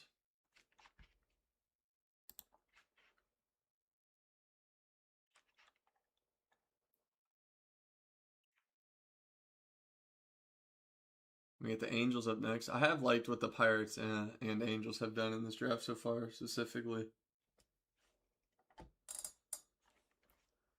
Jacob Samus from Glenn Academy in Georgia, high school senior.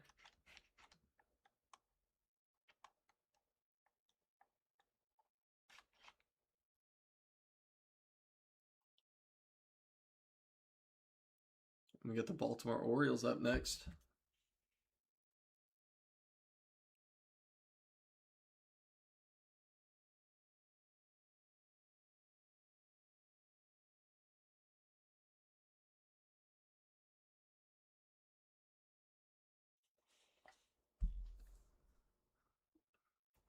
Let's see, man.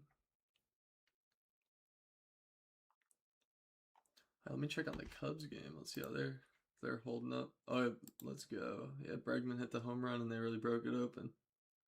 That's huge. So Bregman's starting to heat up. Just gonna be needed.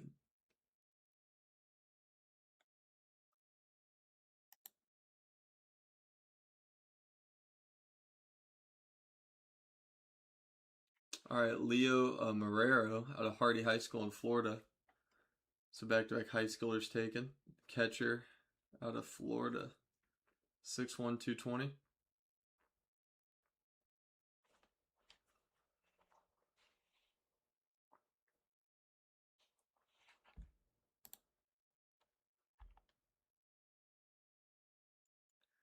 Yep, Leo to the Orioles.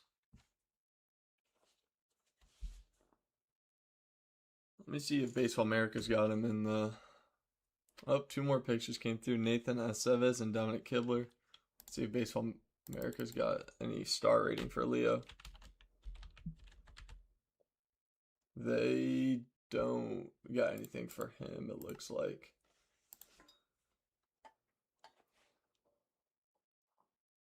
Sammy Bassaya just hit a home run. That's good. All right, but a good overslot opportunity there probably for the Athletics, taking Nathan Aceves. Cole Stokes from Florida State, pitcher, 6'6", 230 pounds. Going to the Tampa Bay Rays.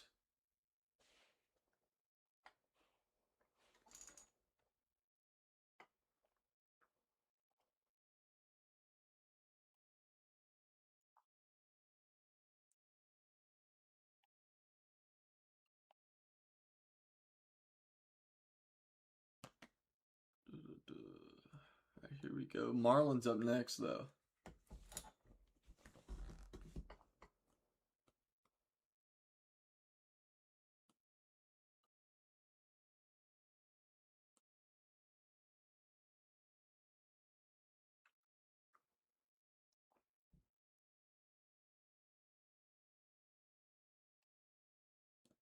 Drew Horn to the Cardinals, pitcher from Middle Tennessee State. And then a 6'8", 235-pound pitcher, Bane Barker, from Sandalwood High School in Florida. Wow, that's a huge high school pitcher. 6'8", 235 pounds. That's nuts. Going to the Miami Marlins. He's staying in Florida.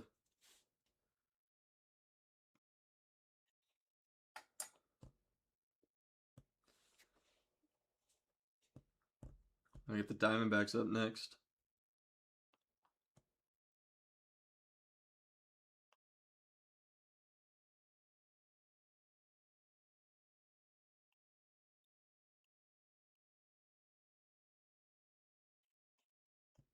Caleb Jameson from Georgia. So that's another Georgia pitcher selected.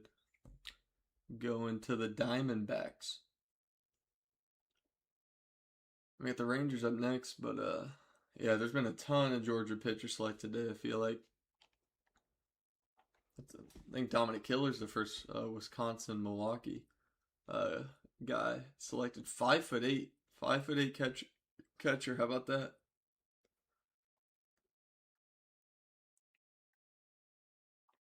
Jackson Nash, 6'6" pitcher from Longwood, going to the Rangers there.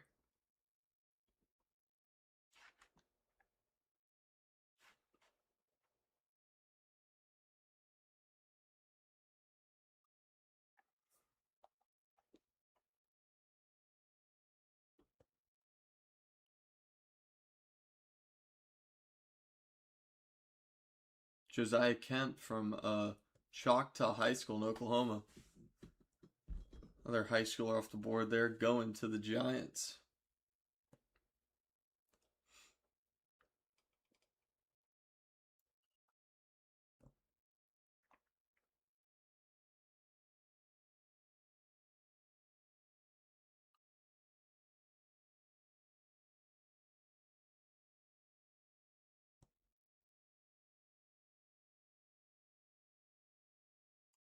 All right, the Royals up next.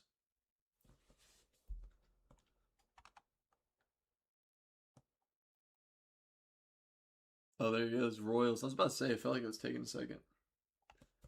Lance Hartley, College of Central Florida, so UCF pitcher, 6'5", 228 pounds. And then the Mets get AJ Crodell from UC Santa Barbara. Hey, Justin LeBron to the Reds at pick 18, Matthew. Yeah, I'm not completely against that pick. I mean, LeBron's ceiling is so big that it's easier said than done, but they got to figure out his hitting. Like, he's got the power, he's very athletic, great glove, but definitely needs to figure out a ton behind just at the plate. So we're gonna see what the Reds can do. The Reds have been able to develop some pretty solid hitting prospects, but we'll have to see. He just has to have an open mindset going in to his professional career that he needs to make adjustments because he batted like 227 and against SEC play. So like that's just, you can't do that. That's why he fell so far in the draft. But his tools are great though. Everything else except his hit tool at the moment is like all plus. And the Reds take Brody Purcell from Florida State, and the Astros took Owen Nowak from Middle Tennessee State. So that's another Middle Tennessee State guy drafted in the 12th round.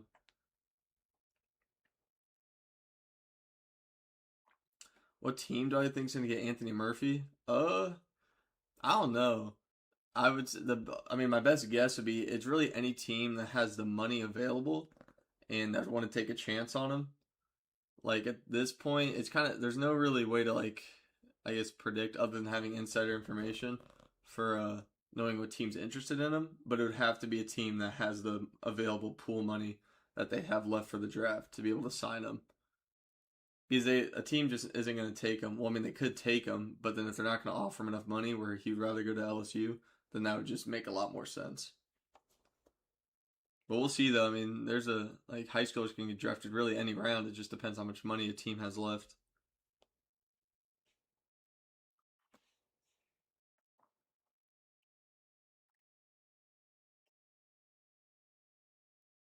Ben Cleary to the Guardians, Santa Clara shortstop.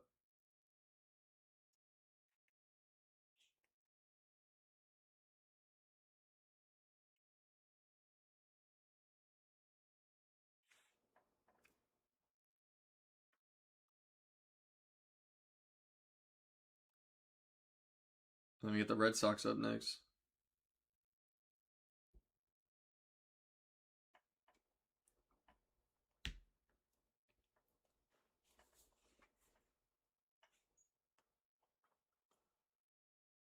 We're already getting closer to the end of the 12th round, though, so it's starting to move along. Actually, let me check on some of the MLB scores right now. So Cubs look like they're going to win. Very excited to see that All-Star game. Orioles are up right now. Yankees are up. I know Red Sox have been on a pretty big win streak, I'm pretty sure. The Rays Ray's got some runs back, but still. And then we have Jacob Webster from Oak Hills High School in Cali.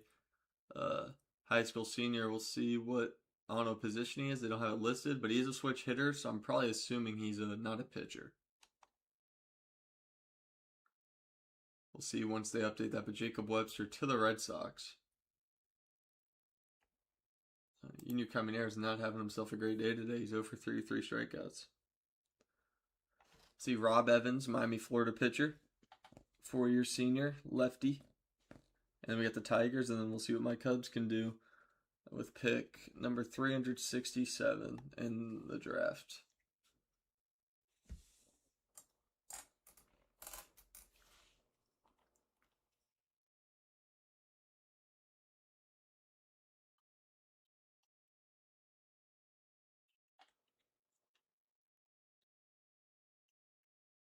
Tyler West to the Tigers, outfielder from Salt Lake Community College.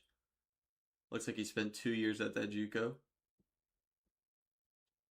Lefty, lefty.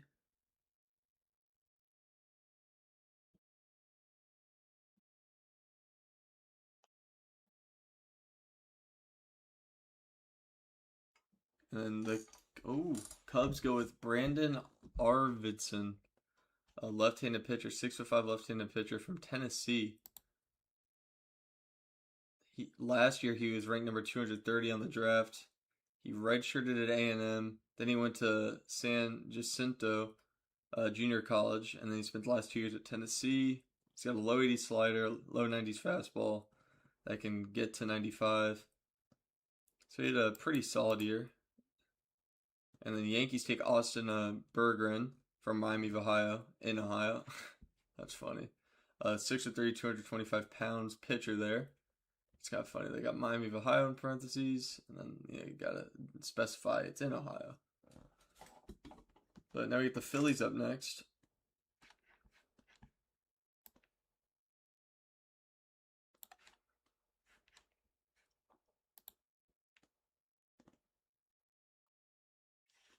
Christian Capala from St. Joseph's. 6'5", 230-pound pitcher. Christian Capala, 4-year senior.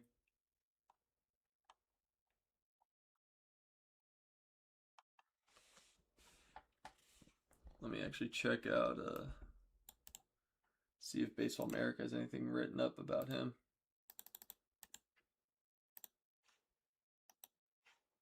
Oh, they do. Baseball America has him as number 238 as a prospect.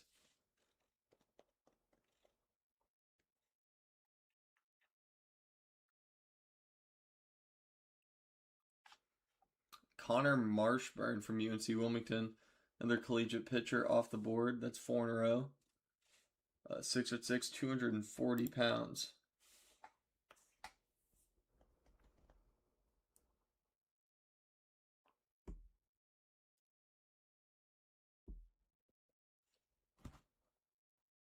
Let's see here. We got 3 more picks until the 12th round is done.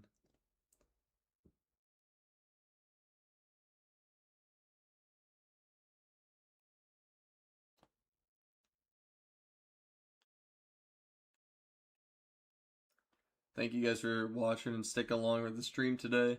Remember to give the stream a like if you guys have not already, and also subscribe to the channel. I do a ton of baseball coverage on this channel and a lot of minor league ball. So I will be talking about the draft in a video tomorrow, who I thought won the draft, grading each team's picks. So stay tuned for that. That video will probably be out at 3 p.m. And also I'm going to be continuing to do this live stream all the way through round 20 once it's over. But thank you guys for watching that too. I really appreciate it. The Brewers go with Marcus Cruzon out of Minnesota. So I guess Minnesota had some good pitchers, because that's like the 3rd pitcher from Minnesota drafted so far today. So that's actually great.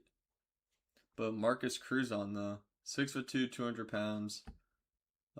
Definitely interesting. I did not know Minnesota had that many good pitchers. But as for some notable picks in this round, just to recap: Braden Holcomb out of Vandy, Nathan Aceves, AJ Crodell, and then Brandon Arvidson too. got some write-ups, and he was actually Baseball America has him as like a number 238 in their rankings. But we get the Blue Jays and then the Dodgers, and then we start round 13.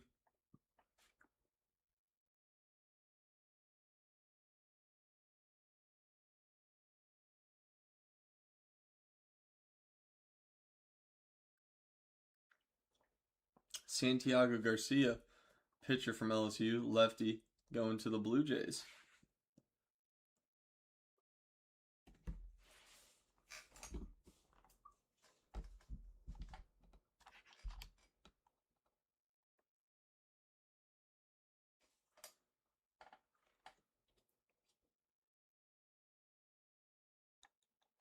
And then the Dodgers are going to end out this 12th round here with Gavin Van Kempen from East Carolina.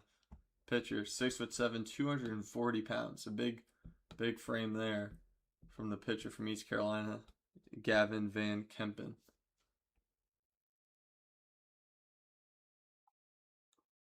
And then we're going to get round 13 going here in a second.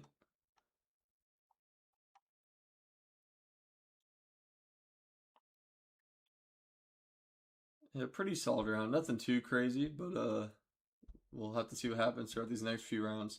There is still a ton of big names on the board. Not really as many college big names on the board, but there's still a bunch of high schoolers that could potentially get enough money to actually sign with the MLB organization. So we'll have to pay attention to that. Like Anthony Murphy's a good example, as I brought up earlier through there, and it was talked about in chat a little bit. But the Rockies start off round 13 with Huriel or Juriel Colazo from Christian Military Academy in Puerto Rico. Outfielder, high school senior, 6 foot, 174 pounds. Right. Then we get the White Sox next up. Grayson Fitzwater from VMI, lefty first baseman, 6 foot, 215 pounds.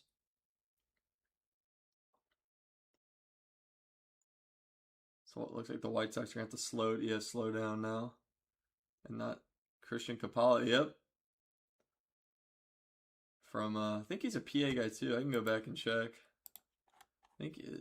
Yep, he went to St. Joseph's for school, so the Phillies are keeping him in the state. We get the Nationals up now. Cody Howard from Texas. Pitcher, graduate pitcher. 6'1", 210 pounds. And we got the Twins up next. But draft's moving a lot faster now, which is nice.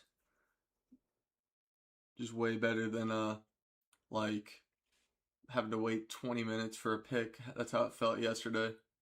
But just good stuff today from the draft, though. And it was a much needed break a little bit ago. But Isaiah Lane, Hope International, out in California. Not as familiar with that school. I'm assuming it's like a lower division school. But shortstop, 6'2", 195 pounds, going to the Twins. Said that name sounds from, yeah. Let's see what the Pirates do here. I'm really hoping I see another big name come off the board at the high school level, though, just because just more entertaining that way. But Griffin Stieg, Virginia Tech pitcher, 4-year senior, 6'4", 220 pounds, going to Pittsburgh.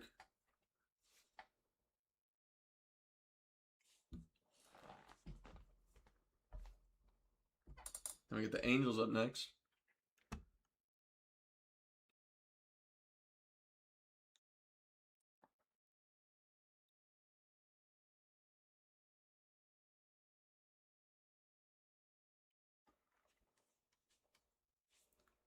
See what the Angels do here.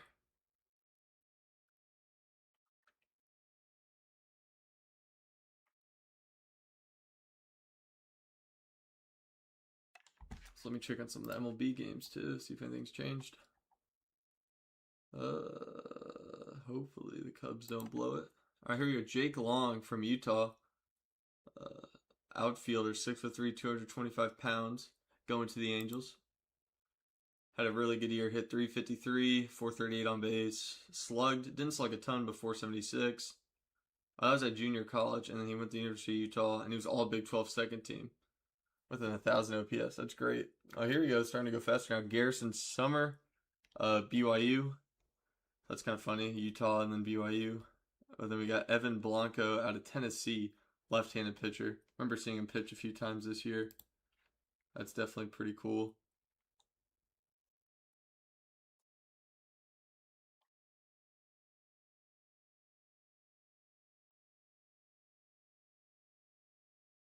We got the Braves up next.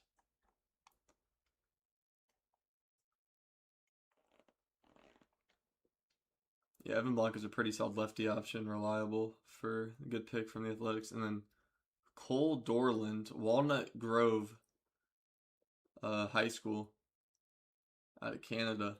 So why did I guess a lot of Canadians high school end with SS? I don't know what that means, but another Canadian guy drafted, high school pitcher.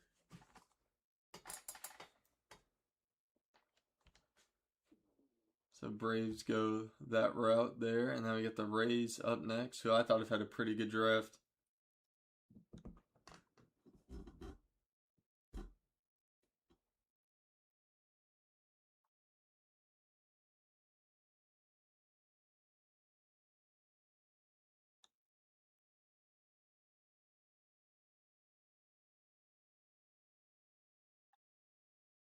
They go Steven Gonzalez from Mater Academy High School out in Florida, keeping him in the state of Florida.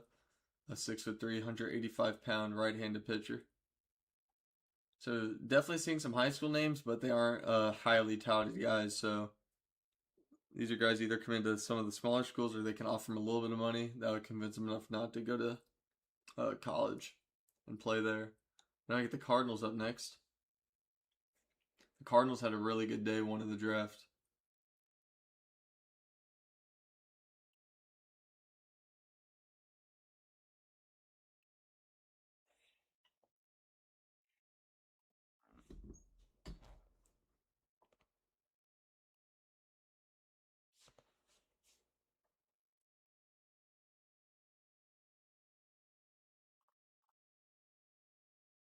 Crazy how we're already getting near, about to be halfway through the 13th round though.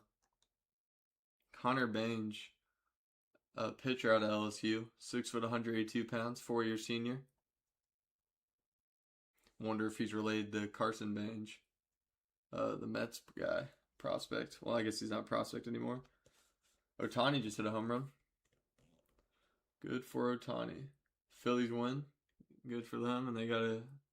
That city's got to prepare to host the All-Star weekend, or not All-Star weekend, but All-Star week. Need to see if the Cubs are gonna finish out their game. Diamondbacks go Jack Spanier. This is a Minnesota position player now, but I didn't know Minnesota had this much MLB talent. I feel like they're not good at baseball, at least from what I saw.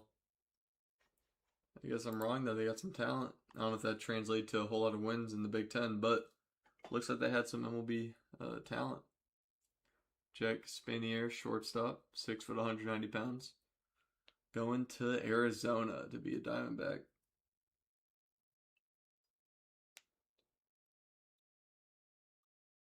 Will Wellen. It's Will Wellen. Another minute. See, this one's so weird.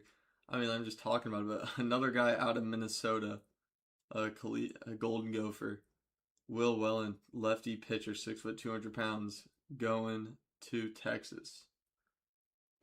That's nuts. I did not. What was their record? Now I'm curious. They've had like 8 people drafted. It felt like today. I mean, their record had to have been good enough. I mean, they didn't make regional, but like, how are these? They're producing so many draft picks. What was their record? They went 30-23, which isn't that bad. 11-19 in conference play though. Ended the year on a 5-game losing streak. That's just interesting. And they have usually, if you got a roster, if in the Big Ten, if you have 5-6 draft picks, you're probably going to be in the upper part of the Big Ten. not necessarily 11 and 19 in conference play. And there you go, Colin Fisher to the Giants, Arkansas lefty pitcher, 6'3", 225 pounds. It's because their whole team graduated at the same time. Gotcha. Yeah, I mean, like I used to when I watched Big Ten baseball, I used to be for IU. Like I would just because I was a big Devin Taylor guy since he was super good, so I'd try and watch those games and then just following the Big Ten. Yeah, only one guy drafted last year. Yeah, I just randomly saw today like the Cubs. They drafted one of the pitchers that had to get Tommy John in the spring. Well, I guess that makes more sense now because he was at Minnesota, but he had surgery, so he couldn't have played. But Dalton Hill out of Nicholls State in Louisiana drafted to the Royals. Yeah, and I know Minnesota, they have to play in a. Isn't it? Yeah, they have to play in the Viking Stadium for their home games to start the year because it's just not. They can't play that early in February or just even early March, which is pretty crazy. But I mean, it makes sense though. If they don't have like a full indoor stadium, which not no college baseball team does, at least to my knowledge. And then Jack Beck to the Astros. I've heard that name. Let me check that. Let me check that out on Baseball America. Jack Beck. I remember looking into him before. Come on, he's got to show up. Yep, Jack Beck's ranked number 314th on the Baseball America draft rankings. He's a 4-star shortstop prospect, and he's most likely to slide to third base in the future, according to them. And he's committed to Georgia Southern. I'm pretty sure he had a really good combine, though. Yeah, he had one of the most impressive batting practice displays at the combine. And he's got plus raw power and had 110 mile per hour exit velos and a 460-foot home run. Wow. Okay, so maybe that's good value there. Probably have to pay some money for him. Kenny Ishikawa out of Georgia, two-way player. Another Georgia Bulldog drafted. Dang, my stream quality's that.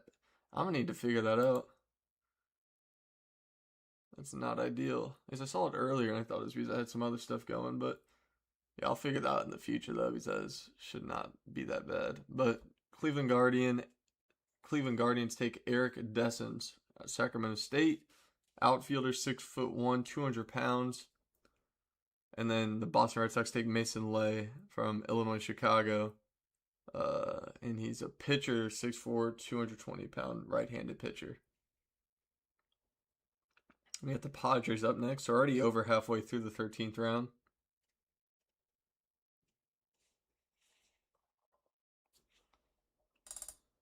Chase DeLauder just hit a home run. Cubs just need to close out that game. And out of Dayton, the Padres take Michael Smith Jr., outfielder, 6'3", 230 pounds.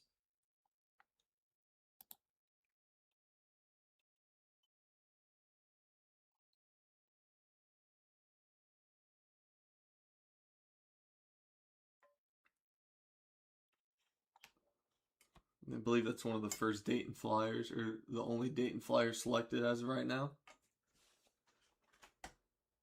We got the Tigers up next. I'll see what my Cubs can do at the pick here at number 397. We're about to be 3 more rounds through since the big intermission break that happened a little while ago.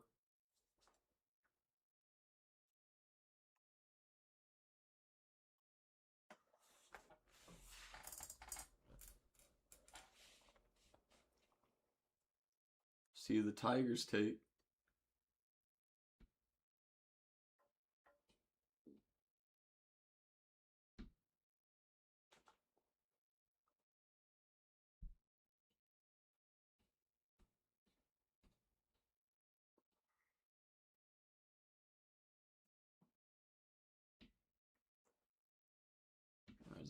This pick's probably gonna fly through with 2 or 3 picks with it.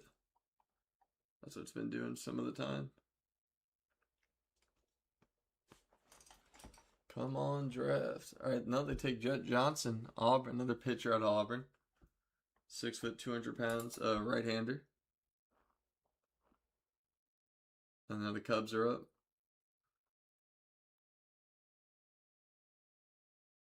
I don't know why it took so long for that pick to go through, but it just did.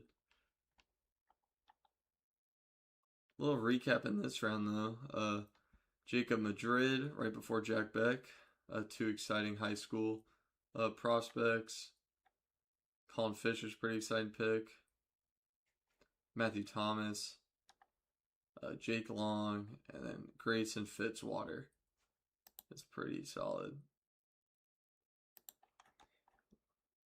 Emmanuel Hernandez. Carlos Beltran Baseball Academy. Wow. That's a cool pick. So the Cubs go with Emmanuel Hernandez. He's from Carlos Beltran Baseball Academy in Puerto Rico. Switch hitting catcher. 6 foot, 196 pounds. That's pretty cool. And then the Yankees go Lee Garris from Maury High School in Virginia. 6 foot, 200 pounds outfielder. That's pretty interesting, though. I'm going to need to look him up. See if he's in Baseball America's top 500. He is not to be as it looks like.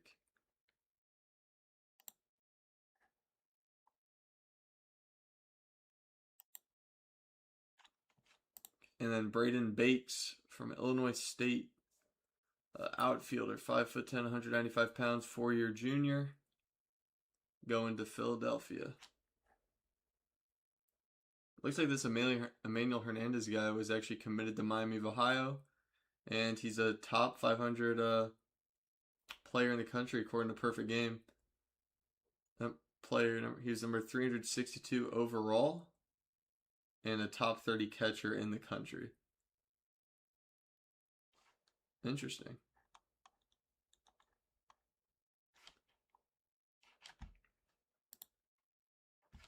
It's pretty interesting. But Braden Bakes to Philadelphia.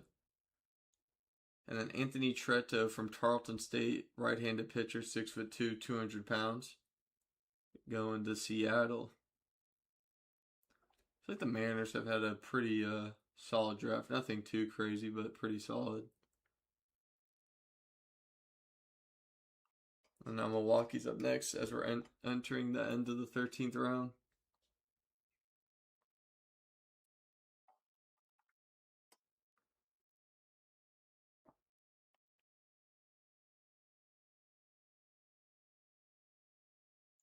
Let's see who the Brewers go with here.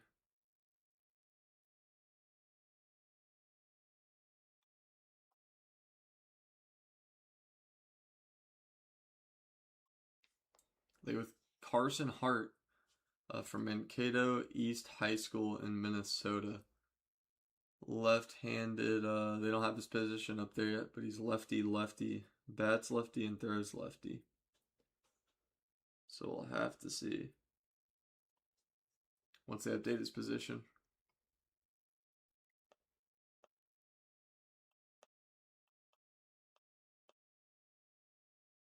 We got 2 more picks left in the 13th round here.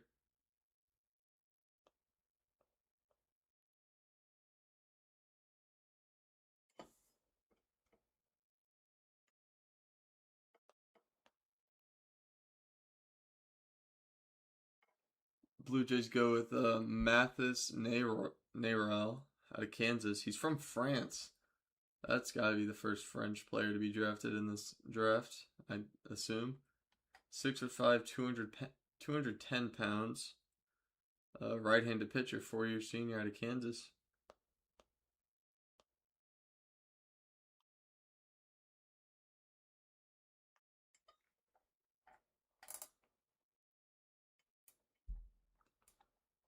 And then the Dodgers are going to finish things up here in the 13th round.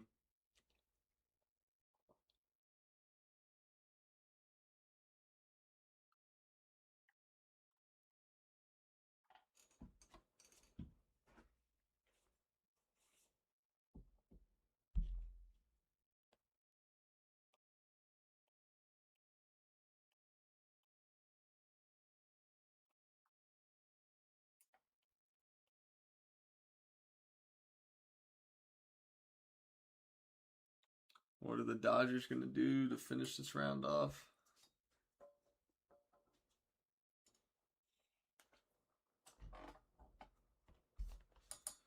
And did they just skip it? They basically skipped it. Oh, Lorenzo Carter. That's actually big time.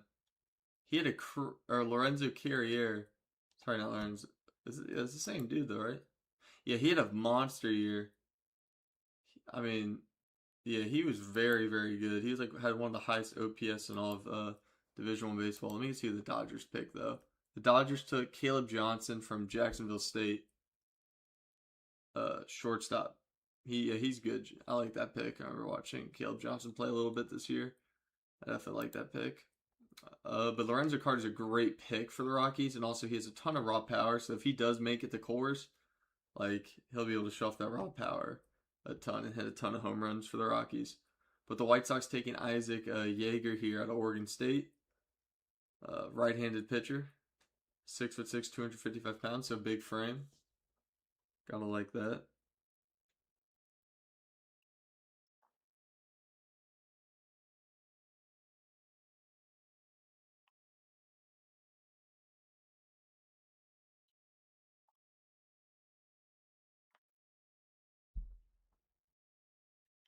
$327 as your. Let me go check back at that. So that would have been round 11.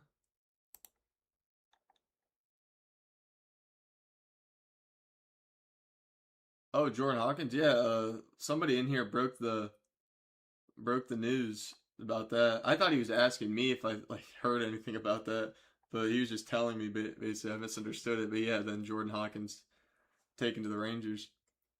That's pretty cool.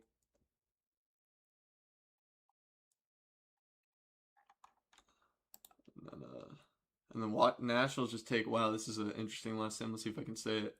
Zach Konstantinovsky. Konstantinovsky.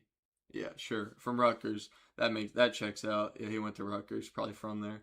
4-year junior, 6'2", 210 pounds.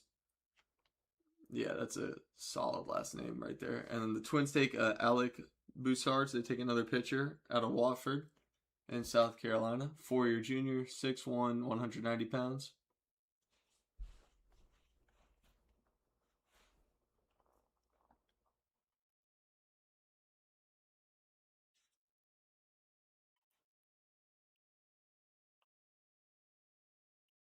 We get the Pirates up next year.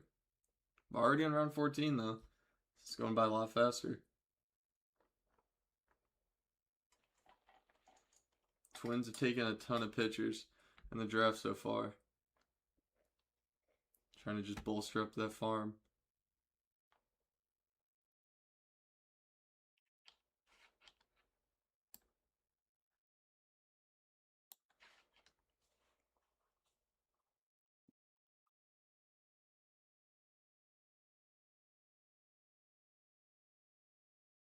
DeMarcus Rideout Carter. That's an awesome name. DeMarcus Rideout Carter. Definitely 80 grade for a name. Heart Lake school in Ontario. Another Canadian drafted, right-handed pitcher, 6'3", 170 pounds. And then Tate McGuire out of Arkansas, 4-year junior, 6'3", 215-pound right-handed pitcher.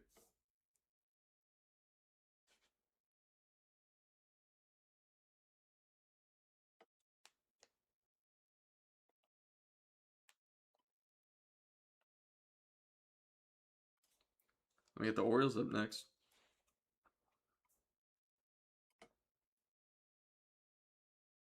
The Twins drafting pitchers, I mean, it's just kind of one of those like bolder strategies where I can pull it up. Like they just really want to fill out like just a pitching staff in the minor leagues. Like they just want to just add a ton more pitchers. It looked like they were gonna stop for a little bit. They took the two catchers and then they went straight pitchers up until round 10. I guess up until round 11. Then they took 3 position players and then taking another pitcher now. I think they're just really trying to fill the depth needs. Honestly, I think that's what it is. And then with the Mets, yeah, Mets have gone big upside. I wasn't a huge fan of what they did at the top of the draft. I don't think it's terrible, but it's not really. I thought they could have did a lot of other things. Like Carson Wiggins has really good stuff, and then he like, I mean, he barely played. He pitched a total of 14 innings in his college career. I do like the Aiden Robbins pick. They were able to get him in the third round. Similar story to Carson Wiggins is Shane Shadow, but he at least pitched and was very good in 2024. But yeah, definitely they went for a ton of pitchers, and we'll have to see if that strategy actually pays off. Back to the current round, Orioles go with Miguel Hugas from Mercer, another Mercer Bear drafted. He's actually from Venezuela. That's cool. Switch hitting. Well, he doesn't bat, but pitcher, right-handed pitcher, 6'3", 215 pounds.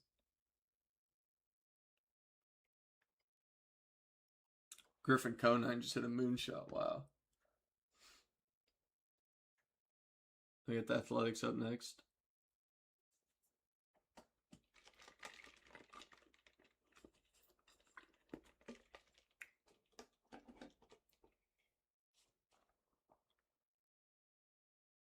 And that Athletics go Caden Sivrich. Caden Sivrich from Norman High School in Pennsylvania. A right-handed pitcher that's 6 foot, 190 pounds.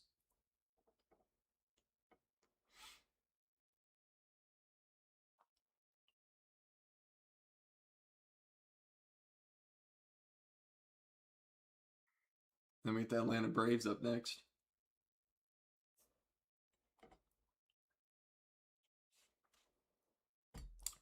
Braves take Brady Hamilton, Wichita State, a right-handed pitcher, 6'2", 195 pounds. So not seeing, I mean, there's still some high schoolers getting drafted, and I'm sure they might be getting a solid amount of money, but have not seen any really big-name high schoolers drafted in a minute. So definitely something to monitor. If I don't know, I'm losing my voice. It's kind of weird, but just like Anthony Murphy that we talked about a little bit. There's some other obviously high-end high school guys that are probably going to cost a lot of money to sign and pull them away from their college commitments. But we'll have to see. The Rays take Mason Bigsby from Oklahoma, right-handed pitcher, 6'7", 239 pounds. And then we get the Cardinals up next, already nearing halfway through round 14.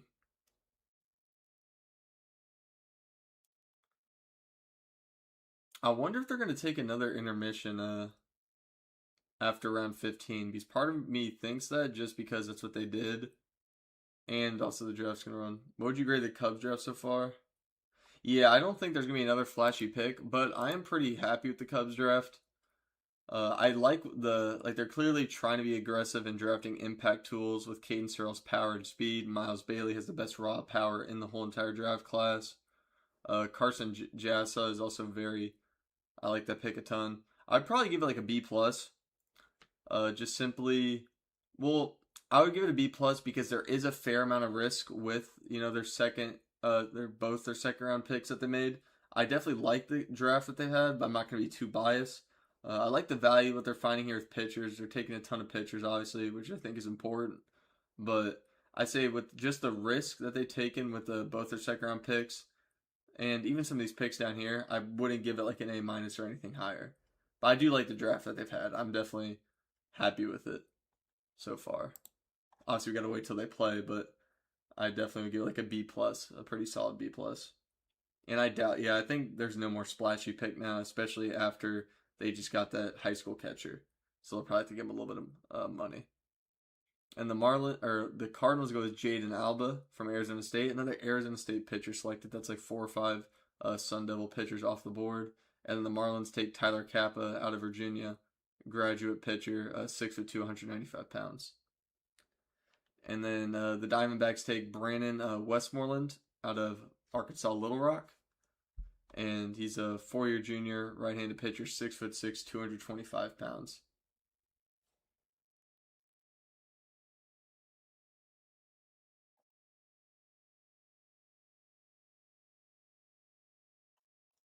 I have a feeling they're going to do like another intermission after round 15 though, because at the pace that this is going, I feel like it would get done way faster than 7:30 it said. Just simply because like they've restarted the draft at round 11 at like 3:40, and we're an hour in, and we're about to be through 4 rounds here probably before it gets to 5 p.m. It's like an hour 20 minutes to get through 5 rounds. Yeah, I definitely think they're gonna do another break. We'll have to see though.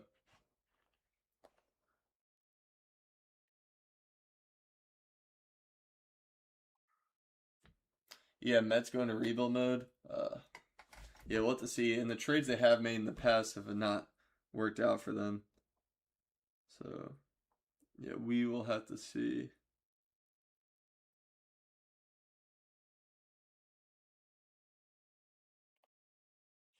And if you guys are in the stream and aren't subscribed to the channel, please subscribe. I'd really appreciate it. And also like the stream as well. Just would help the channel out in general. And yeah, I really appreciate the support for the stream today and if you were in the stream yesterday. And the Giants go with Alex Solis here, Houston, Texas pitcher. 6'1", 190 pounds. Right-hander.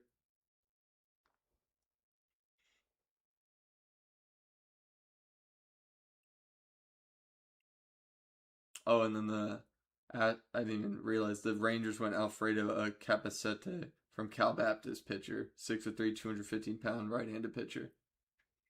And the Royals go Banks Wickersham from Fort. Geez, this is a lot. Fort Dorchester High School in South Carolina, right-handed senior catcher. And then the Mets go Zach Crotchfeld from Troy, Alabama, left-handed pitcher, 6'3", 225 pounds. These names, man. These names.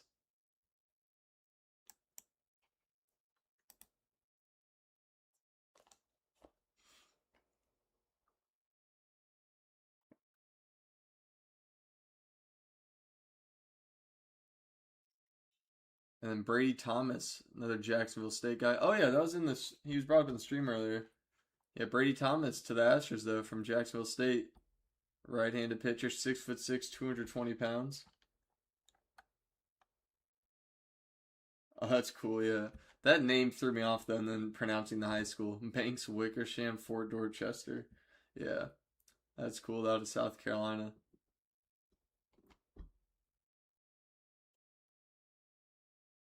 The Reds go with Ray Ladd from Radford, Virginia, 4-year junior. 6'6", 235 pounds, right-handed pitcher.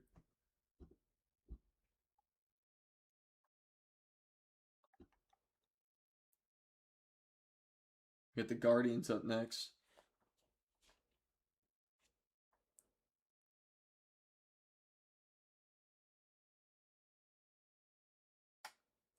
Carson Lane out of UNLV, 6'3", 212-pound right-handed pitcher. So definitely a ton of pitchers being taken. There's one catcher. That was the guy from Fort Dorchester. And then other than that, wow, it's been straight up pitchers this round pretty much. Lorenzo Carrier was the outfielder that got taken with the first pick in the 14th round, and it's been pitcher, and then Banks Wickersham was the catcher. But it's just been straight up pitchers ever since. That's interesting. They get the Red Sox up.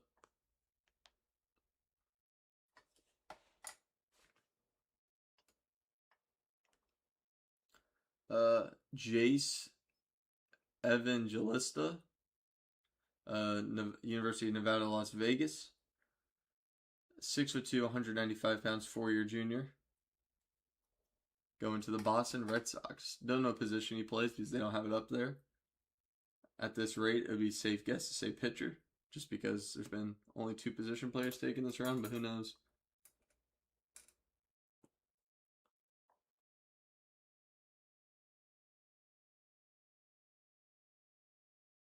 Oh, he was a two-way guy? Dang, I did not remember that. Looks like they're going to have him pitch, though. I guess you never know. It depends what the Astros want him to do.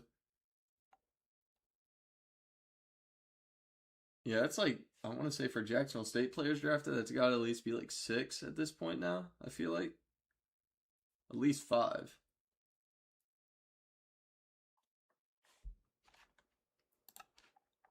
And then the Padres go with Ty Brochbill from High Point in North Carolina. Right-handed pitcher that's 6'1", 185 pounds. And then the Tigers go with Edwin Alicea from South Florida. Left-handed pitcher, 6'5", 240 pounds. So that's a big lefty. Big time left-handed pitcher. And now the Cubs are up. Let's see what my Cubs do here in the 14th round.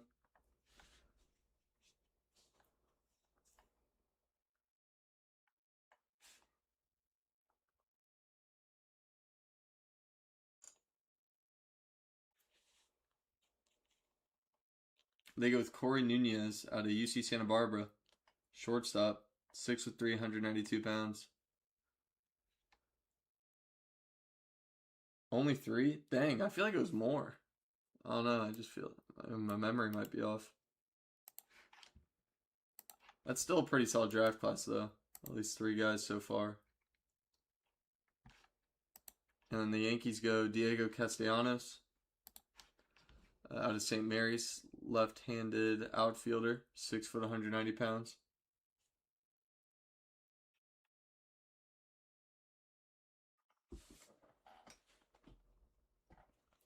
Now the Phillies are up. We're already nearing the end of the 14th round, though.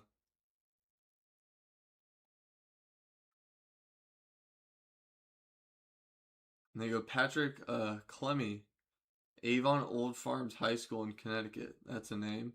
6'5", 215 pounds, left-handed pitcher. How about that?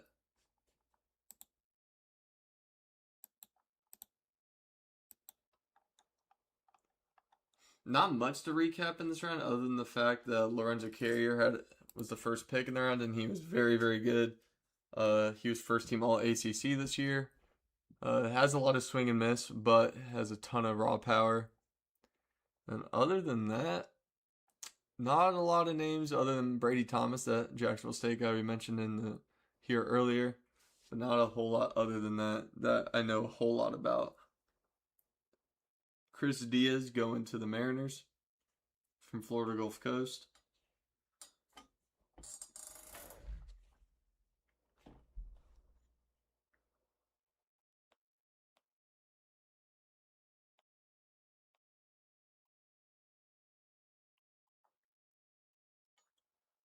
We'll have to see here what the Brewers do.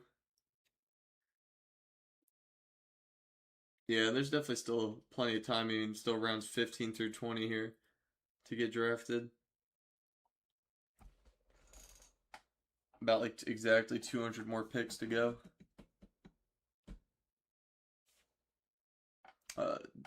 Dante Bell II from Millikan High School in Cali, left-handed pitcher, 6'2", 170 pounds, going to Milwaukee.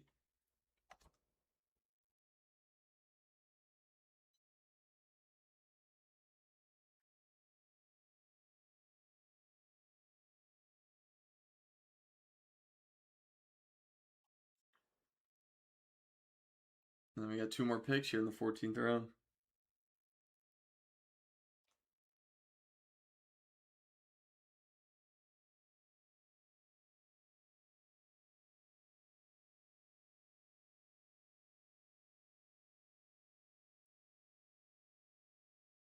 See what the Blue Jays do here.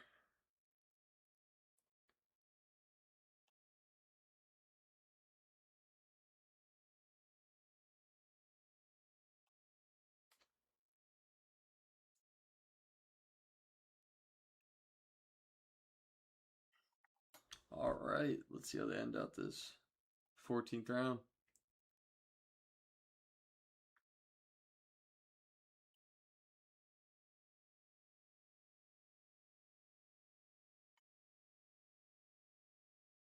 Connor Kelly from Texas San Antonio going to the Blue Jays, 6'5", 245-pound right-handed pitcher.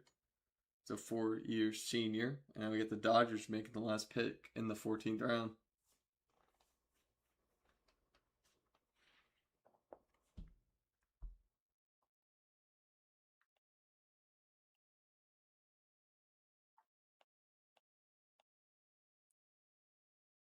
Oh, they already had Rock Chalosky throw out the first pitch today. That's cool. I just saw that on Twitter. Ryan Rodriguez from out of Houston, left-handed pitcher, 6'2", 285 pounds, being the last pick of the 14th round, going to the Dodgers. Yep, Patrick Clemmy to the Phillies. Yep, left-handed high schooler, 6'5", 215 pounds. He's got a big frame.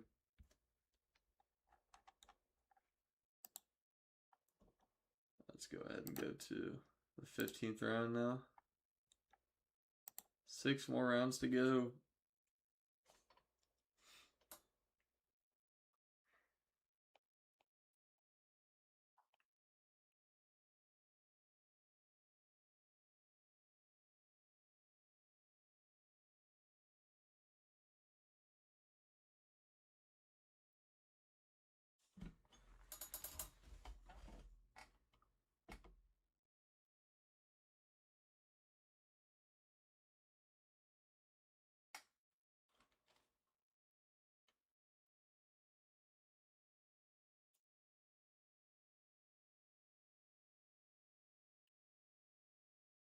is it good being drafted in this 15th round?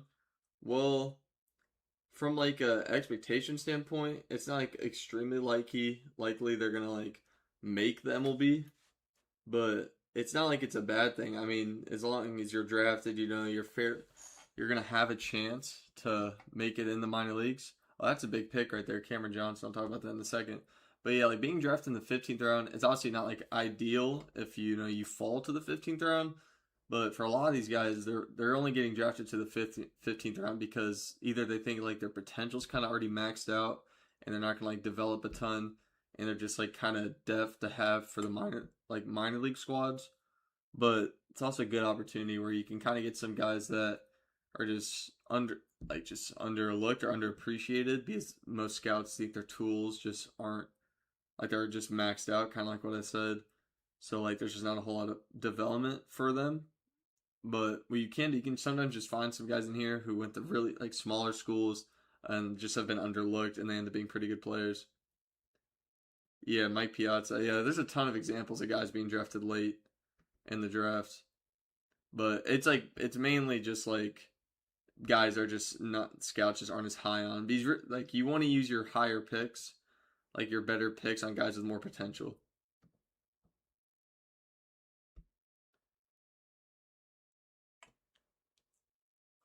Yeah, this is big though. Cameron Johnson, the last guy ranked in MLB's top 250, uh, pitcher out of Oklahoma. He was actually a big time potential first round talent back when he was a high schooler.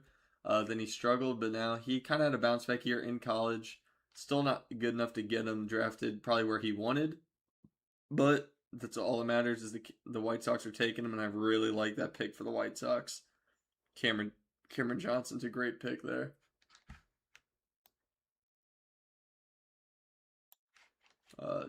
Francisco Rivero out of Canyon del Oro High School, right-handed catcher, 6 foot, 215 pounds, and then we got Charlie Scolvin out of Toledo College, shortstop, 4-year junior, right-handed, 6'1", 185 pounds.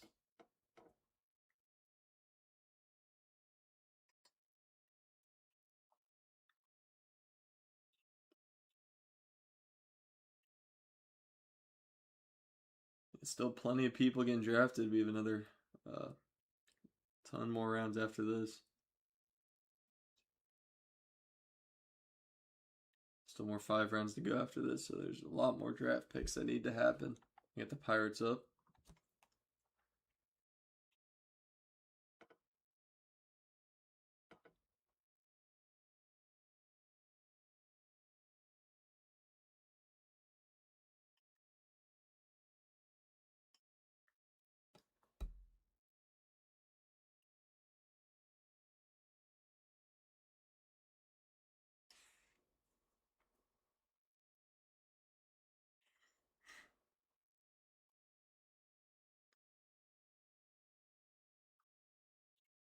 Cameron Jackson, shortstop out of Georgia Premier High School in Georgia. Switch hitting high school shortstop, 6'1", 180 pounds. Oh, that's awesome. If Julian Saborin gets drafted, that's cool. Yeah, we'll see. And there's still like another almost just now under like 200 picks to go. Definitely hoping for the best there.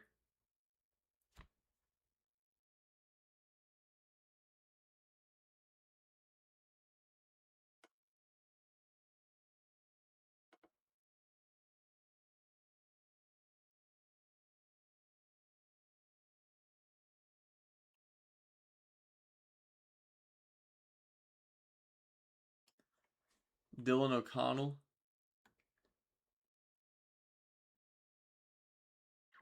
Yeah, that's a really good point. Like, especially what changed the draft now is like with NIL money, like these kids, like even if they are like pretty solid draft prospects, they don't really necessarily, yeah, commit to Oregon State at that. Yeah, that's a really good opportunity.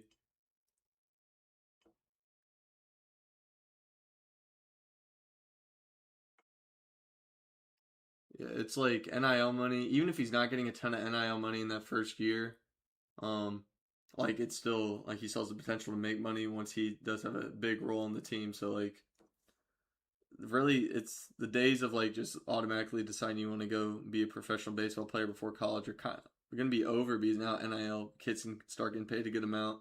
It's not going to ever probably hold back. There's not enough NIL money in college baseball to hold like the top talent back, like those guys that are first and second rounders. But it definitely can hold back like just normal commits that aren't like insanely high ranked and highly touted. But just for some of the picks here, Braden Smith out of Central Florida going to the Orioles, 6 foot, 195 pound, right-handed pitcher. Dylan O'Connell, another guy from Wisconsin, Milwaukee, 4-year junior, right-handed outfielder, 5'10", 190 pounds. And then Caleb Klein out of Southeast Missouri State University, 6'1", 200 pounds. They didn't have his position listed yet.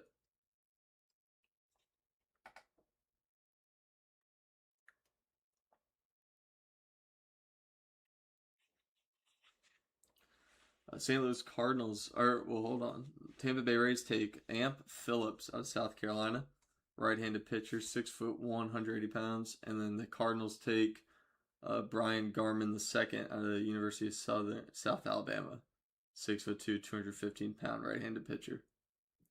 And then another Arizona State pitcher selected Colin Linder, 6'4", 235 pounds, 4-year senior right-handed pitcher.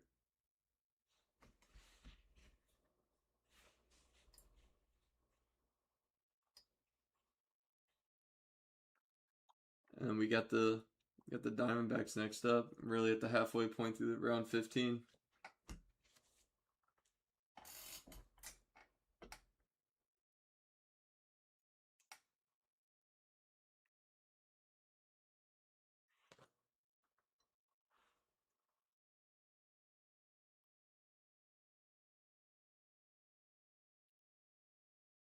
Andrew Evans to the Diamondbacks from Southern Illinois, right-handed pitcher, 6'6", 225 pounds.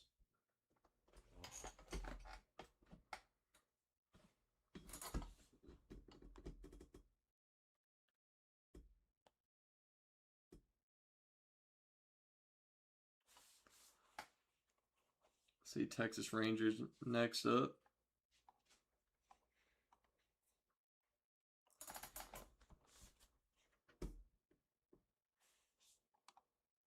Landon Brewer from Minden High School, Louisiana. 6'3", 180 pounds. They do not have his position up yet, but there's been a ton of pitchers getting taken. Just a ton of pitchers. Drew Smith out of Oregon going to the Giants, third baseman. 6'2", 201 pounds.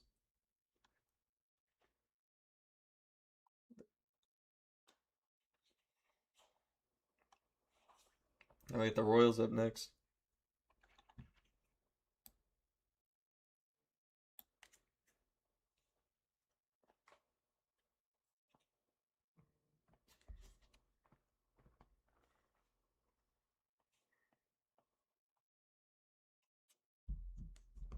See what the Royals do here.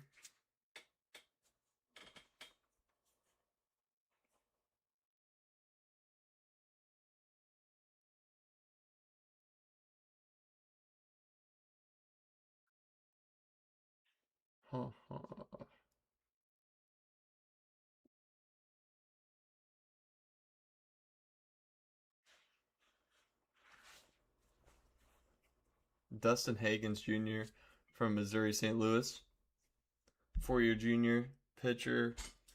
He's a right-handed pitcher, 6'1", 185 pounds.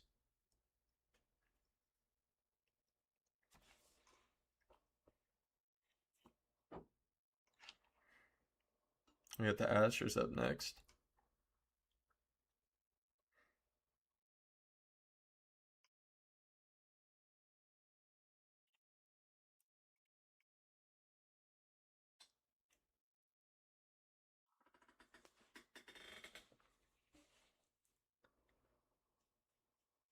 It's still the same for players drafted after the 10th round.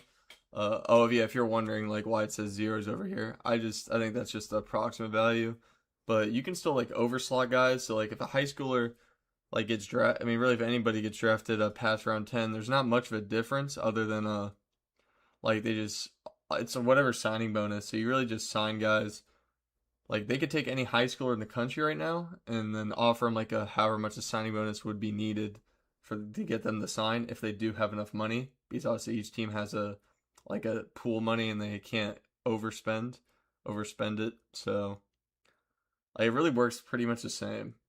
There's not like much of a difference other than the fact that it's usually not you don't see as many like high signing guys past round 10.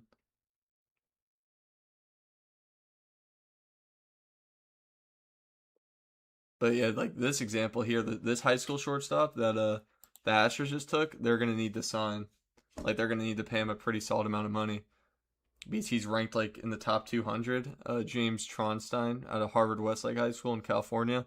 Like they're gonna need to pay him some money, like over like the allotted slot. Like I could go look up what.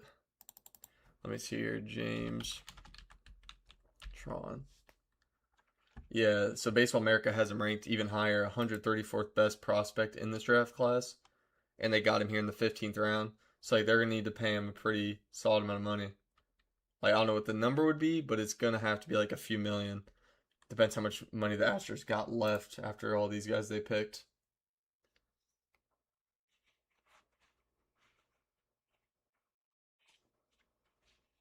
Yeah, of course.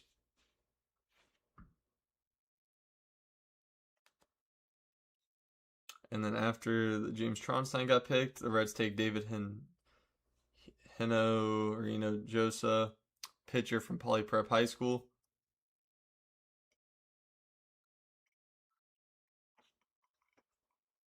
And then Northwestern Illinois shortstop Ryan Kucherek going there. Yeah, I think it would have to be a pretty solid number for James here. So let me see where he's committed. Let me go back and see. Yeah, he's committed to Vandy, so they're probably already paying him pretty solid NIL money. Like that would be my best guess. But then we got Alejandro Garza here from Cal Poly, third baseman, 5'9", 175 pounds.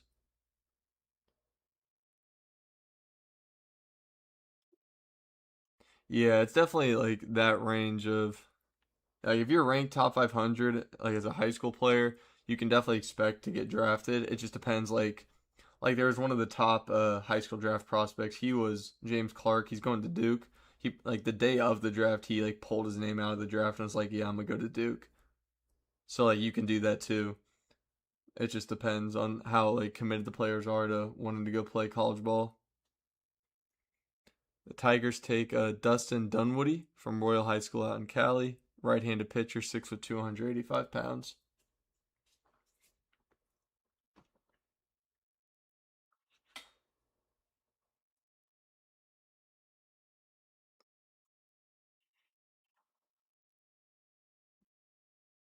Now the Cubs are up. Let's see what my Cubs do here with the 15th pick they've got.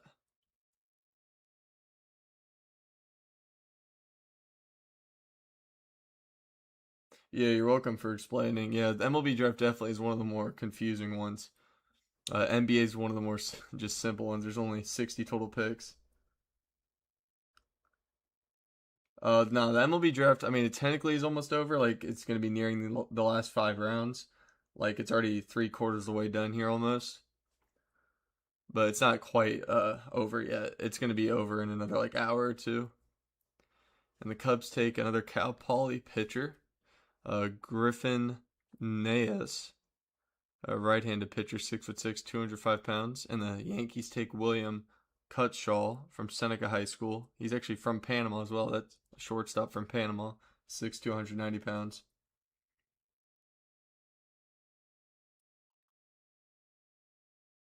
And the Phillies are up next.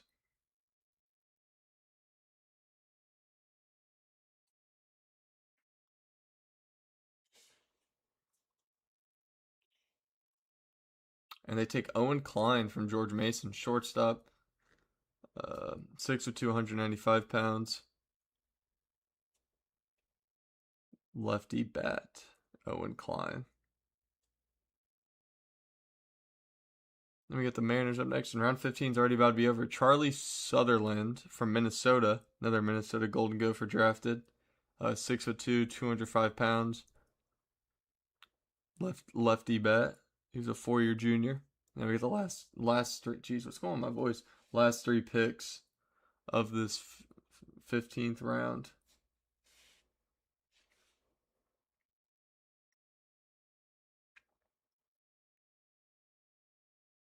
The Brewers are up next.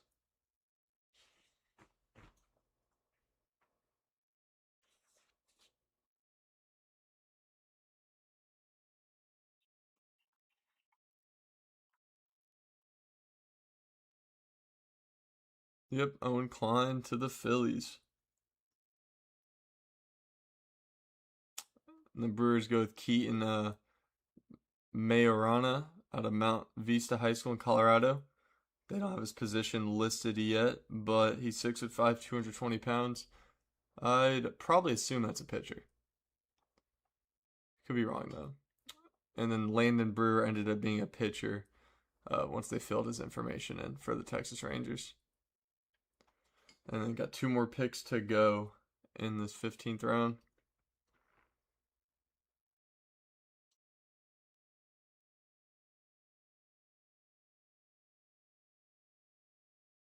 Oliver De La Torre out of Cal, right-handed pitcher, 6'4", 215 pounds, going to Toronto Blue Jays.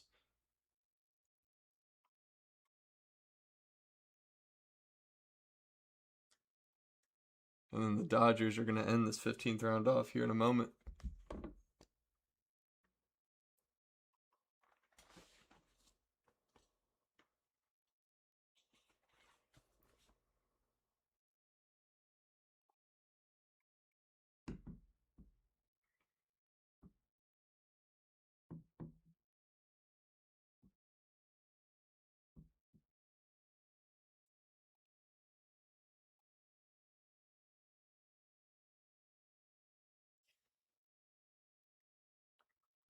Let's see what the Dodgers do to end off this round.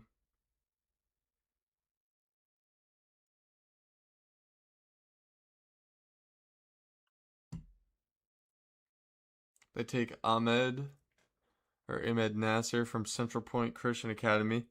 He's from Venezuela. That's interesting. Left-handed outfielder, high school senior, 6'4", 191 pounds. I'm going to see if I can see anything on his name.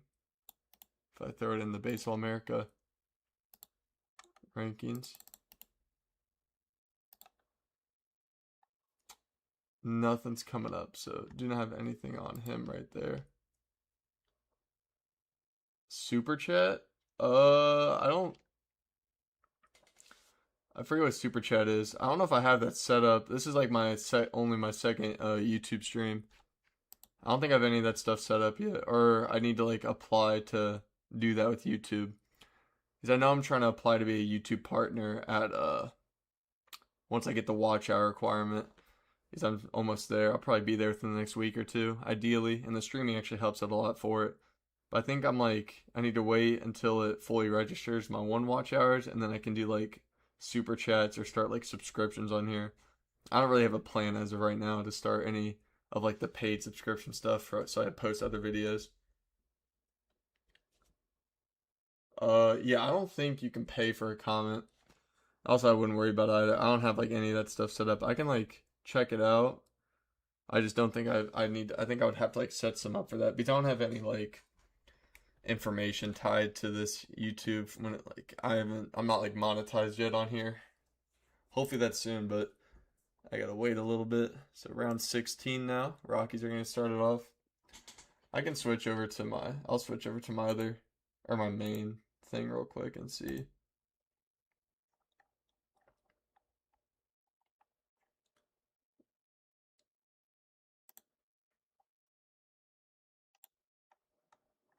Yeah, I don't think it says anything about a super chat. Or at least like I've switched over to controlling the stream on my YouTube account, but it doesn't say anything about that. That's something I'll work on in the future though.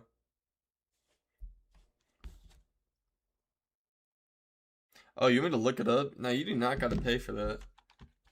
Yeah, you do not need to pay for me to look up. So I think I was gonna look up. What's the last name? It's Julian. Yeah, I'm not. You do not need to pay me or worry about that.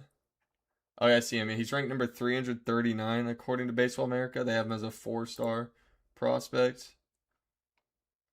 And yeah, committed to Oregon State. I'll just copy and paste in chat what the report is. Here.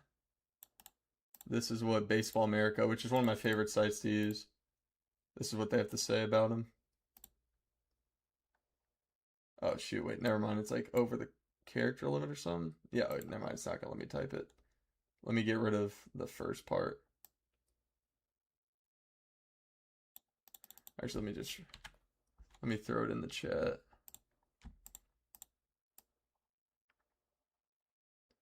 Let me do it.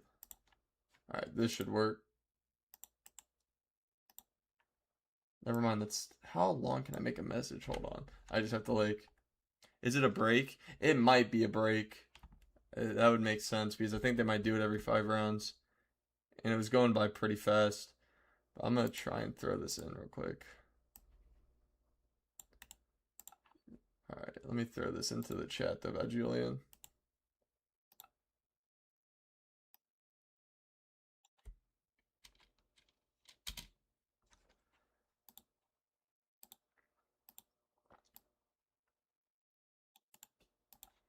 All right, that was the first part, and then this last one that I'm sending in right now, it says confidence in his low 80 slider. And let me send the last part.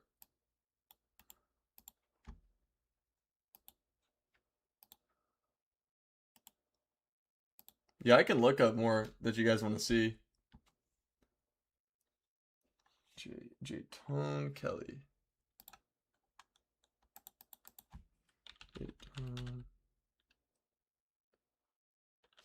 I don't see nothing's coming up for, he's not in like their top 500 draft database for J-Tone Kelly. Oh wait, let me make sure I typed it in right. Maybe I typed it in wrong. Nothing is still coming up for him on the J-Tone Kelly.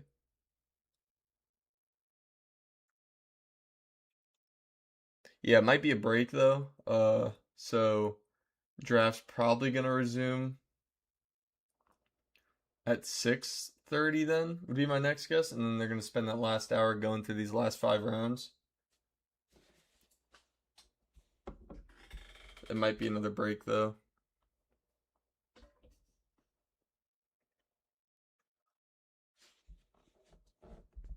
That's what it's looking like as right now since no pick's been in for pick 13.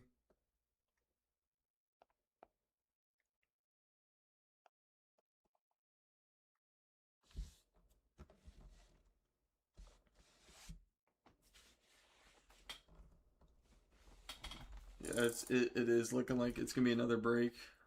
I'm still keeping the stream up all the way through, kind of like how I did for the last break. Yeah, of course.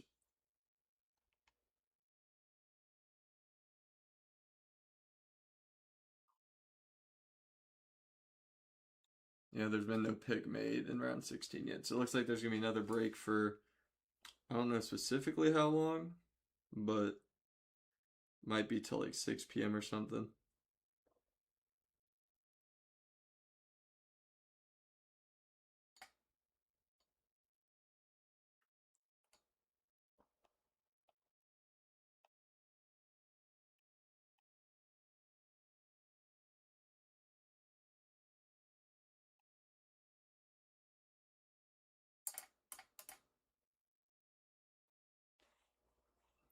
Five more rounds to go.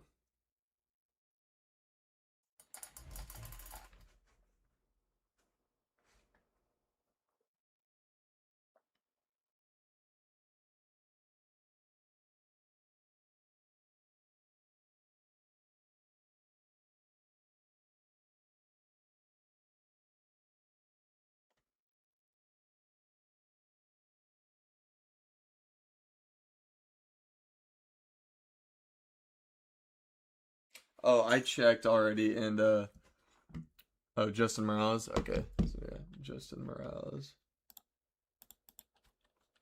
Justin Morales.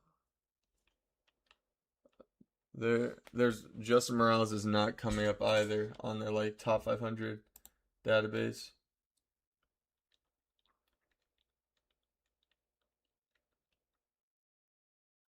Gotcha. Grayson Ash. Let me see if I can. I'll look him up. Grayson.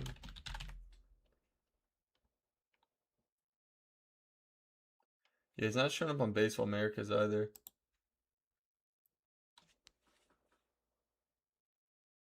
Yeah, led the team in RBIs, the real deal.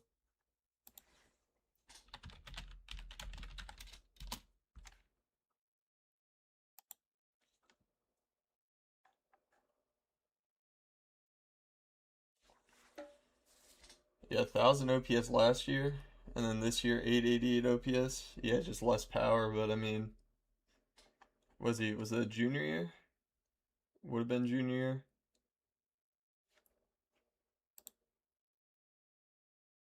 Yeah, I couldn't find anything on Justin Morales. Just in the top 500 database on Baseball America.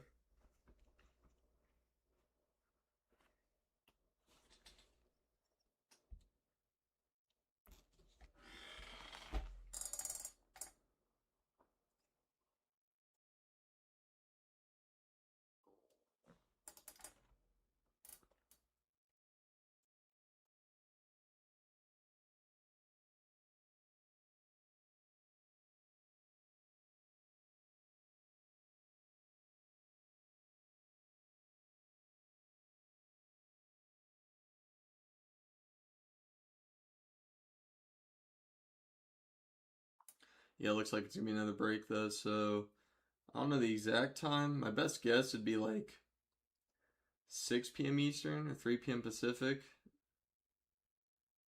That would just make the most sense to me.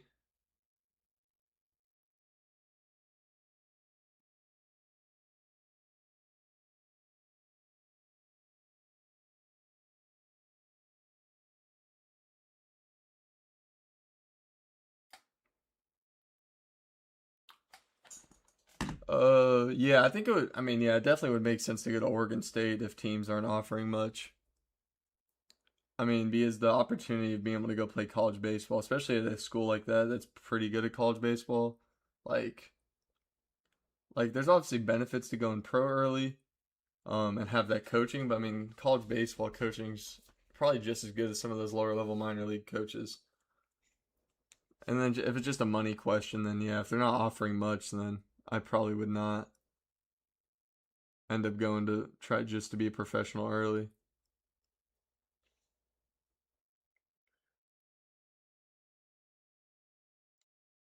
Maybe ranked 15th and was ranked 20 as a D1 catcher. He's a graduating senior. Yeah, he should.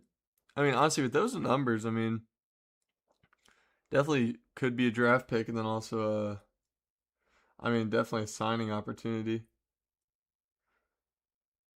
They play pretty good competition. Jacksonville State does at least, and those numbers are pretty solid.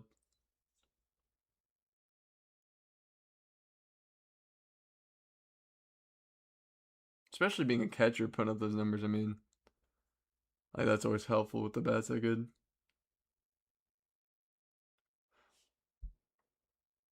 Jacob Webster is your. Uh, where is he?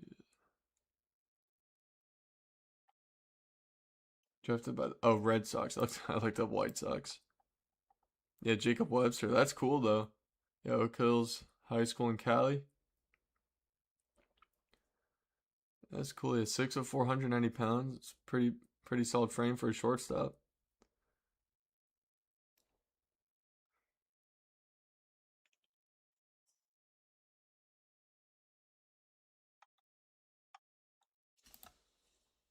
Yeah, draft is on a break.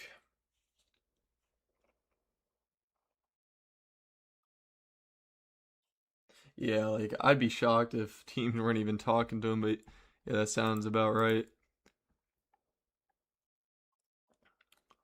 Cardinals.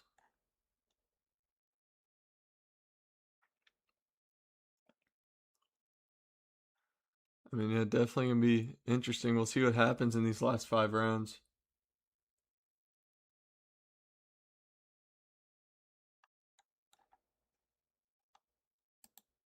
Oh wait, no more break. Rounds looked like it was just a short break. Round 16 has begun. Sam Larson, Tulane, right-handed pitcher, 6'4", 205 pounds. So thankfully the break was actually not that long this time. Yeah, but 9 other teams talked to him. Big deal. That's that's good. We'll have to see what happens here in these last 5 rounds. But Darren Horn from Coastal Carolina, pitcher, right-handed, fifth-year senior, 6'4", 200 pounds. Thankfully, the break actually did not last that long. So we're back in action here, round 16.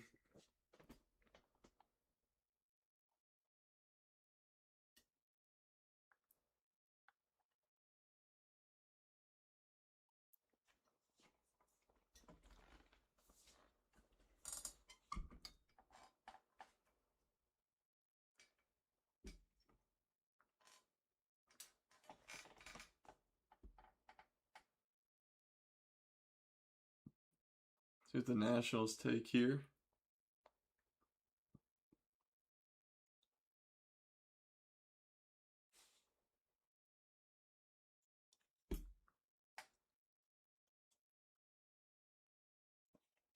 Oh, there goes Anthony Murphy. There it is. That's what happens sometimes in these later rounds. Teams that got money, they take a shot and they go get Anthony Murphy from Corona High School, committed to LSU.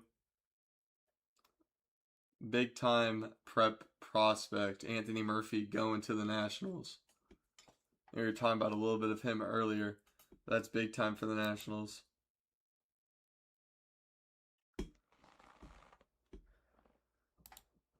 That's huge, though. Nationals getting Anthony Murphy. That's definitely going to be the best pick of this round. But you never know. We can see what else can happen. Connor Matheson, or Madison, from Kentucky, right-handed pitcher, 6'2", 195 pounds. How about that, though? Anthony Murphy going in round 16. Like, that's the difference. So, like, sometimes, like, that's a good example. Like, if a team had the money like the Nationals, and I guess an example here, too, but this is a college example, taking him later just because he fell, Grant Govel, right-handed pitcher from USC. If they got the money, they'll just spend it on him versus because you got to spend it somewhere in the draft class. Actually, let me see how that worked out for them. Yeah, that checks out though because honestly, like probably paid normal money there, normal money here. Maybe could underslot a little bit here. Uh, maybe overslotted a little bit here, but other than that, they haven't really spent a lot of money. So it makes sense that they're able to probably save some money here with these picks. And then yeah, take Anthony Murphy. That's huge though. And then Robert Orlowski from Texas Antonio, 4-year junior, 6'4", 195 pound pitcher, right-handed pitcher.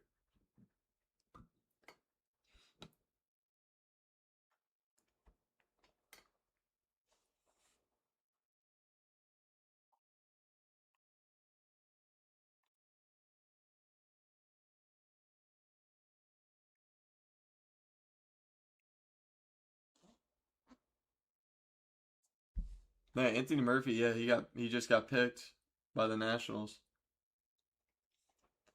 He just got, or what do you mean already?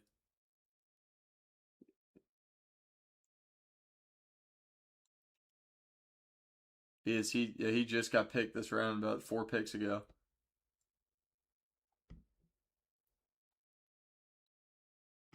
The Angels draft, I really like what they've done. I can pull it up right here. I really like their first 2 picks. I mean, I like their top 5 or top 6 picks. I like a ton, especially Jackson Willis here in the 5th round. I think is really good value. Like Garrett Wright in the 8th round. Trevor Hanson's a good pick.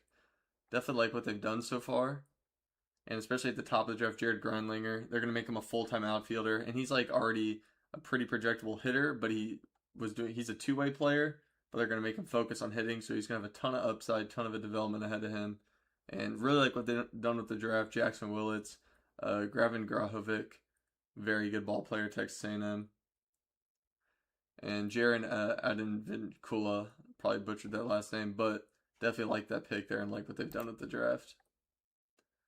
But Braden Fry from Cranford High School, New Jersey, 6 foot, 165 pounds. They don't have his position listed yet, but going to the Orioles. Tyler August from Liberty, right-handed pitcher. He's a 4-year junior, 6'3", 250 pounds.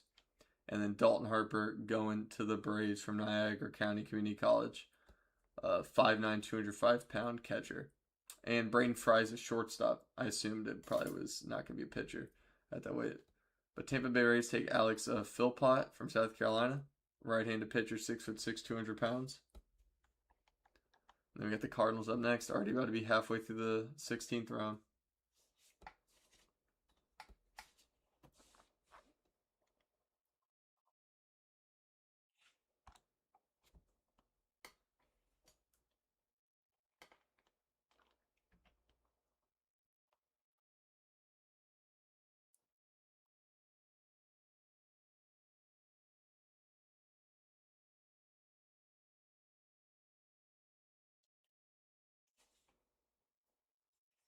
Let's see who the Cardinals take here. They go with Dallas Moran from Stetson, right-handed pitcher, 6'1", 185 pounds.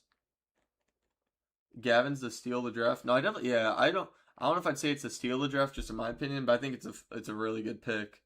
Uh, Texas A&M's had some really good ball players developed lately, and it's a really good pick. I mean, I don't think that's a crazy take. People saying he's the steal of the draft, but I probably wouldn't call him the steal of the draft just because I feel like I'd almost have too much bias for Texas A&M players because I'm a fan of their football and baseball. But I definitely think it's a really good pick for the Angels, though. That's the best part about the MLB draft. I mean, like you can really just since I'm a Cubs fan, like last year our first round pick, he's just started playing games now as of like 2 weeks ago, and he's in low A. But our fifth round pick was a high schooler and he's 19 years old and he's already in high with the OPS over 900. So like they basically just swap spots. So that's what's cool. Sometimes your best player in your draft class might be like past the third round or right in the third round.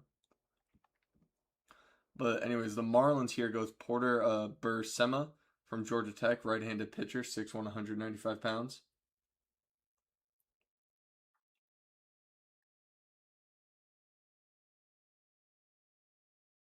And Jacob Wester. Yeah, exciting to follow him. Yeah, that's the best part about this draft and doing a live stream, hearing some of the names you guys are talking about. I'll be able to remember that and follow them a little bit more.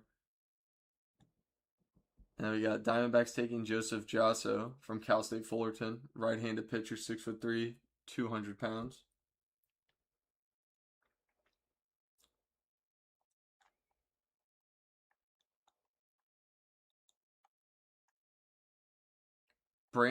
How about Crabtree? Brandon Crabtree from wow, okay. Catawba Call, North Carolina. I need to learn how to pronounce that. But 6 foot, 200 pounds. They don't have his position up yet. Uh, Maybe like a third baseman or something. I don't know. But God, how do you pronounce that last name? Catawba. Am I tripping? Catawba. Yo, I'm not even gonna try anymore. All right. Oh, Dalton Wentz. There's an overslot opportunity from Wake Forest, third baseman, switch hitter. Dalton Wentz, ranked number 165 in the draft class according to MLB.com. 6'2", 215 pounds. He's a 4-year sophomore, switch hitting third baseman, out of Wake Forest. So that's a good pick there from the Giants. Good overslot opportunity. They had some money left over.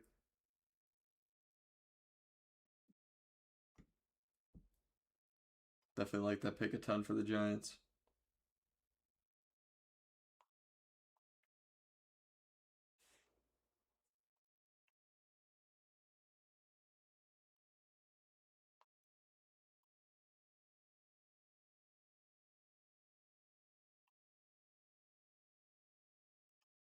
Royals go with Dylan Alonso from Troy, right-handed pitcher. He's a 4-year junior, 6'4", 228 pounds. Oh, yeah, that's cool. Yeah, when I went to high school with a draft, he was the grade above me, but he got drafted. And then other than him, there was another draft pick from somebody 2 grades above me. Yeah, that's always cool seeing how big the MLB draft is. There's a ton of people that get drafted every year. And the Mets have Gavin Goodry here, pitcher out of LSU, 6'2", 184-pound right-hander. And the Astros go with Rayshawn Galloway from Texas State. Right-handed catcher. He's a 4-year senior, 6 foot, 193 pounds.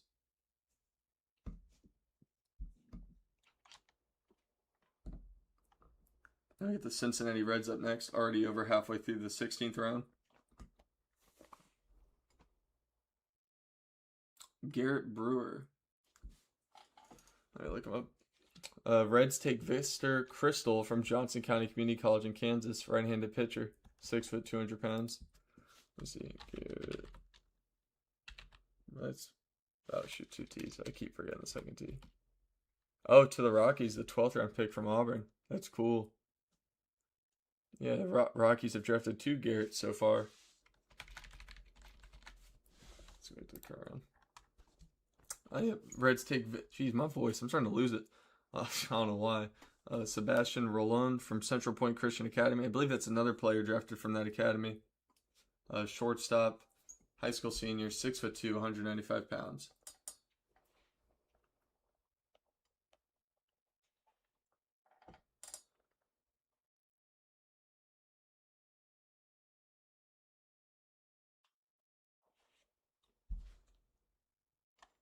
Got the Red Sox up next here.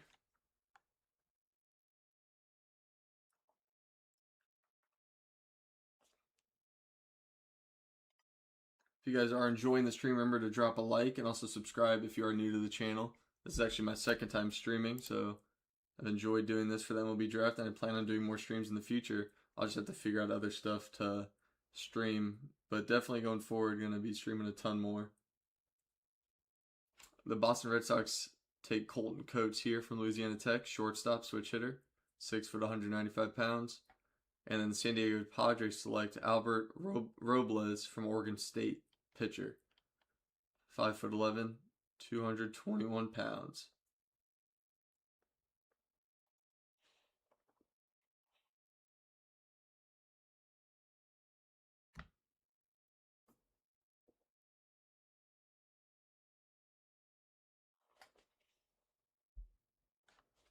Let's see what my Cubs are going to do here in a second after the Tigers make their pick.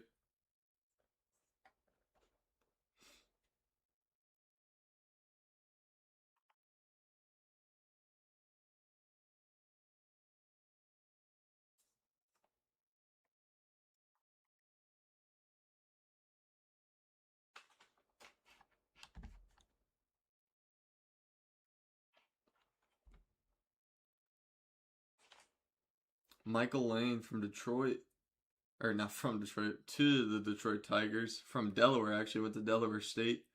6'1", 205-pound right-hander, 4-year junior out of Delaware State, going to the Detroit Tigers. Now the Cubs are up. Let's see what they do. I'm sure they're going to go pitcher again. I'm not complaining that we need pitchers. We do need pitchers.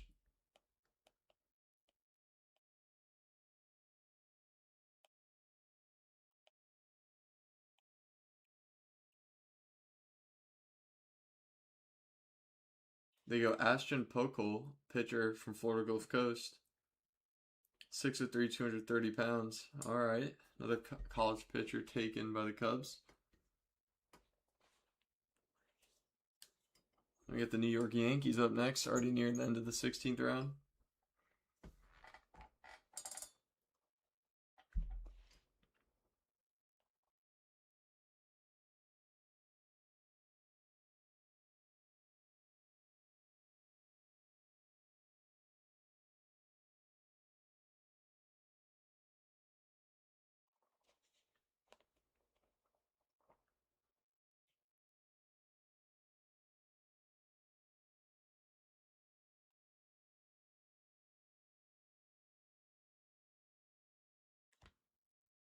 Let's see who the Yankees take here.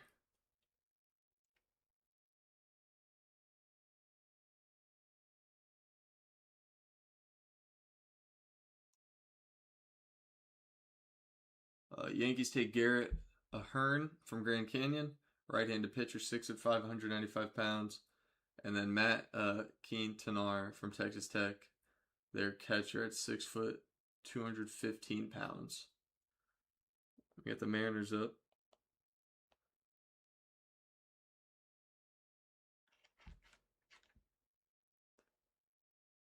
They don't even, okay, there is his name. It didn't show for a second. Chris Torres from University of South Carolina Upstate. Left-handed throw and left-handed bat, but they do not have his position there yet. So we'll have to wait and see once that updates.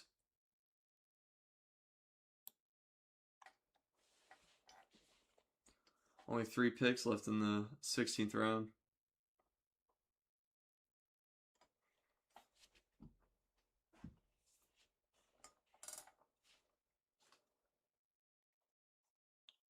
See what the Brewers do here.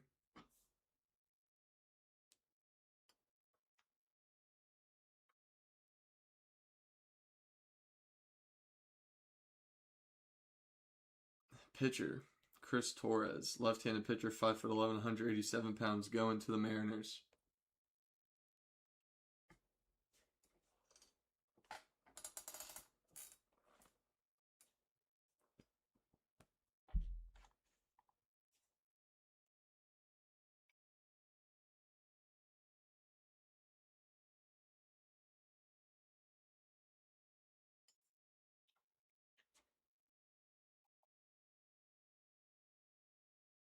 So looks like the Cubs picked a closer here in Ashton Pokel.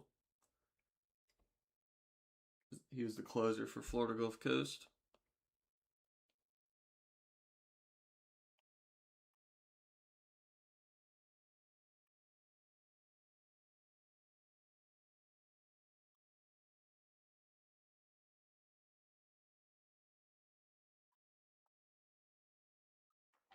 There we go, 2 more picks off the board. Braden Havard from George County High School, Mississippi.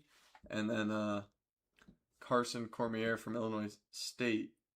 A pitcher, we didn't know what position Braden Havard is. I assume it's probably a position player. We'll have to see once it pops up. But Carson Cormier, 6'6", 235 pounds. 4-year junior out of Illinois State. And we have the Dodgers making the last pick here in the 16th round.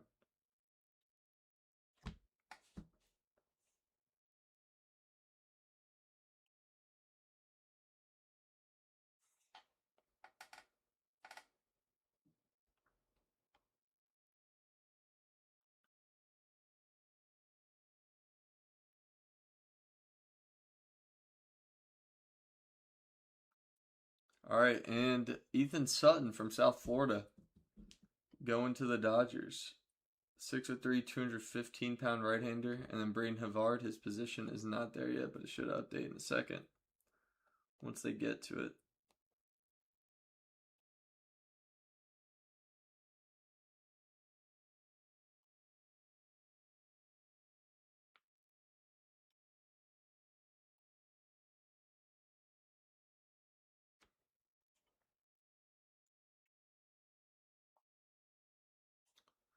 All right, are they going to update his position? Oh, let's skip to that, but can we see? About to start round 17, but let me see if they give him. And he's a pitcher. Braden Havard is a pitcher. We're already to round 17 now. Got 4 more rounds to go until the MLB draft is done.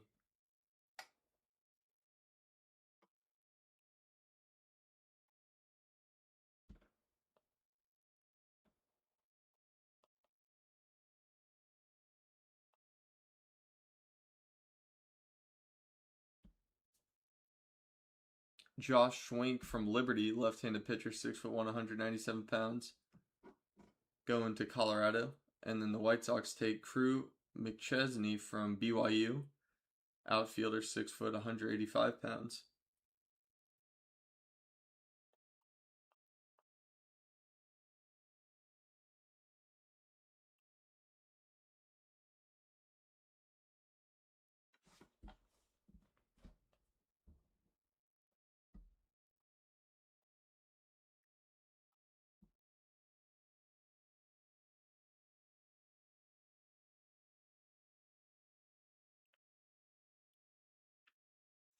Isaiah Gallison from Houston County High School in Georgia, going to the Nationals.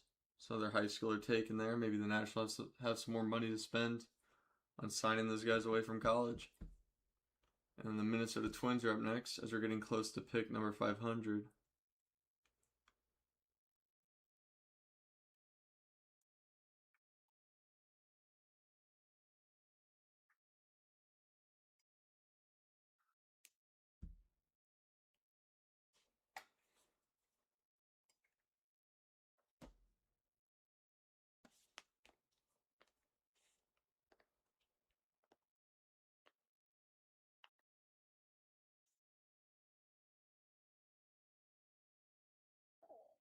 Hideki Prather from Cal, catcher out of Cal, 5'10", 195 pounds, 4-year junior, going to the Minnesota Twins.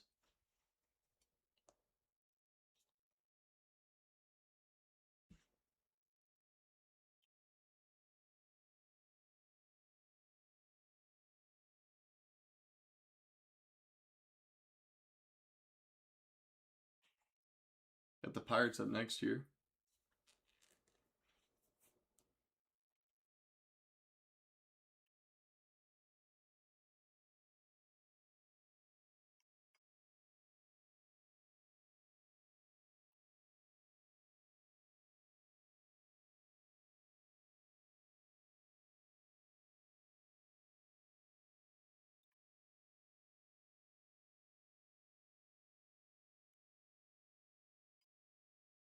Nathan Hellman from Kennesaw State, 6'4", 200-pound right-handed pitcher, 5th-year senior from Kennesaw State.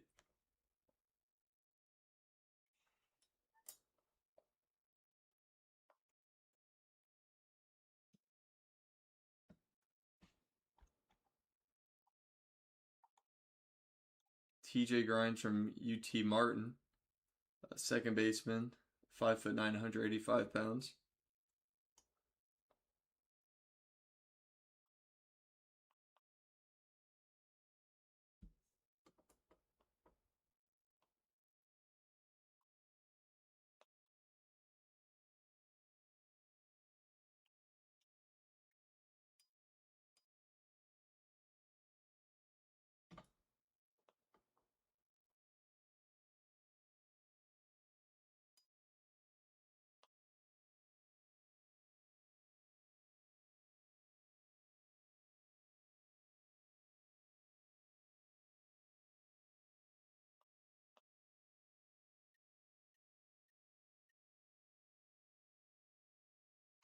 Diego Gutierrez from San Diego, right-handed pitcher, graduate pitcher, 6'2", 295 pounds. And another Florida Gulf Coast player drafted, Javier Garstola, third baseman, 6', 218 pounds. Going to the Athletics, and Diego Gutierrez going to the Orioles. Got the Atlanta Braves up next with pick 502.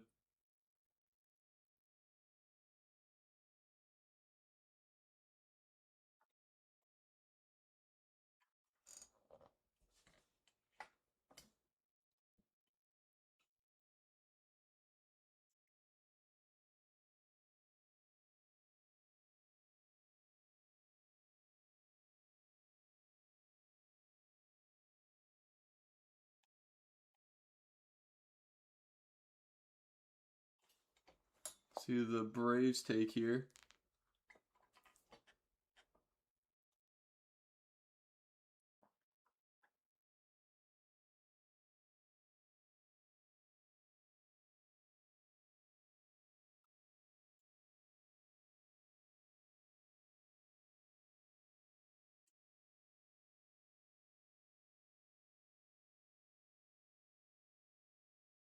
Two picks off the board now. So the Braves just took John Demonzonio, from St. Mary's, right-handed pitcher. He's a 4th-year senior, 6'2", 225 pounds.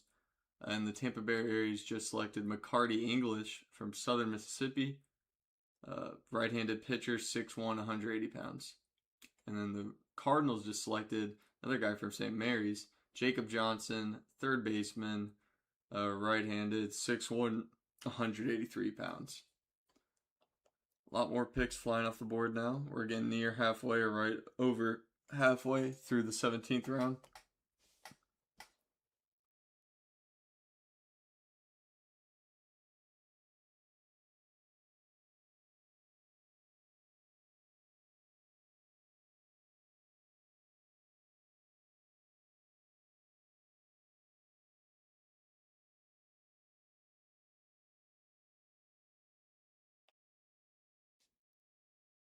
Duke McCarron from St. Joseph's, Pennsylvania.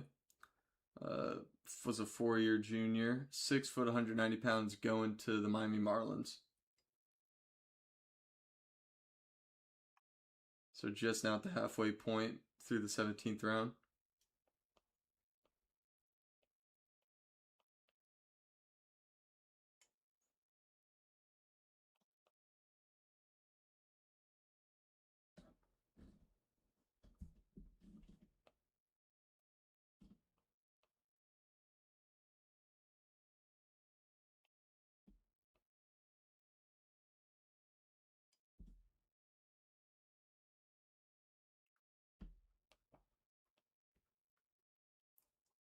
See who the Diamondbacks go with here. Check J-Ton Kelly again, not for the draft, just to see if he's up. Oh, okay, I got you.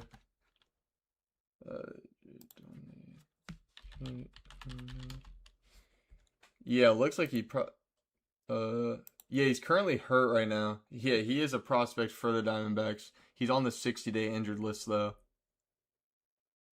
Oh, he's from Aruba. That's cool. Yeah, he's just currently injured. He pitched this year in 3 games, only in 8 total innings, 9 strikeouts, and 9.72 ERA. So a really small sample size. He's barely played, but he did go on the injured list, unfortunately. And the Diamondbacks take Rylan Alanes from Trinity High School in Texas. Shortstop, right-handed shortstop, 5'10", 178 pounds. And then Texas Rangers take Colin Cobb from Williston State. Call community. I don't know what just call. And then it's a JUCO, so community college. And then he's 6'3", 195 pounds.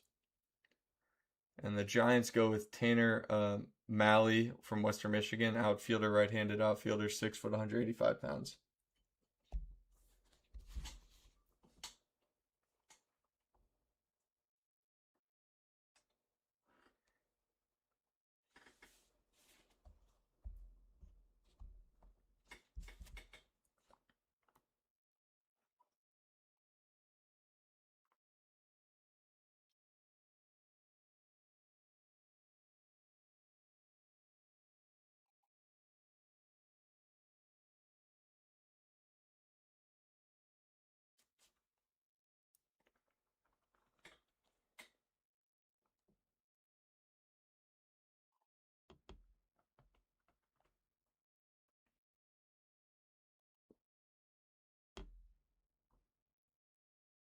Topps Chrome Update Baseball coming out July 22nd. That's getting closer. The Mets take Cooper Dossett out of Arkansas, a right-handed pitcher. He's a 4-year senior, 6', 210 pounds.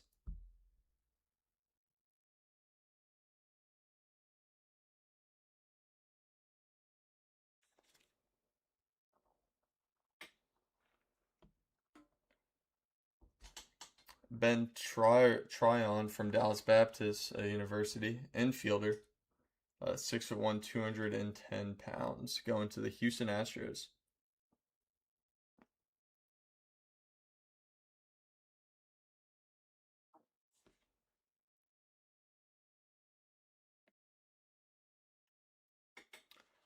The Reds take Jack Lausch from Northwestern, outfielder, 6'2", 215 pounds. Wait, hold on. Was that a... Didn't he play quarterback?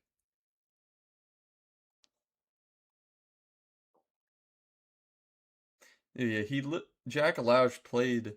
Yeah, he played QB in 2024 for Northwestern. That's funny. Yeah, he was the two-sport athlete ever. Yeah, Jack Lausch just picked up by the Reds. He played quarterback in how many games did he start? Doesn't say, but he had 7 touchdowns, throwing 8 interceptions in that 2024 season. It's pretty funny. And then the Guardians take Travis Lutz from Lamar University, 6'4", 230 pounds. And then the Red Sox take Alex Kranzler from Vandy, right-handed pitcher, 6'3", 219 pounds.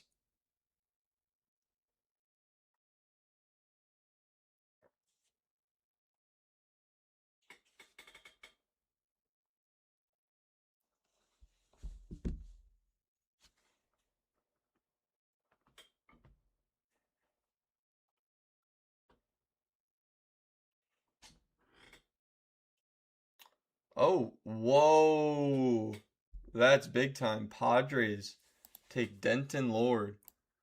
He's ranked number 80. I'll check Baseball America, but he's ranked number 80 according to MLB Pipeline. Let's see what Baseball America's got him at. They got him at 133, but they do consider him a 5-star. He's a 6'8", 220-pound pitcher. That's got a big time fastball, a curve, and a slider.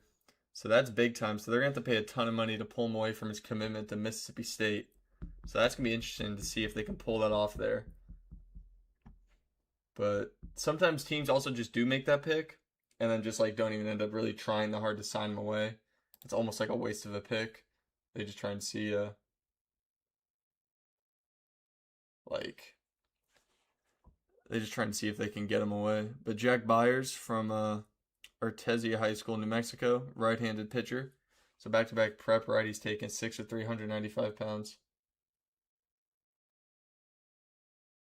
Yeah, the Jack Lausch. If you're Travis, you were talking about Jack Lausch. I knew I recognized that for a reason, and I remembered actually back.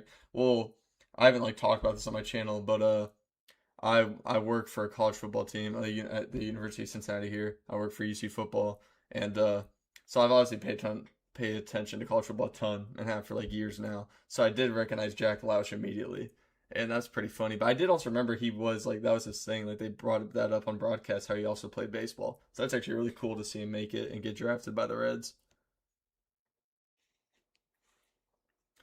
Cubs take Ryan Martin, Canadian pitcher from University of Nevada, Las Vegas, old UNLV, 6'4", 235 pounds.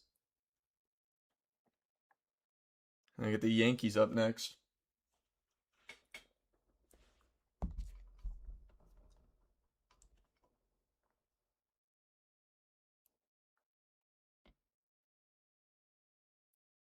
Jason Krieger from Maine University, right-handed pitcher, 6'5", 220 pounds. And now the Phillies are up next.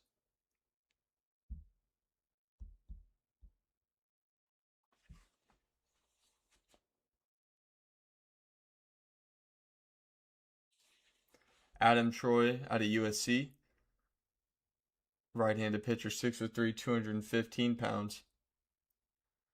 That's who the Phillies get. Now we got 4 more picks until the 17th round is complete.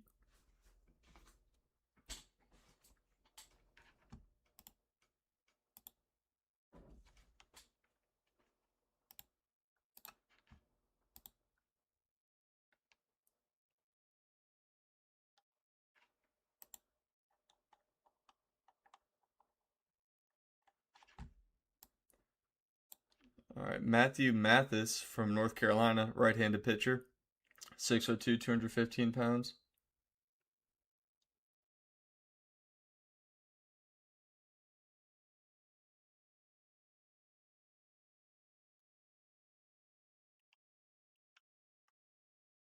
Three more picks left here in the 17th round.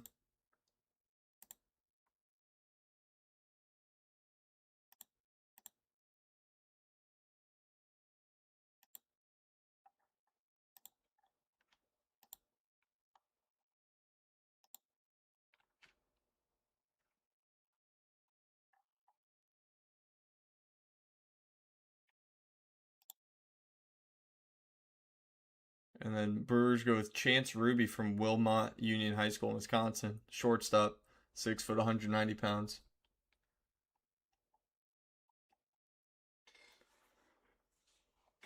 And we got 2 more picks here in the 17th round. All right, here you go, one more pick. Landon Waters from Mississippi, right-handed pitcher, 6'1", 210 pounds. And then we got the Dodgers once again, making that last pick of the round. And then we'll have 3 more rounds left, rounds 18 through 20. Oh, Durangelo Sinche just got promoted to AAA. If you got any Cardinals fans in here, the switch, or if you guys just know about him being a switch pitcher, he just got promoted to AAA Memphis Redbirds. And the Dodgers end the 17th round taking Camden Wimbish from Campbell, right-handed pitcher, 6'2", 220 pounds.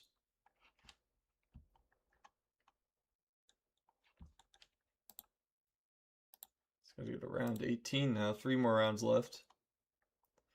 And we got the Rockies starting up stuff again.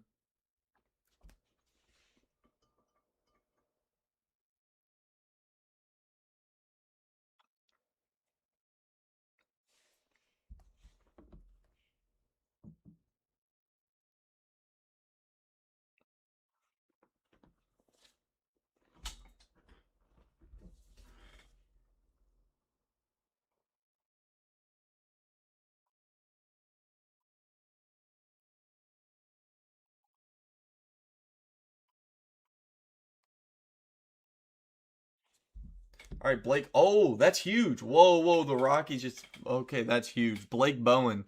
He was one of the last prep guys I was really waiting on all afternoon for. Blake Bowen, huge power upside. A really athletic high school outfielder from J. Sierra Catholic High School out in Cali. Uh, 6'3", 225 pounds. Got plus raw power. And I mean, that's just big time for the Rockies. That power's for sure gonna play in Coors Field in the future. But that's gonna be interesting to see if they can actually sign him. I don't know. I mean, round 18's a really late time to draft. I mean, I guess technically it doesn't matter, like I've said, as long as they have the money. But let's see here. What have the Rockies spent their money on? So they definitely haven't been fully like underslotting or anything. Let's see here. I mean, I guess at this point, haven't taken any other that many high schoolers. Like they took Jarrell Collazo here, Puerto Rican, and they took Gavin Swartz. None of these guys really are ranked, so they might have actually been able to scrape up enough money and save enough per pick to take a huge shot at Blake Bowen here, which would be really cool. That'd be a really good draft for the Rockies. Honestly, I might have the Rockies at one of the best drafts. I really what they've done in the top four here. Getting two really good catching prospects. Natilli being better behind the plate than Daniel Jackson, but Jackson's bat is very, very good. And also, if they can get a really high upside high schooler and Blake Bowen, and also a pretty high floor bat and Lorenzo Carrier here late, like in the 14th round, I really like what they've done at their draft. And they've got a pretty solid amount of pitchers too, so that's definitely great on them. And then Jackson Bergman here, I believe he's the first and only Hoosier to be drafted. Shout out to Jackson Bergman, 6'6", 225 pounds. And then Avery Ortiz from Oklahoma State, infielder, 5'11", 190 pounds, going to the Nationals.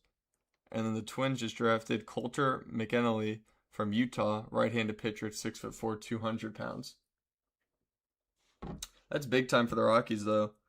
That's like, I mean, you're getting one of the best prep guys in the country, and he had a really good combine, helped raise his stock, and we'll see if the Rockies are going to be actually able to sign him. But it looks like just from a broad view of who they drafted, definitely think they could have saved up enough money to pull him away from his commitment at, where is he committed to? Let me look that up. Almost forget. He's committed to Oregon State. So another fellow potential future teammate of Julian, but he might actually be pulled away now from that if the Rockies offer him enough money. Blake Bowen, yeah, he's got plus power, almost plus speed, he's got a plus arm. Yeah, just very athletic. Oh, here we go. Pirates, same sort of thing. Out Malachi Washington from Parkview High School in Georgia. Take a big time shot, and I guess they have enough money that they've saved throughout the draft to pick up Malachi Washington here. So let's take a look at him. Ranked number 118th on MLB Pipeline rankings. Yeah, and they got him as 120 on Baseball America as a 5-star prospect. Similar profiles, except Blake Bowen's a little bit more polished of a hitter, but Malachi Washington's more athletic. He's got plus speed and a plus arm as well. Definitely like this here from the Pirates. He's committed to LSU, so we'll see if they have enough money to pull him away from that commitment. But that's definitely interesting. Things are starting to get really interesting here in the 18th round now. Two big-time overslot candidates. Gunnar Garrison, pitcher from Easton High School, 6'5", 225 pounds. See, now the Athletics are up next.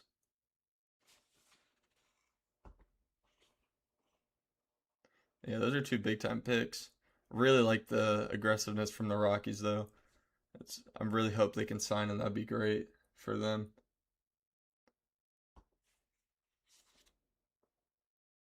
Bear Madiliak or Madilak from Kansas State, catcher, 5'9", 215 pounds, going to the Athletics.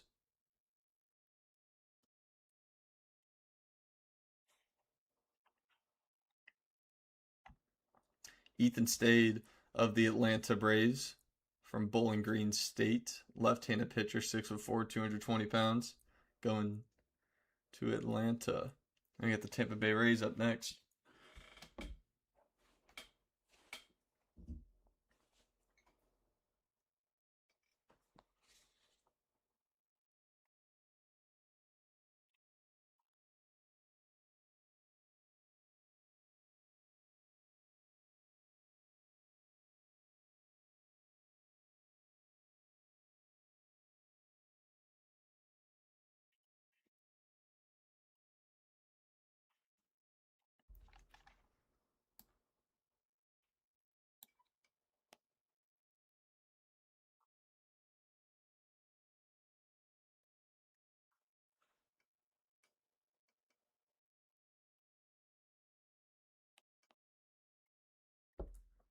right. Nate Smithberg from University of Oklahoma.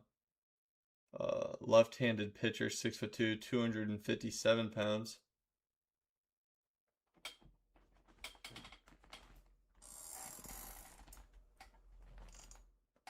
And then Gabe Camacho from UC San Diego, first baseman, 6'1", 220 pounds, going to the St. Louis Cardinals.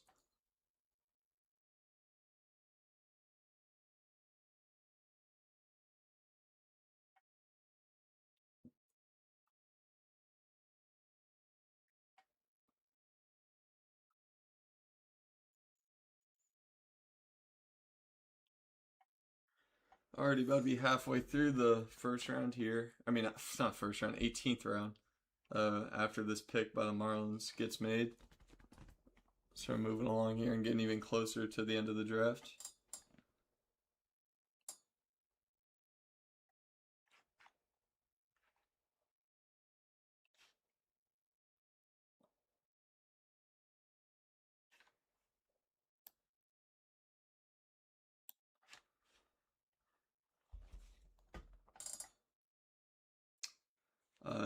Jotniel McLeod from Amarillo College in Texas.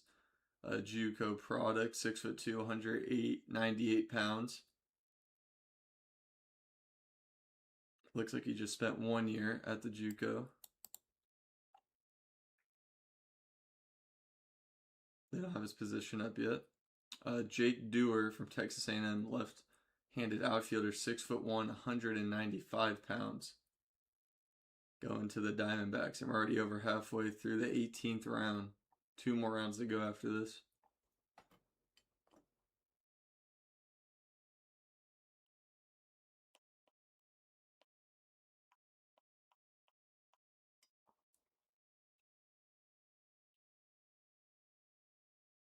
The Texas Rangers take Max Coffer from Wichita State, a right-handed catcher, 6 foot, 210 pounds.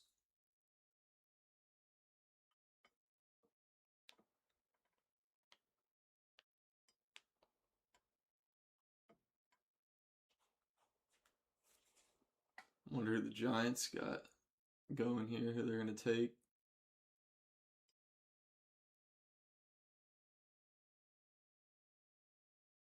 That was definitely an exciting start to this round, though.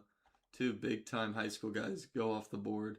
There's still a lot of high school guys still available that are even ranked higher than Blake Bowman, here within like the top 50 something. But we'll have to see if those guys get drafted or not. I doubt it at this point, but it was definitely cool to see a guy like Blake Bowman and Malachi Washington to get picked. Ryder Brooks from University UC Irvine, left-handed pitcher, 4-year junior, 6'3", 200 pounds, going to the San Francisco Giants, staying in the state of California. And then the Kansas City Royals take Cooper Corcoran, University of New Mexico, lefty, 6'3", 212 pounds. They do not have his position up yet. I would assume pitcher, though. That would be my best guess.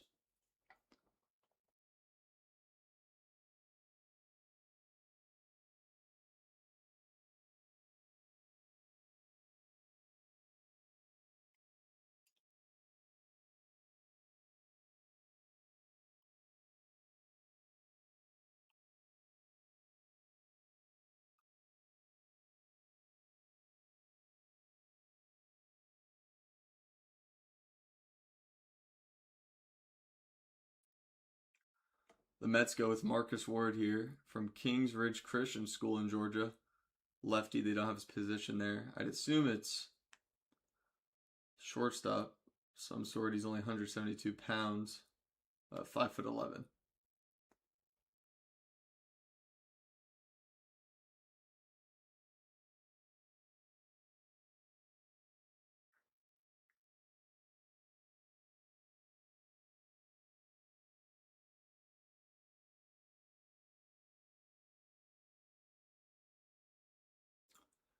Houston Astros go with P.D. Soto Jr. That's a fun name, from Utah Tech University. Righty, 5'10", 175 pounds. Assuming he is not, I'm assuming he's like a second baseman or something, because They do not have his position up either, but the Reds are on the clock.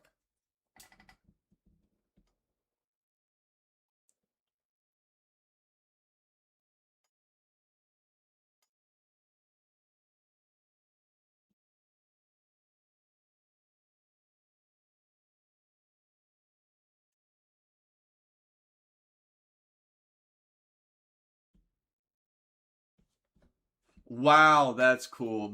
Matt Ponitowski. All right, I take it back. Uh, Blake Bowen is not my favorite pick of this round, even though that's crazy. But Matt Ponitowski staying home in Cincinnati, getting drafted by the Cincinnati Reds. That's really cool. That is super. That's probably one of my favorite picks of the draft. He's committed to Kentucky to play Division One football as a QB, but the Reds are going to draft him as a pitcher here, and he's got a ton of upside. This is awesome. This is one of my favorite picks, probably one of the coolest stories of the draft. Cincinnati kid staying in Cincinnati to be a player for the Reds. That's super cool. I really hope they got enough money left to keep him. Let's see what the Reds draft has done so far. They got Justin LeBron, Eric Becker. Let's see here. Dylan Bowen. So they already went with the. Let's see. And then after that, you know what? They might just have enough money to sign him. That'd be super cool. That's actually awesome. That is awesome for the Reds. And the Guardians take Parker Dilhoff from UNLV, left-handed pitcher, 6'4", 240 pounds. And the Boston Red Sox take Ethan Offling from Dutch Fork High School in South Carolina, right-handed outfielder, 6', 195 pounds. That's so cool though, for the Reds. And Matt Ponitowski. The San Diego Padres take Mark Quatrani from Notre Dame, a right-handed catcher, fourth-year junior, 5'11", 210 pounds, as we're nearing close to the end of the 18th round. Matt Ponitowski, though, that's so cool.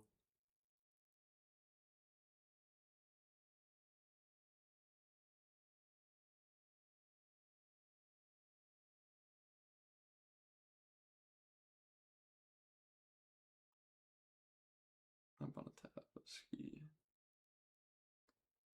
Yep. I had to go on Twitter to take a look at people's reaction to that. But that's super cool, though. Drake Meeks from Southern Miss going to the Detroit Tigers. Right-handed pitcher, 6'4", 215 pounds.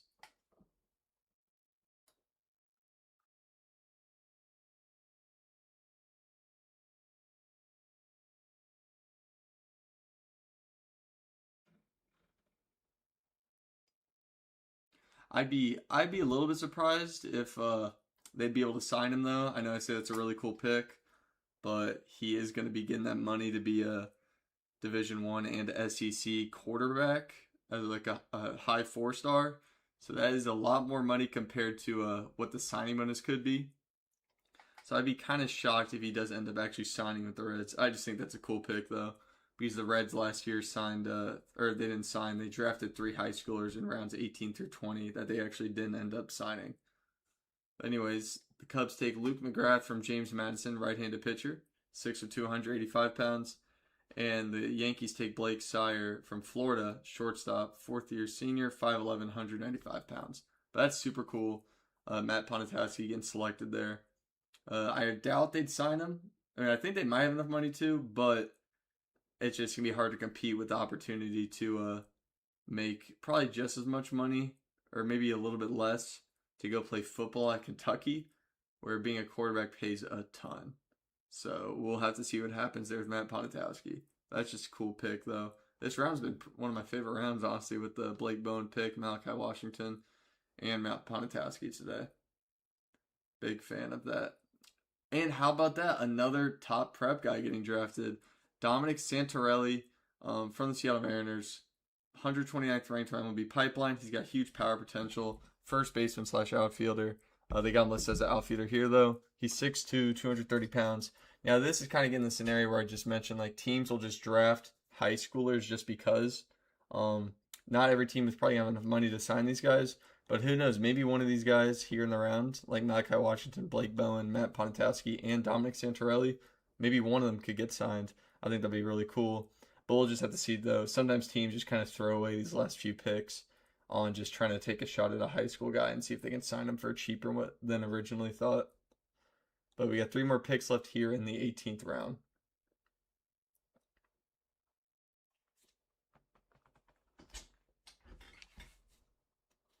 If you guys are new to the stream, though, go ahead, drop a subscription on me, and also drop a like. I'd really appreciate it. It's my only second YouTube stream ever, and it's been great so far. Definitely been an exciting draft, and we got 2 more rounds left after these next 3 picks.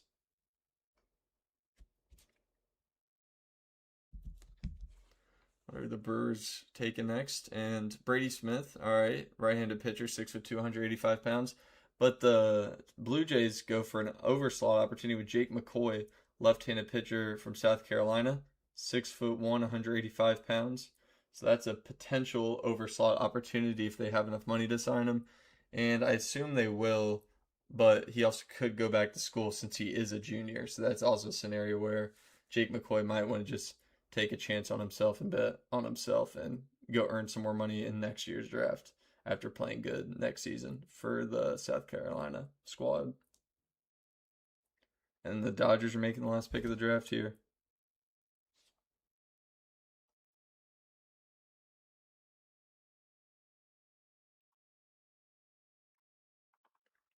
Yeah, I'd really doubt if Matt Ponitowski actually ends up signing with the Reds because they got to go way over slot. But for Montverde Academy, from Aruba, Max Irving, shortstop, high school senior, 6', 190 pounds.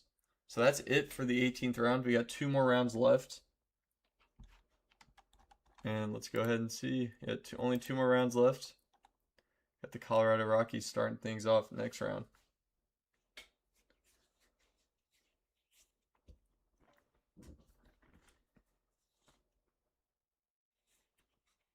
Court McDonald from Stanford, left-handed outfielder, 6'1", 197 pounds.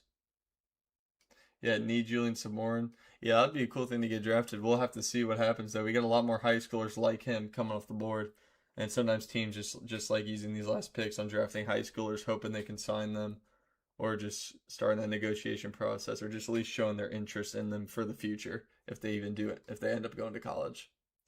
We get the White Sox up next year. They take Jake Birkeland from Minnesota State University, Mankato.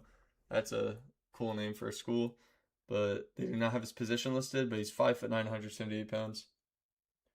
Ross Davis to Baltimore. Is that insider information? That'd be cool. But Ross Davis to Baltimore. Already had one insider information happen earlier in the stream, which is pretty cool.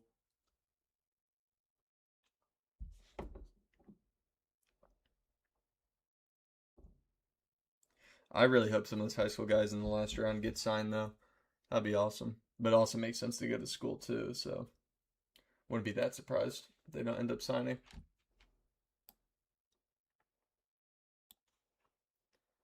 Jack Brooks from the University of Oregon, outfielder, 5'10", 190 pounds. And we got the Minnesota Twins up next. So this draft's still going pretty fast through. I mean, this round. So it might even end before that projected time. It said like till 7:30. So we'll see what happens though. Because this round's off to a pretty fast start. PJ Mountsoridis from Arizona State, another Sun Devil drafted, 6', 190 pounds. We got the Pirates up next.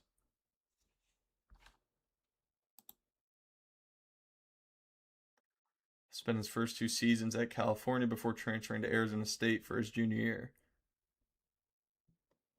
So he didn't have great numbers this year, but they weren't too bad. Just sometimes expect more from some of the college bats.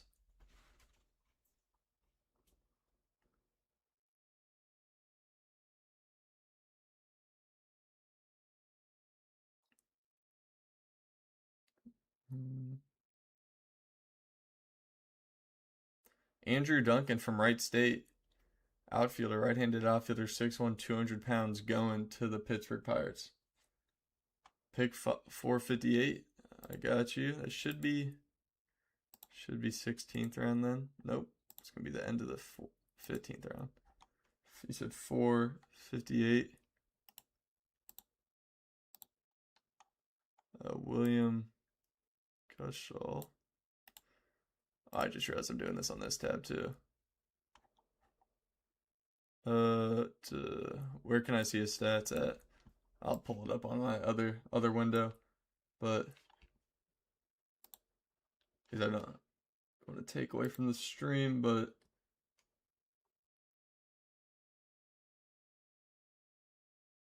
all right, let's see here. I'm on his like prep baseball page. Let me go back to the main. You said 58 current round. Jack Salmon to the Angels from University of Nevada, Las Vegas. 6'3", 210-pound outfielder. Yeah, I don't know where I can see his stats. Unless you know where they are, because I was trying to find them. I see some of like his hand speed stats and like exit velos. But these are probably old.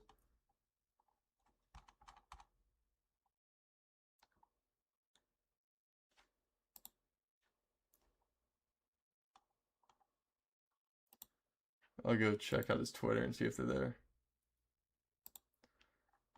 His Twitter doesn't have a whole lot other than just like him retweeting his teammate stats.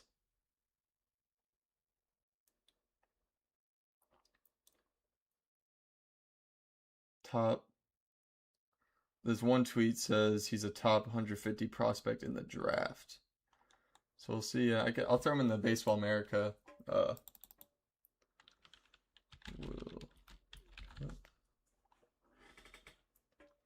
He's not showing up in the Baseball America thing either. Noah Miller, I can check. Noah Miller has not been picked yet. If you're talking about catcher for Michigan, which I'm assuming you are, he has not been selected yet.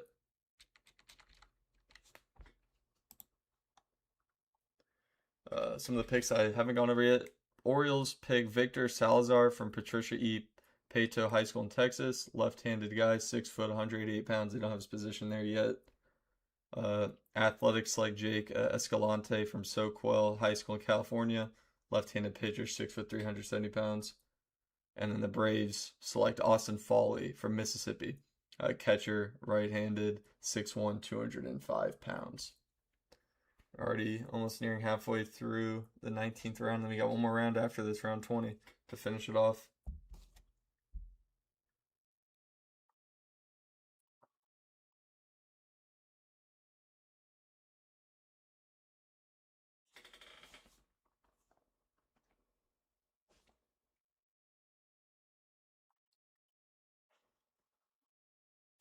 The Rays take David Horn Jr., another Middle Tennessee State guy drafted, right-handed pitcher, 6'5", 235 pounds. Cardinals select Clayton Freshcorn from Texas A&M, right-handed pitcher, 6 foot, 180 pounds. The Marlins are up.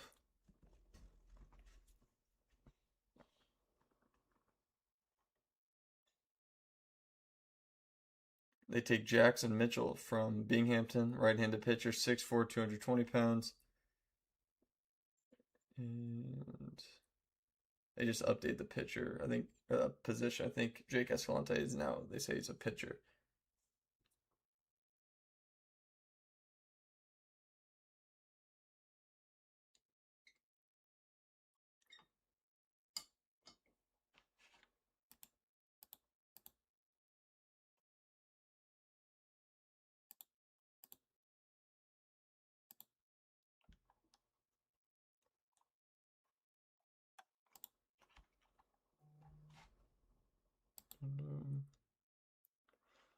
All right, we'll see here.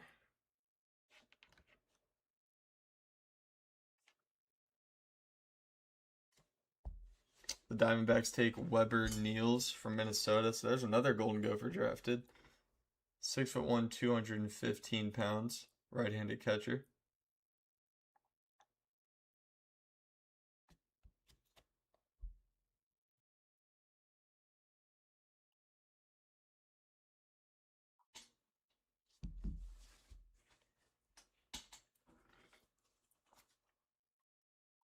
Rangers take Selden Kolkebeck from Northern Valley Regional High School, New Jersey.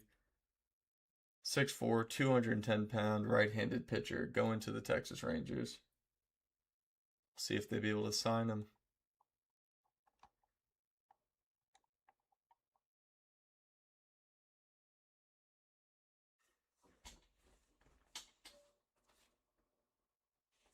Mikey Bell from Gonzaga, third baseman, 6'2", 200 pounds, fourth year senior from Gonzaga, going to the San Francisco Giants.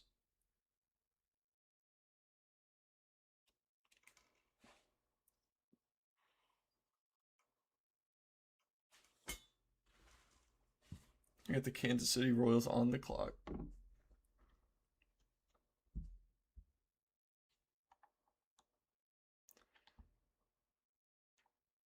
Oh, I just realized, yeah, that was the one chat earlier. Somebody said predicted somebody to the Orioles, but they didn't get picked. I guess the message isn't there anymore. Mickey Gilligan, I do not know, but Hudson Devon from Mooresville High School in Indiana. Shout out Hoosiers. That could be a potential overslot opportunity. I doubt the Royals have the money left to do that, but that might just be showing interest for the future for him. I can take a look at say Mickey.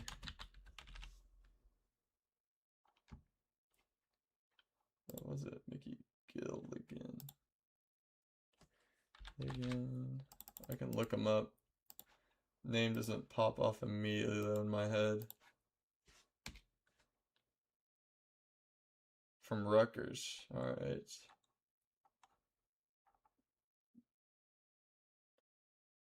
New Jersey Player of the Year.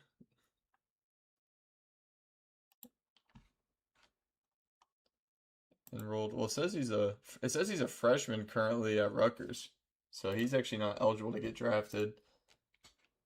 Jeff, that's what you're asking. Mickey Gilligan looks like he's enrolled at Rutgers and is a freshman there. So he has to wait another 2 years or until he's 21 if he's an older freshman. Noah Miller. Oh, whoever wasn't that Noah Miller just got picked. It's good timing. Abe, yeah, Noah Miller to the Astros. Right there. Pick 571. Going to the Houston Astros. And then John Smith to Central Florida, outfielder, 6'1", 200 pounds.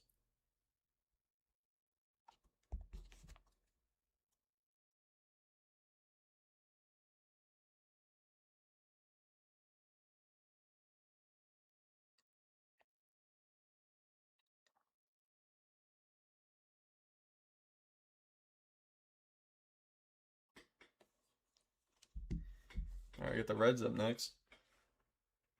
Ryan Nelson from East Central Community College, right-handed pitcher, 6'1", 175 pounds.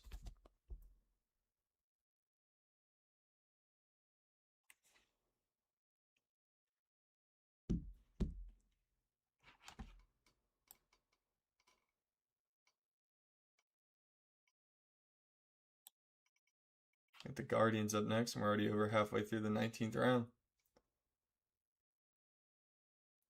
And they take Zach Cowan from LSU, a right-handed pitcher, 5'11", 211 pounds.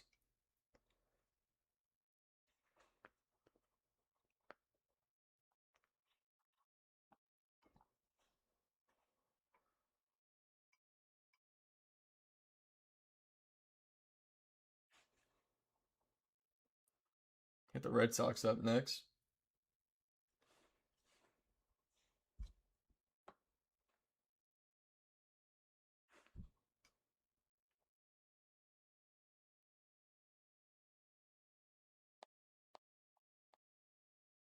Luis Calderon from El Sadai Christian High School in Puerto Rico, right-handed pitcher, 6'1", 155 pounds.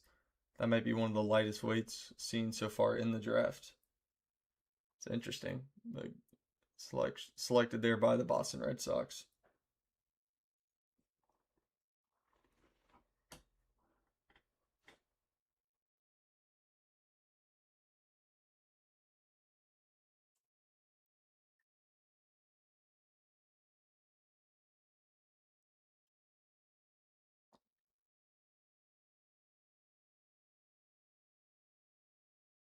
Chris Downs from Cal Poly St. Louis Obispo.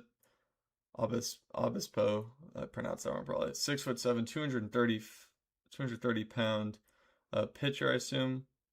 Lefty pitcher that's big time from Cal Poly, lower division school, St. Louis Obispo. But 6'7", 230 pounds is a huge frame. And then Cade Rush from Bellarmine, right-handed pitcher, 6'3" and 195 pounds, going to the Detroit Tigers. And the Cubs' second last pick of the draft is coming up. Let's see what my Cubbies can do.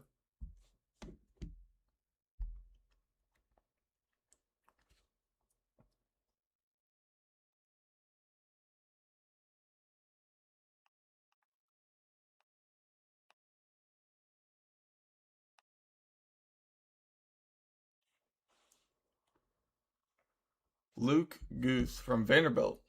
Vandy pitcher, 6'1", 188 pound, right-handed pitcher from Vandy. I'll take that from the Cubs. Now we get the Yankees up at 578. Tice Armstrong from Baylor. He had a ton of home runs this year. That's a nice pick. I like that. He had a ton of home runs for Baylor this year. He actually had like a 4 home run game. He had like almost had a home run cycle, I'm pretty sure. But for your graduate guy, first baseman, 6'4", 228 pounds, 23 years old. Now we get the Phillies up next.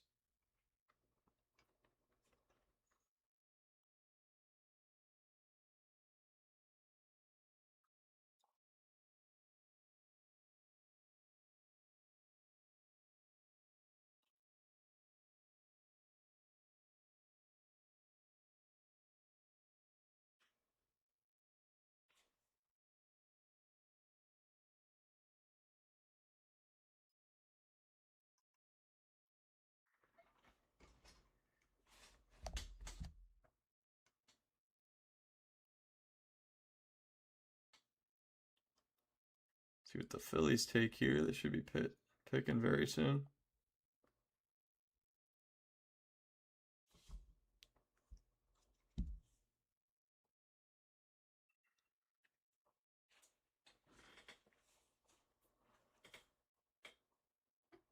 Braden Lipoff from Gloucester Catholic High School, New Jersey, right-handed catcher, 6', 200 pounds. Michael Pettit from VCU, right-handed outfielder, 6 foot and 200 pounds as well. Pablo Torres. I can look up Pablo Torres baseball from Bethune-Cookman. Let's see. Is this right? Yep, from Bethune-Cookman. 4.4 ERA and 26 innings. I do not know. I don't know if he get drafted necessarily. He could get signed. But if you're talking about Pablo Torres, the pitcher, the relief pitcher from Bethune-Cookman, I do not know if he's going to get drafted here within the next round.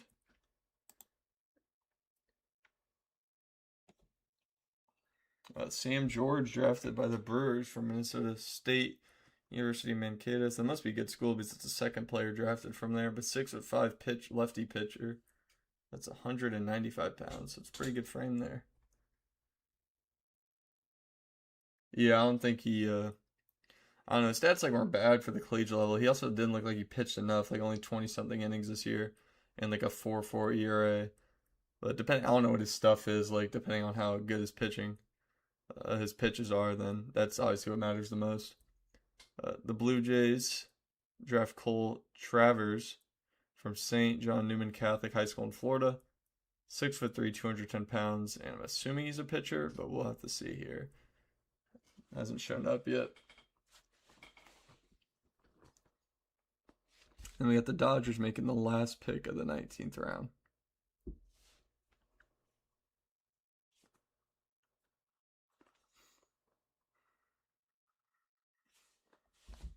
And they take Luke Bard from Houston Christian. 6'2", 215 pounds. Colin Overholt. I can look into him.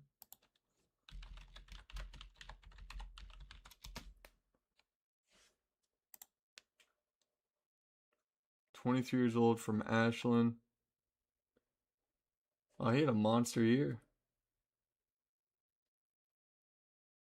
That's a big time year for. I think this would be one of the scenarios that he definitely hit good enough where he could definitely sign somewhere. I don't know if it would be like a definite he would be getting drafted or anything like that. But you never know. That's usually what the easiest picks on here. It's just like guys that went to smaller schools like Ashland. And Dimitri Williams Jr. here from Bishop O'Dowd High School. Left-handed outfielder, 6 foot, 180 pounds.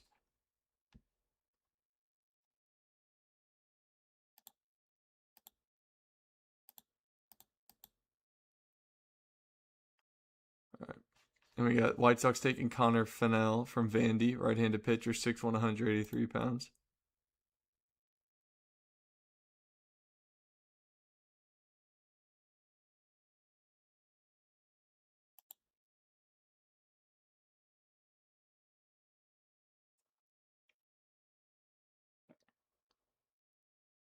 Get the Nationals up next. And we're already in the last round, so it's been a great stream today, but we'll have to get to this last round, and then I'll make a video tomorrow about my overall reaction to the draft for each team and grade how I thought each team did overall throughout the draft. Oh, Unicur Caceres just got promoted to high A. That's big time. It's an 18-year-old in high A. That's nuts. But it's well deserved that he's been playing great. Wish I bought more of his cards.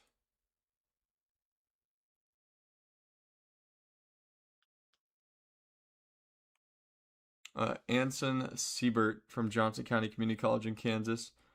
Right-handed pitcher. 6'9", 235. Wow, that's a big pitcher. And then the Twins take Michael Barnett from UCLA, right-handed pitcher, 6'4", 210 pounds.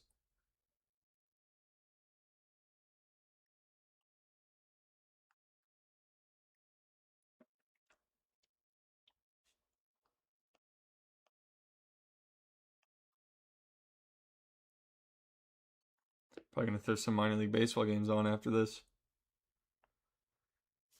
Draft's going through fast. Now we're already through the Pirates pick. Dakota Stone from North Florida. Left-handed pitcher, 6 foot, 209 pounds.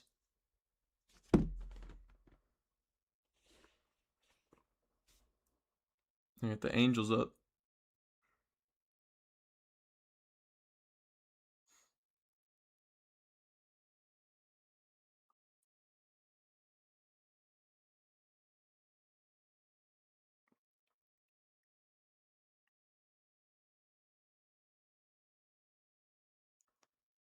All right. Let's see what the Angels got here.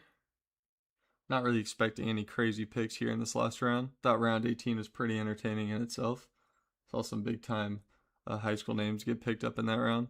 Oh, there it is. So he was right. It just was the wrong round. The guy that was in chat earlier saying Ross Davis to the Orioles. I don't know. I think he got rid of the message after the Orioles didn't draft him, but they did end up drafting him, but with the last pick of the draft. So 6'3", 210 pounds, Ross Davis from Rusk High School in Texas. The Orioles' last pick in the draft.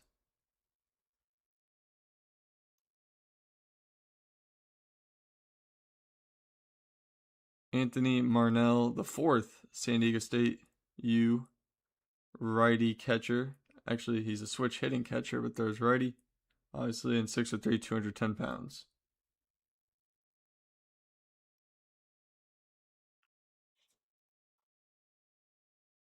Already making our way through the start of the 20th round now, in the last round at that.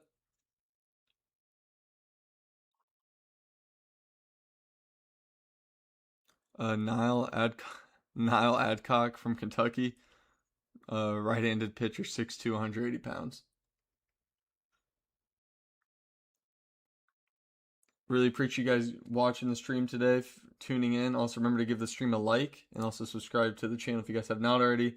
Post a ton of baseball content, and I really want to continue to start streaming. It's been great so far, and I do appreciate the support. If you guys have been typing in chat or just in general paying attention to the stream, tuning in, I really appreciate it. But we still got about 20 more picks here. The Rays take Ivan Sabater from West Broward High School in Florida. Right-handed pitcher, 6'1", 194 pounds.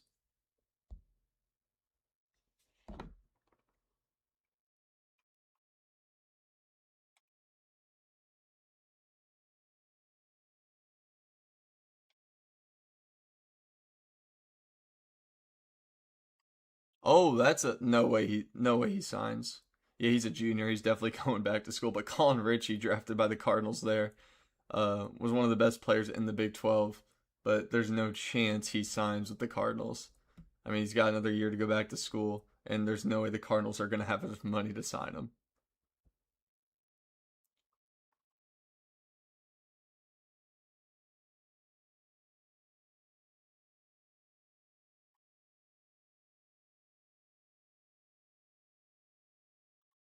And then Joey Lawson from Bishop Verrett High School in Florida, catcher, righty, 6'2", 216 pounds.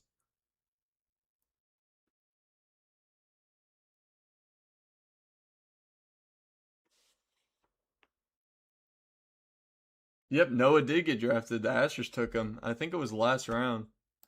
Was it 19th? Yep, Noah Miller.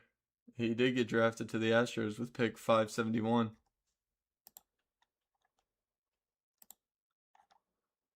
Andrew Wirtz from Northeastern, 6'3", 230-pound right-handed pitcher.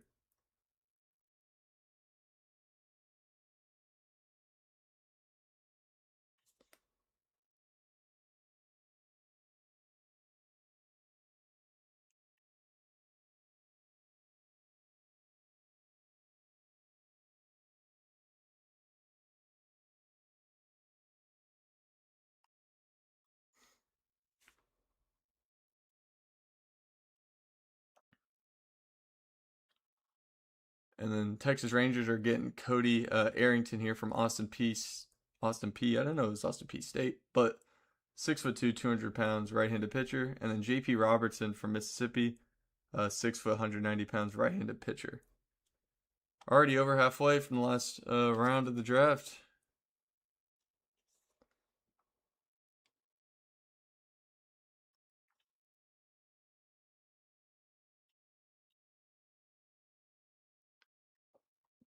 Got the Royals up next. Riley McDonald. Wow, that's the school's name is too big to be on thing, but State Community College of Florida, Manatee, Sarasota would be my best guess. It doesn't say anything. I can't see anything else. Let's me hit put the sliders more. Oh yeah, Manatee, Sarasota, Florida. Got it. JUCO guy right there. Only spent 1 year at the JUCO. And Cooper Schulte, University of Iowa, shortstop, 6'1", 198 pounds. Then we got the Astros making their last pick of the draft next.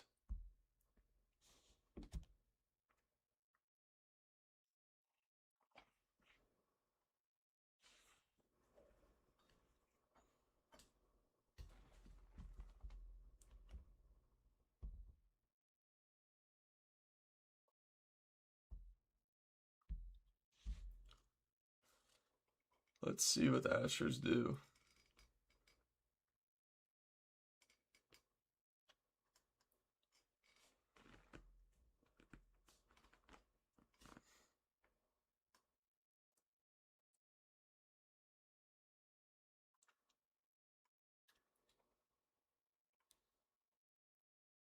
Mick Ubeller from Western Kentucky, right-handed pitcher, 6'3", 210 pounds.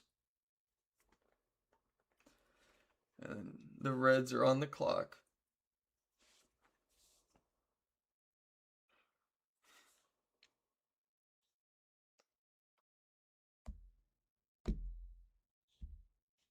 I'll be making a video tomorrow on my reaction to every team's draft picks or just like their draft haul in general, and then giving it a grade.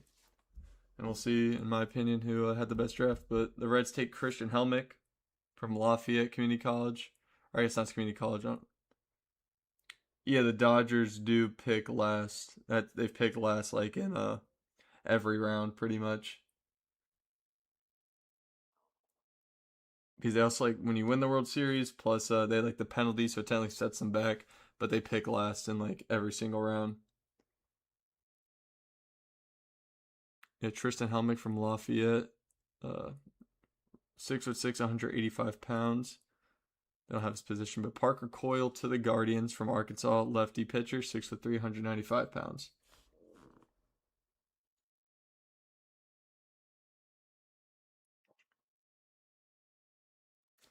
Coming down to these last picks now. I get the Red Sox up. Got 10 picks left. Last 10 picks of the entire draft.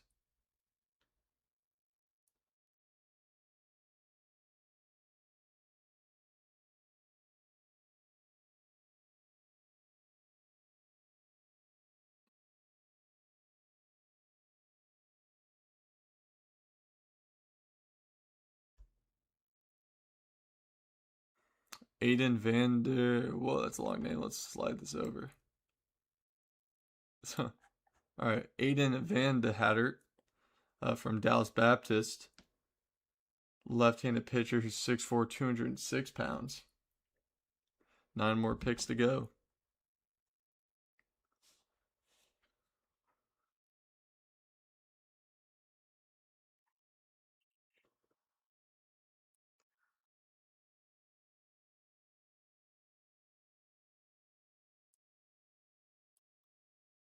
Ezekiel Zion from Campo Verde High School in Arizona.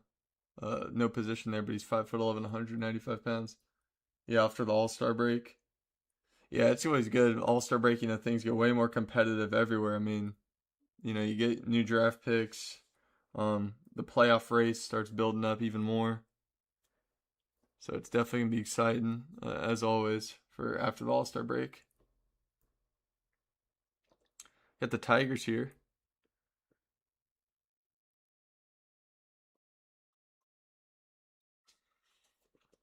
Will Zielinski from Vauxhall High School in AB. Okay, am I tripping? No way, AB. Alabama's AL. AB. Oh, it's Canada. I'm tripping. Oh my gosh, that's embarrassing. I didn't realize that. Right-handed pitcher, 6'3" and 190 pounds. All right, let's see what my Cubs take with the last pick of the draft.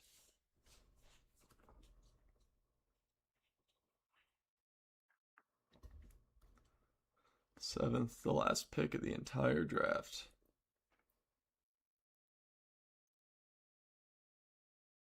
Yeah, I really want to go to MLB All-Star Game. Cubs take Brennan Hudson from Georgia. Yeah, I really want to be able to go experience an All-Star Game for really any sport. I haven't been to NBA or MLB All-Star Weekend at all, or All-Star event. Definitely, I definitely want to though in the future at some point. Seems like a lot of fun. We got the Yankees here with Dean Toigo from Arizona State, another Arizona State Sun Devil drafted. A right-handed outfielder, fifth-year senior, 6'4" and 205 pounds.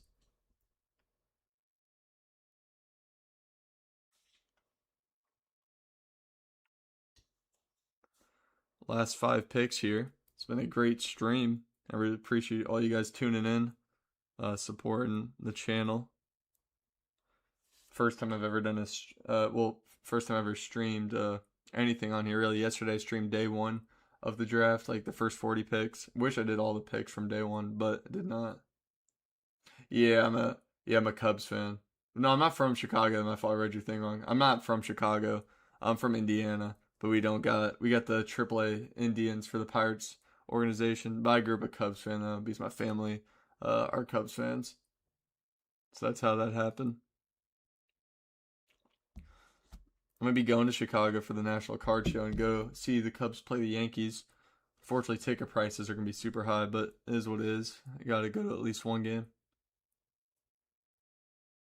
Here we go. 2 picks out the board. Justin Lee to the Phillies from UCLA, right-handed pitcher, 6'3", 210 pounds. And then the Mariners take Connor Schaus from Texas Tech, third baseman, right-handed, 6'1", 175 pounds. And last 3 picks of the draft here, we got the Brewers, Blue Jays, and then the Dodgers ending the draft. Thank you, man. I really appreciate and subscribing. Appreciate that a ton. Yeah, I've really only been posting consistently on YouTube since I did post in the winter, but since May. Central Indiana, basically just Indianapolis area. But yeah, really appreciate the support. Thank you for liking and subbing. And yeah, I've already grown a ton. It's been really cool uh making these videos and getting a lot of support, especially in the past month and a half since I've been picking up the content. And then the Brewers take Carson Sabathia III here from Houston. First right-handed first baseman, 6'4", 245 pounds. Got the last 2 picks here until the draft is over. Yeah, the Bears. Yeah, they are moving to Indiana, which I think is really interesting. Uh, even though I think it's cool, obviously cool for the state of Indiana.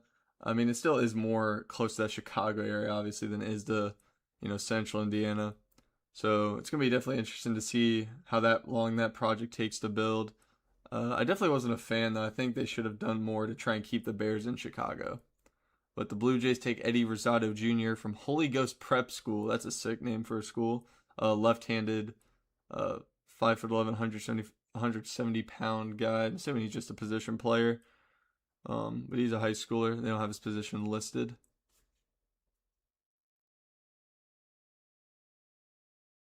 Then we got the Dodgers making the last pick. Yeah, better than nothing. The Dodgers making the last pick here. And they pick Zach Bates from Illinois. Left-handed pitcher, 6'2", 195 pounds. Well, thank you guys for tuning in. This is all I got today for the stream. Just, draft's over. Could do big recap. I'm gonna do that in a video tomorrow, grading each team and their selections. Just grading how I thought each team drafted. And that should be a good video. That'll probably be out about 3 p.m. Eastern tomorrow. So if you guys want to tune in for that, also remember to subscribe and like the stream as well. And go check out some of my other videos. I do a ton of minor league baseball prospect content. And I've been doing it for about since early May now. And I've had a ton of fun doing it. And I really appreciate all the support in the stream from today, especially, and yesterday, if you guys were in the stream from yesterday. But from a quick recap, I guess, from today, there's a lot going on, 5th round all the way to round 20. Obviously, there's going to be so many guys I can't really go over it, but I will go over some of my favorite picks from each round. So round 5, I would probably say my favorite pick in this round had to be Jackson Willits to the Angels. And then round 6 would probably have to say I did like the where is it at? Henry Ford to the Mariners. I thought that was a great pick. Round 7 was a big fan of AJ Rice to the Tampa Bay Rays. And then round 8, gonna have to go with Garrett Wright to the Angels. Definitely like that pick a ton. Round 9, Trey Phelps to the Pirates. I thought that was a great pick. Good opportunity to overslot there. And then going to round 10, there was, where is it at? I like the Luke Allwood pick for the Cubs and the Dominic Morrow to the Angels. Round 11, Logan Georges. I like the Will Adams a ton to the Tigers. Yeah, Rockies did good. I really like Rockies draft a ton.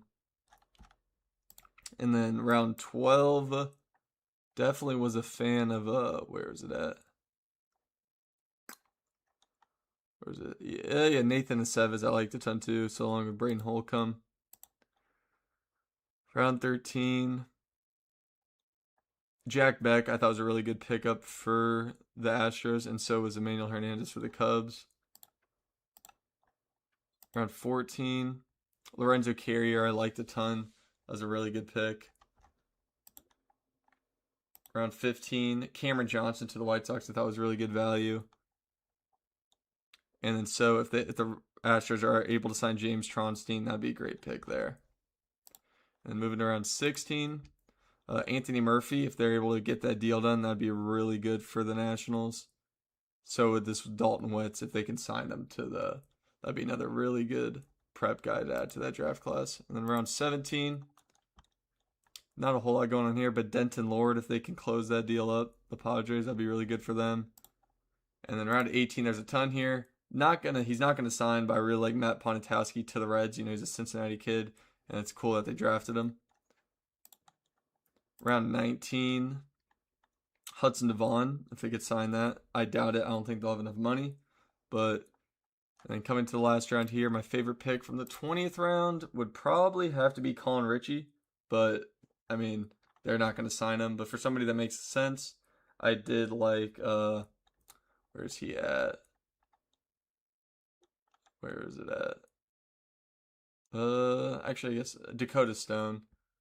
It's pretty solid from North Florida. I saw him pitch a game. So yeah, that's all I got for the stream today. Thank you guys for watching. I'll probably start streaming more often.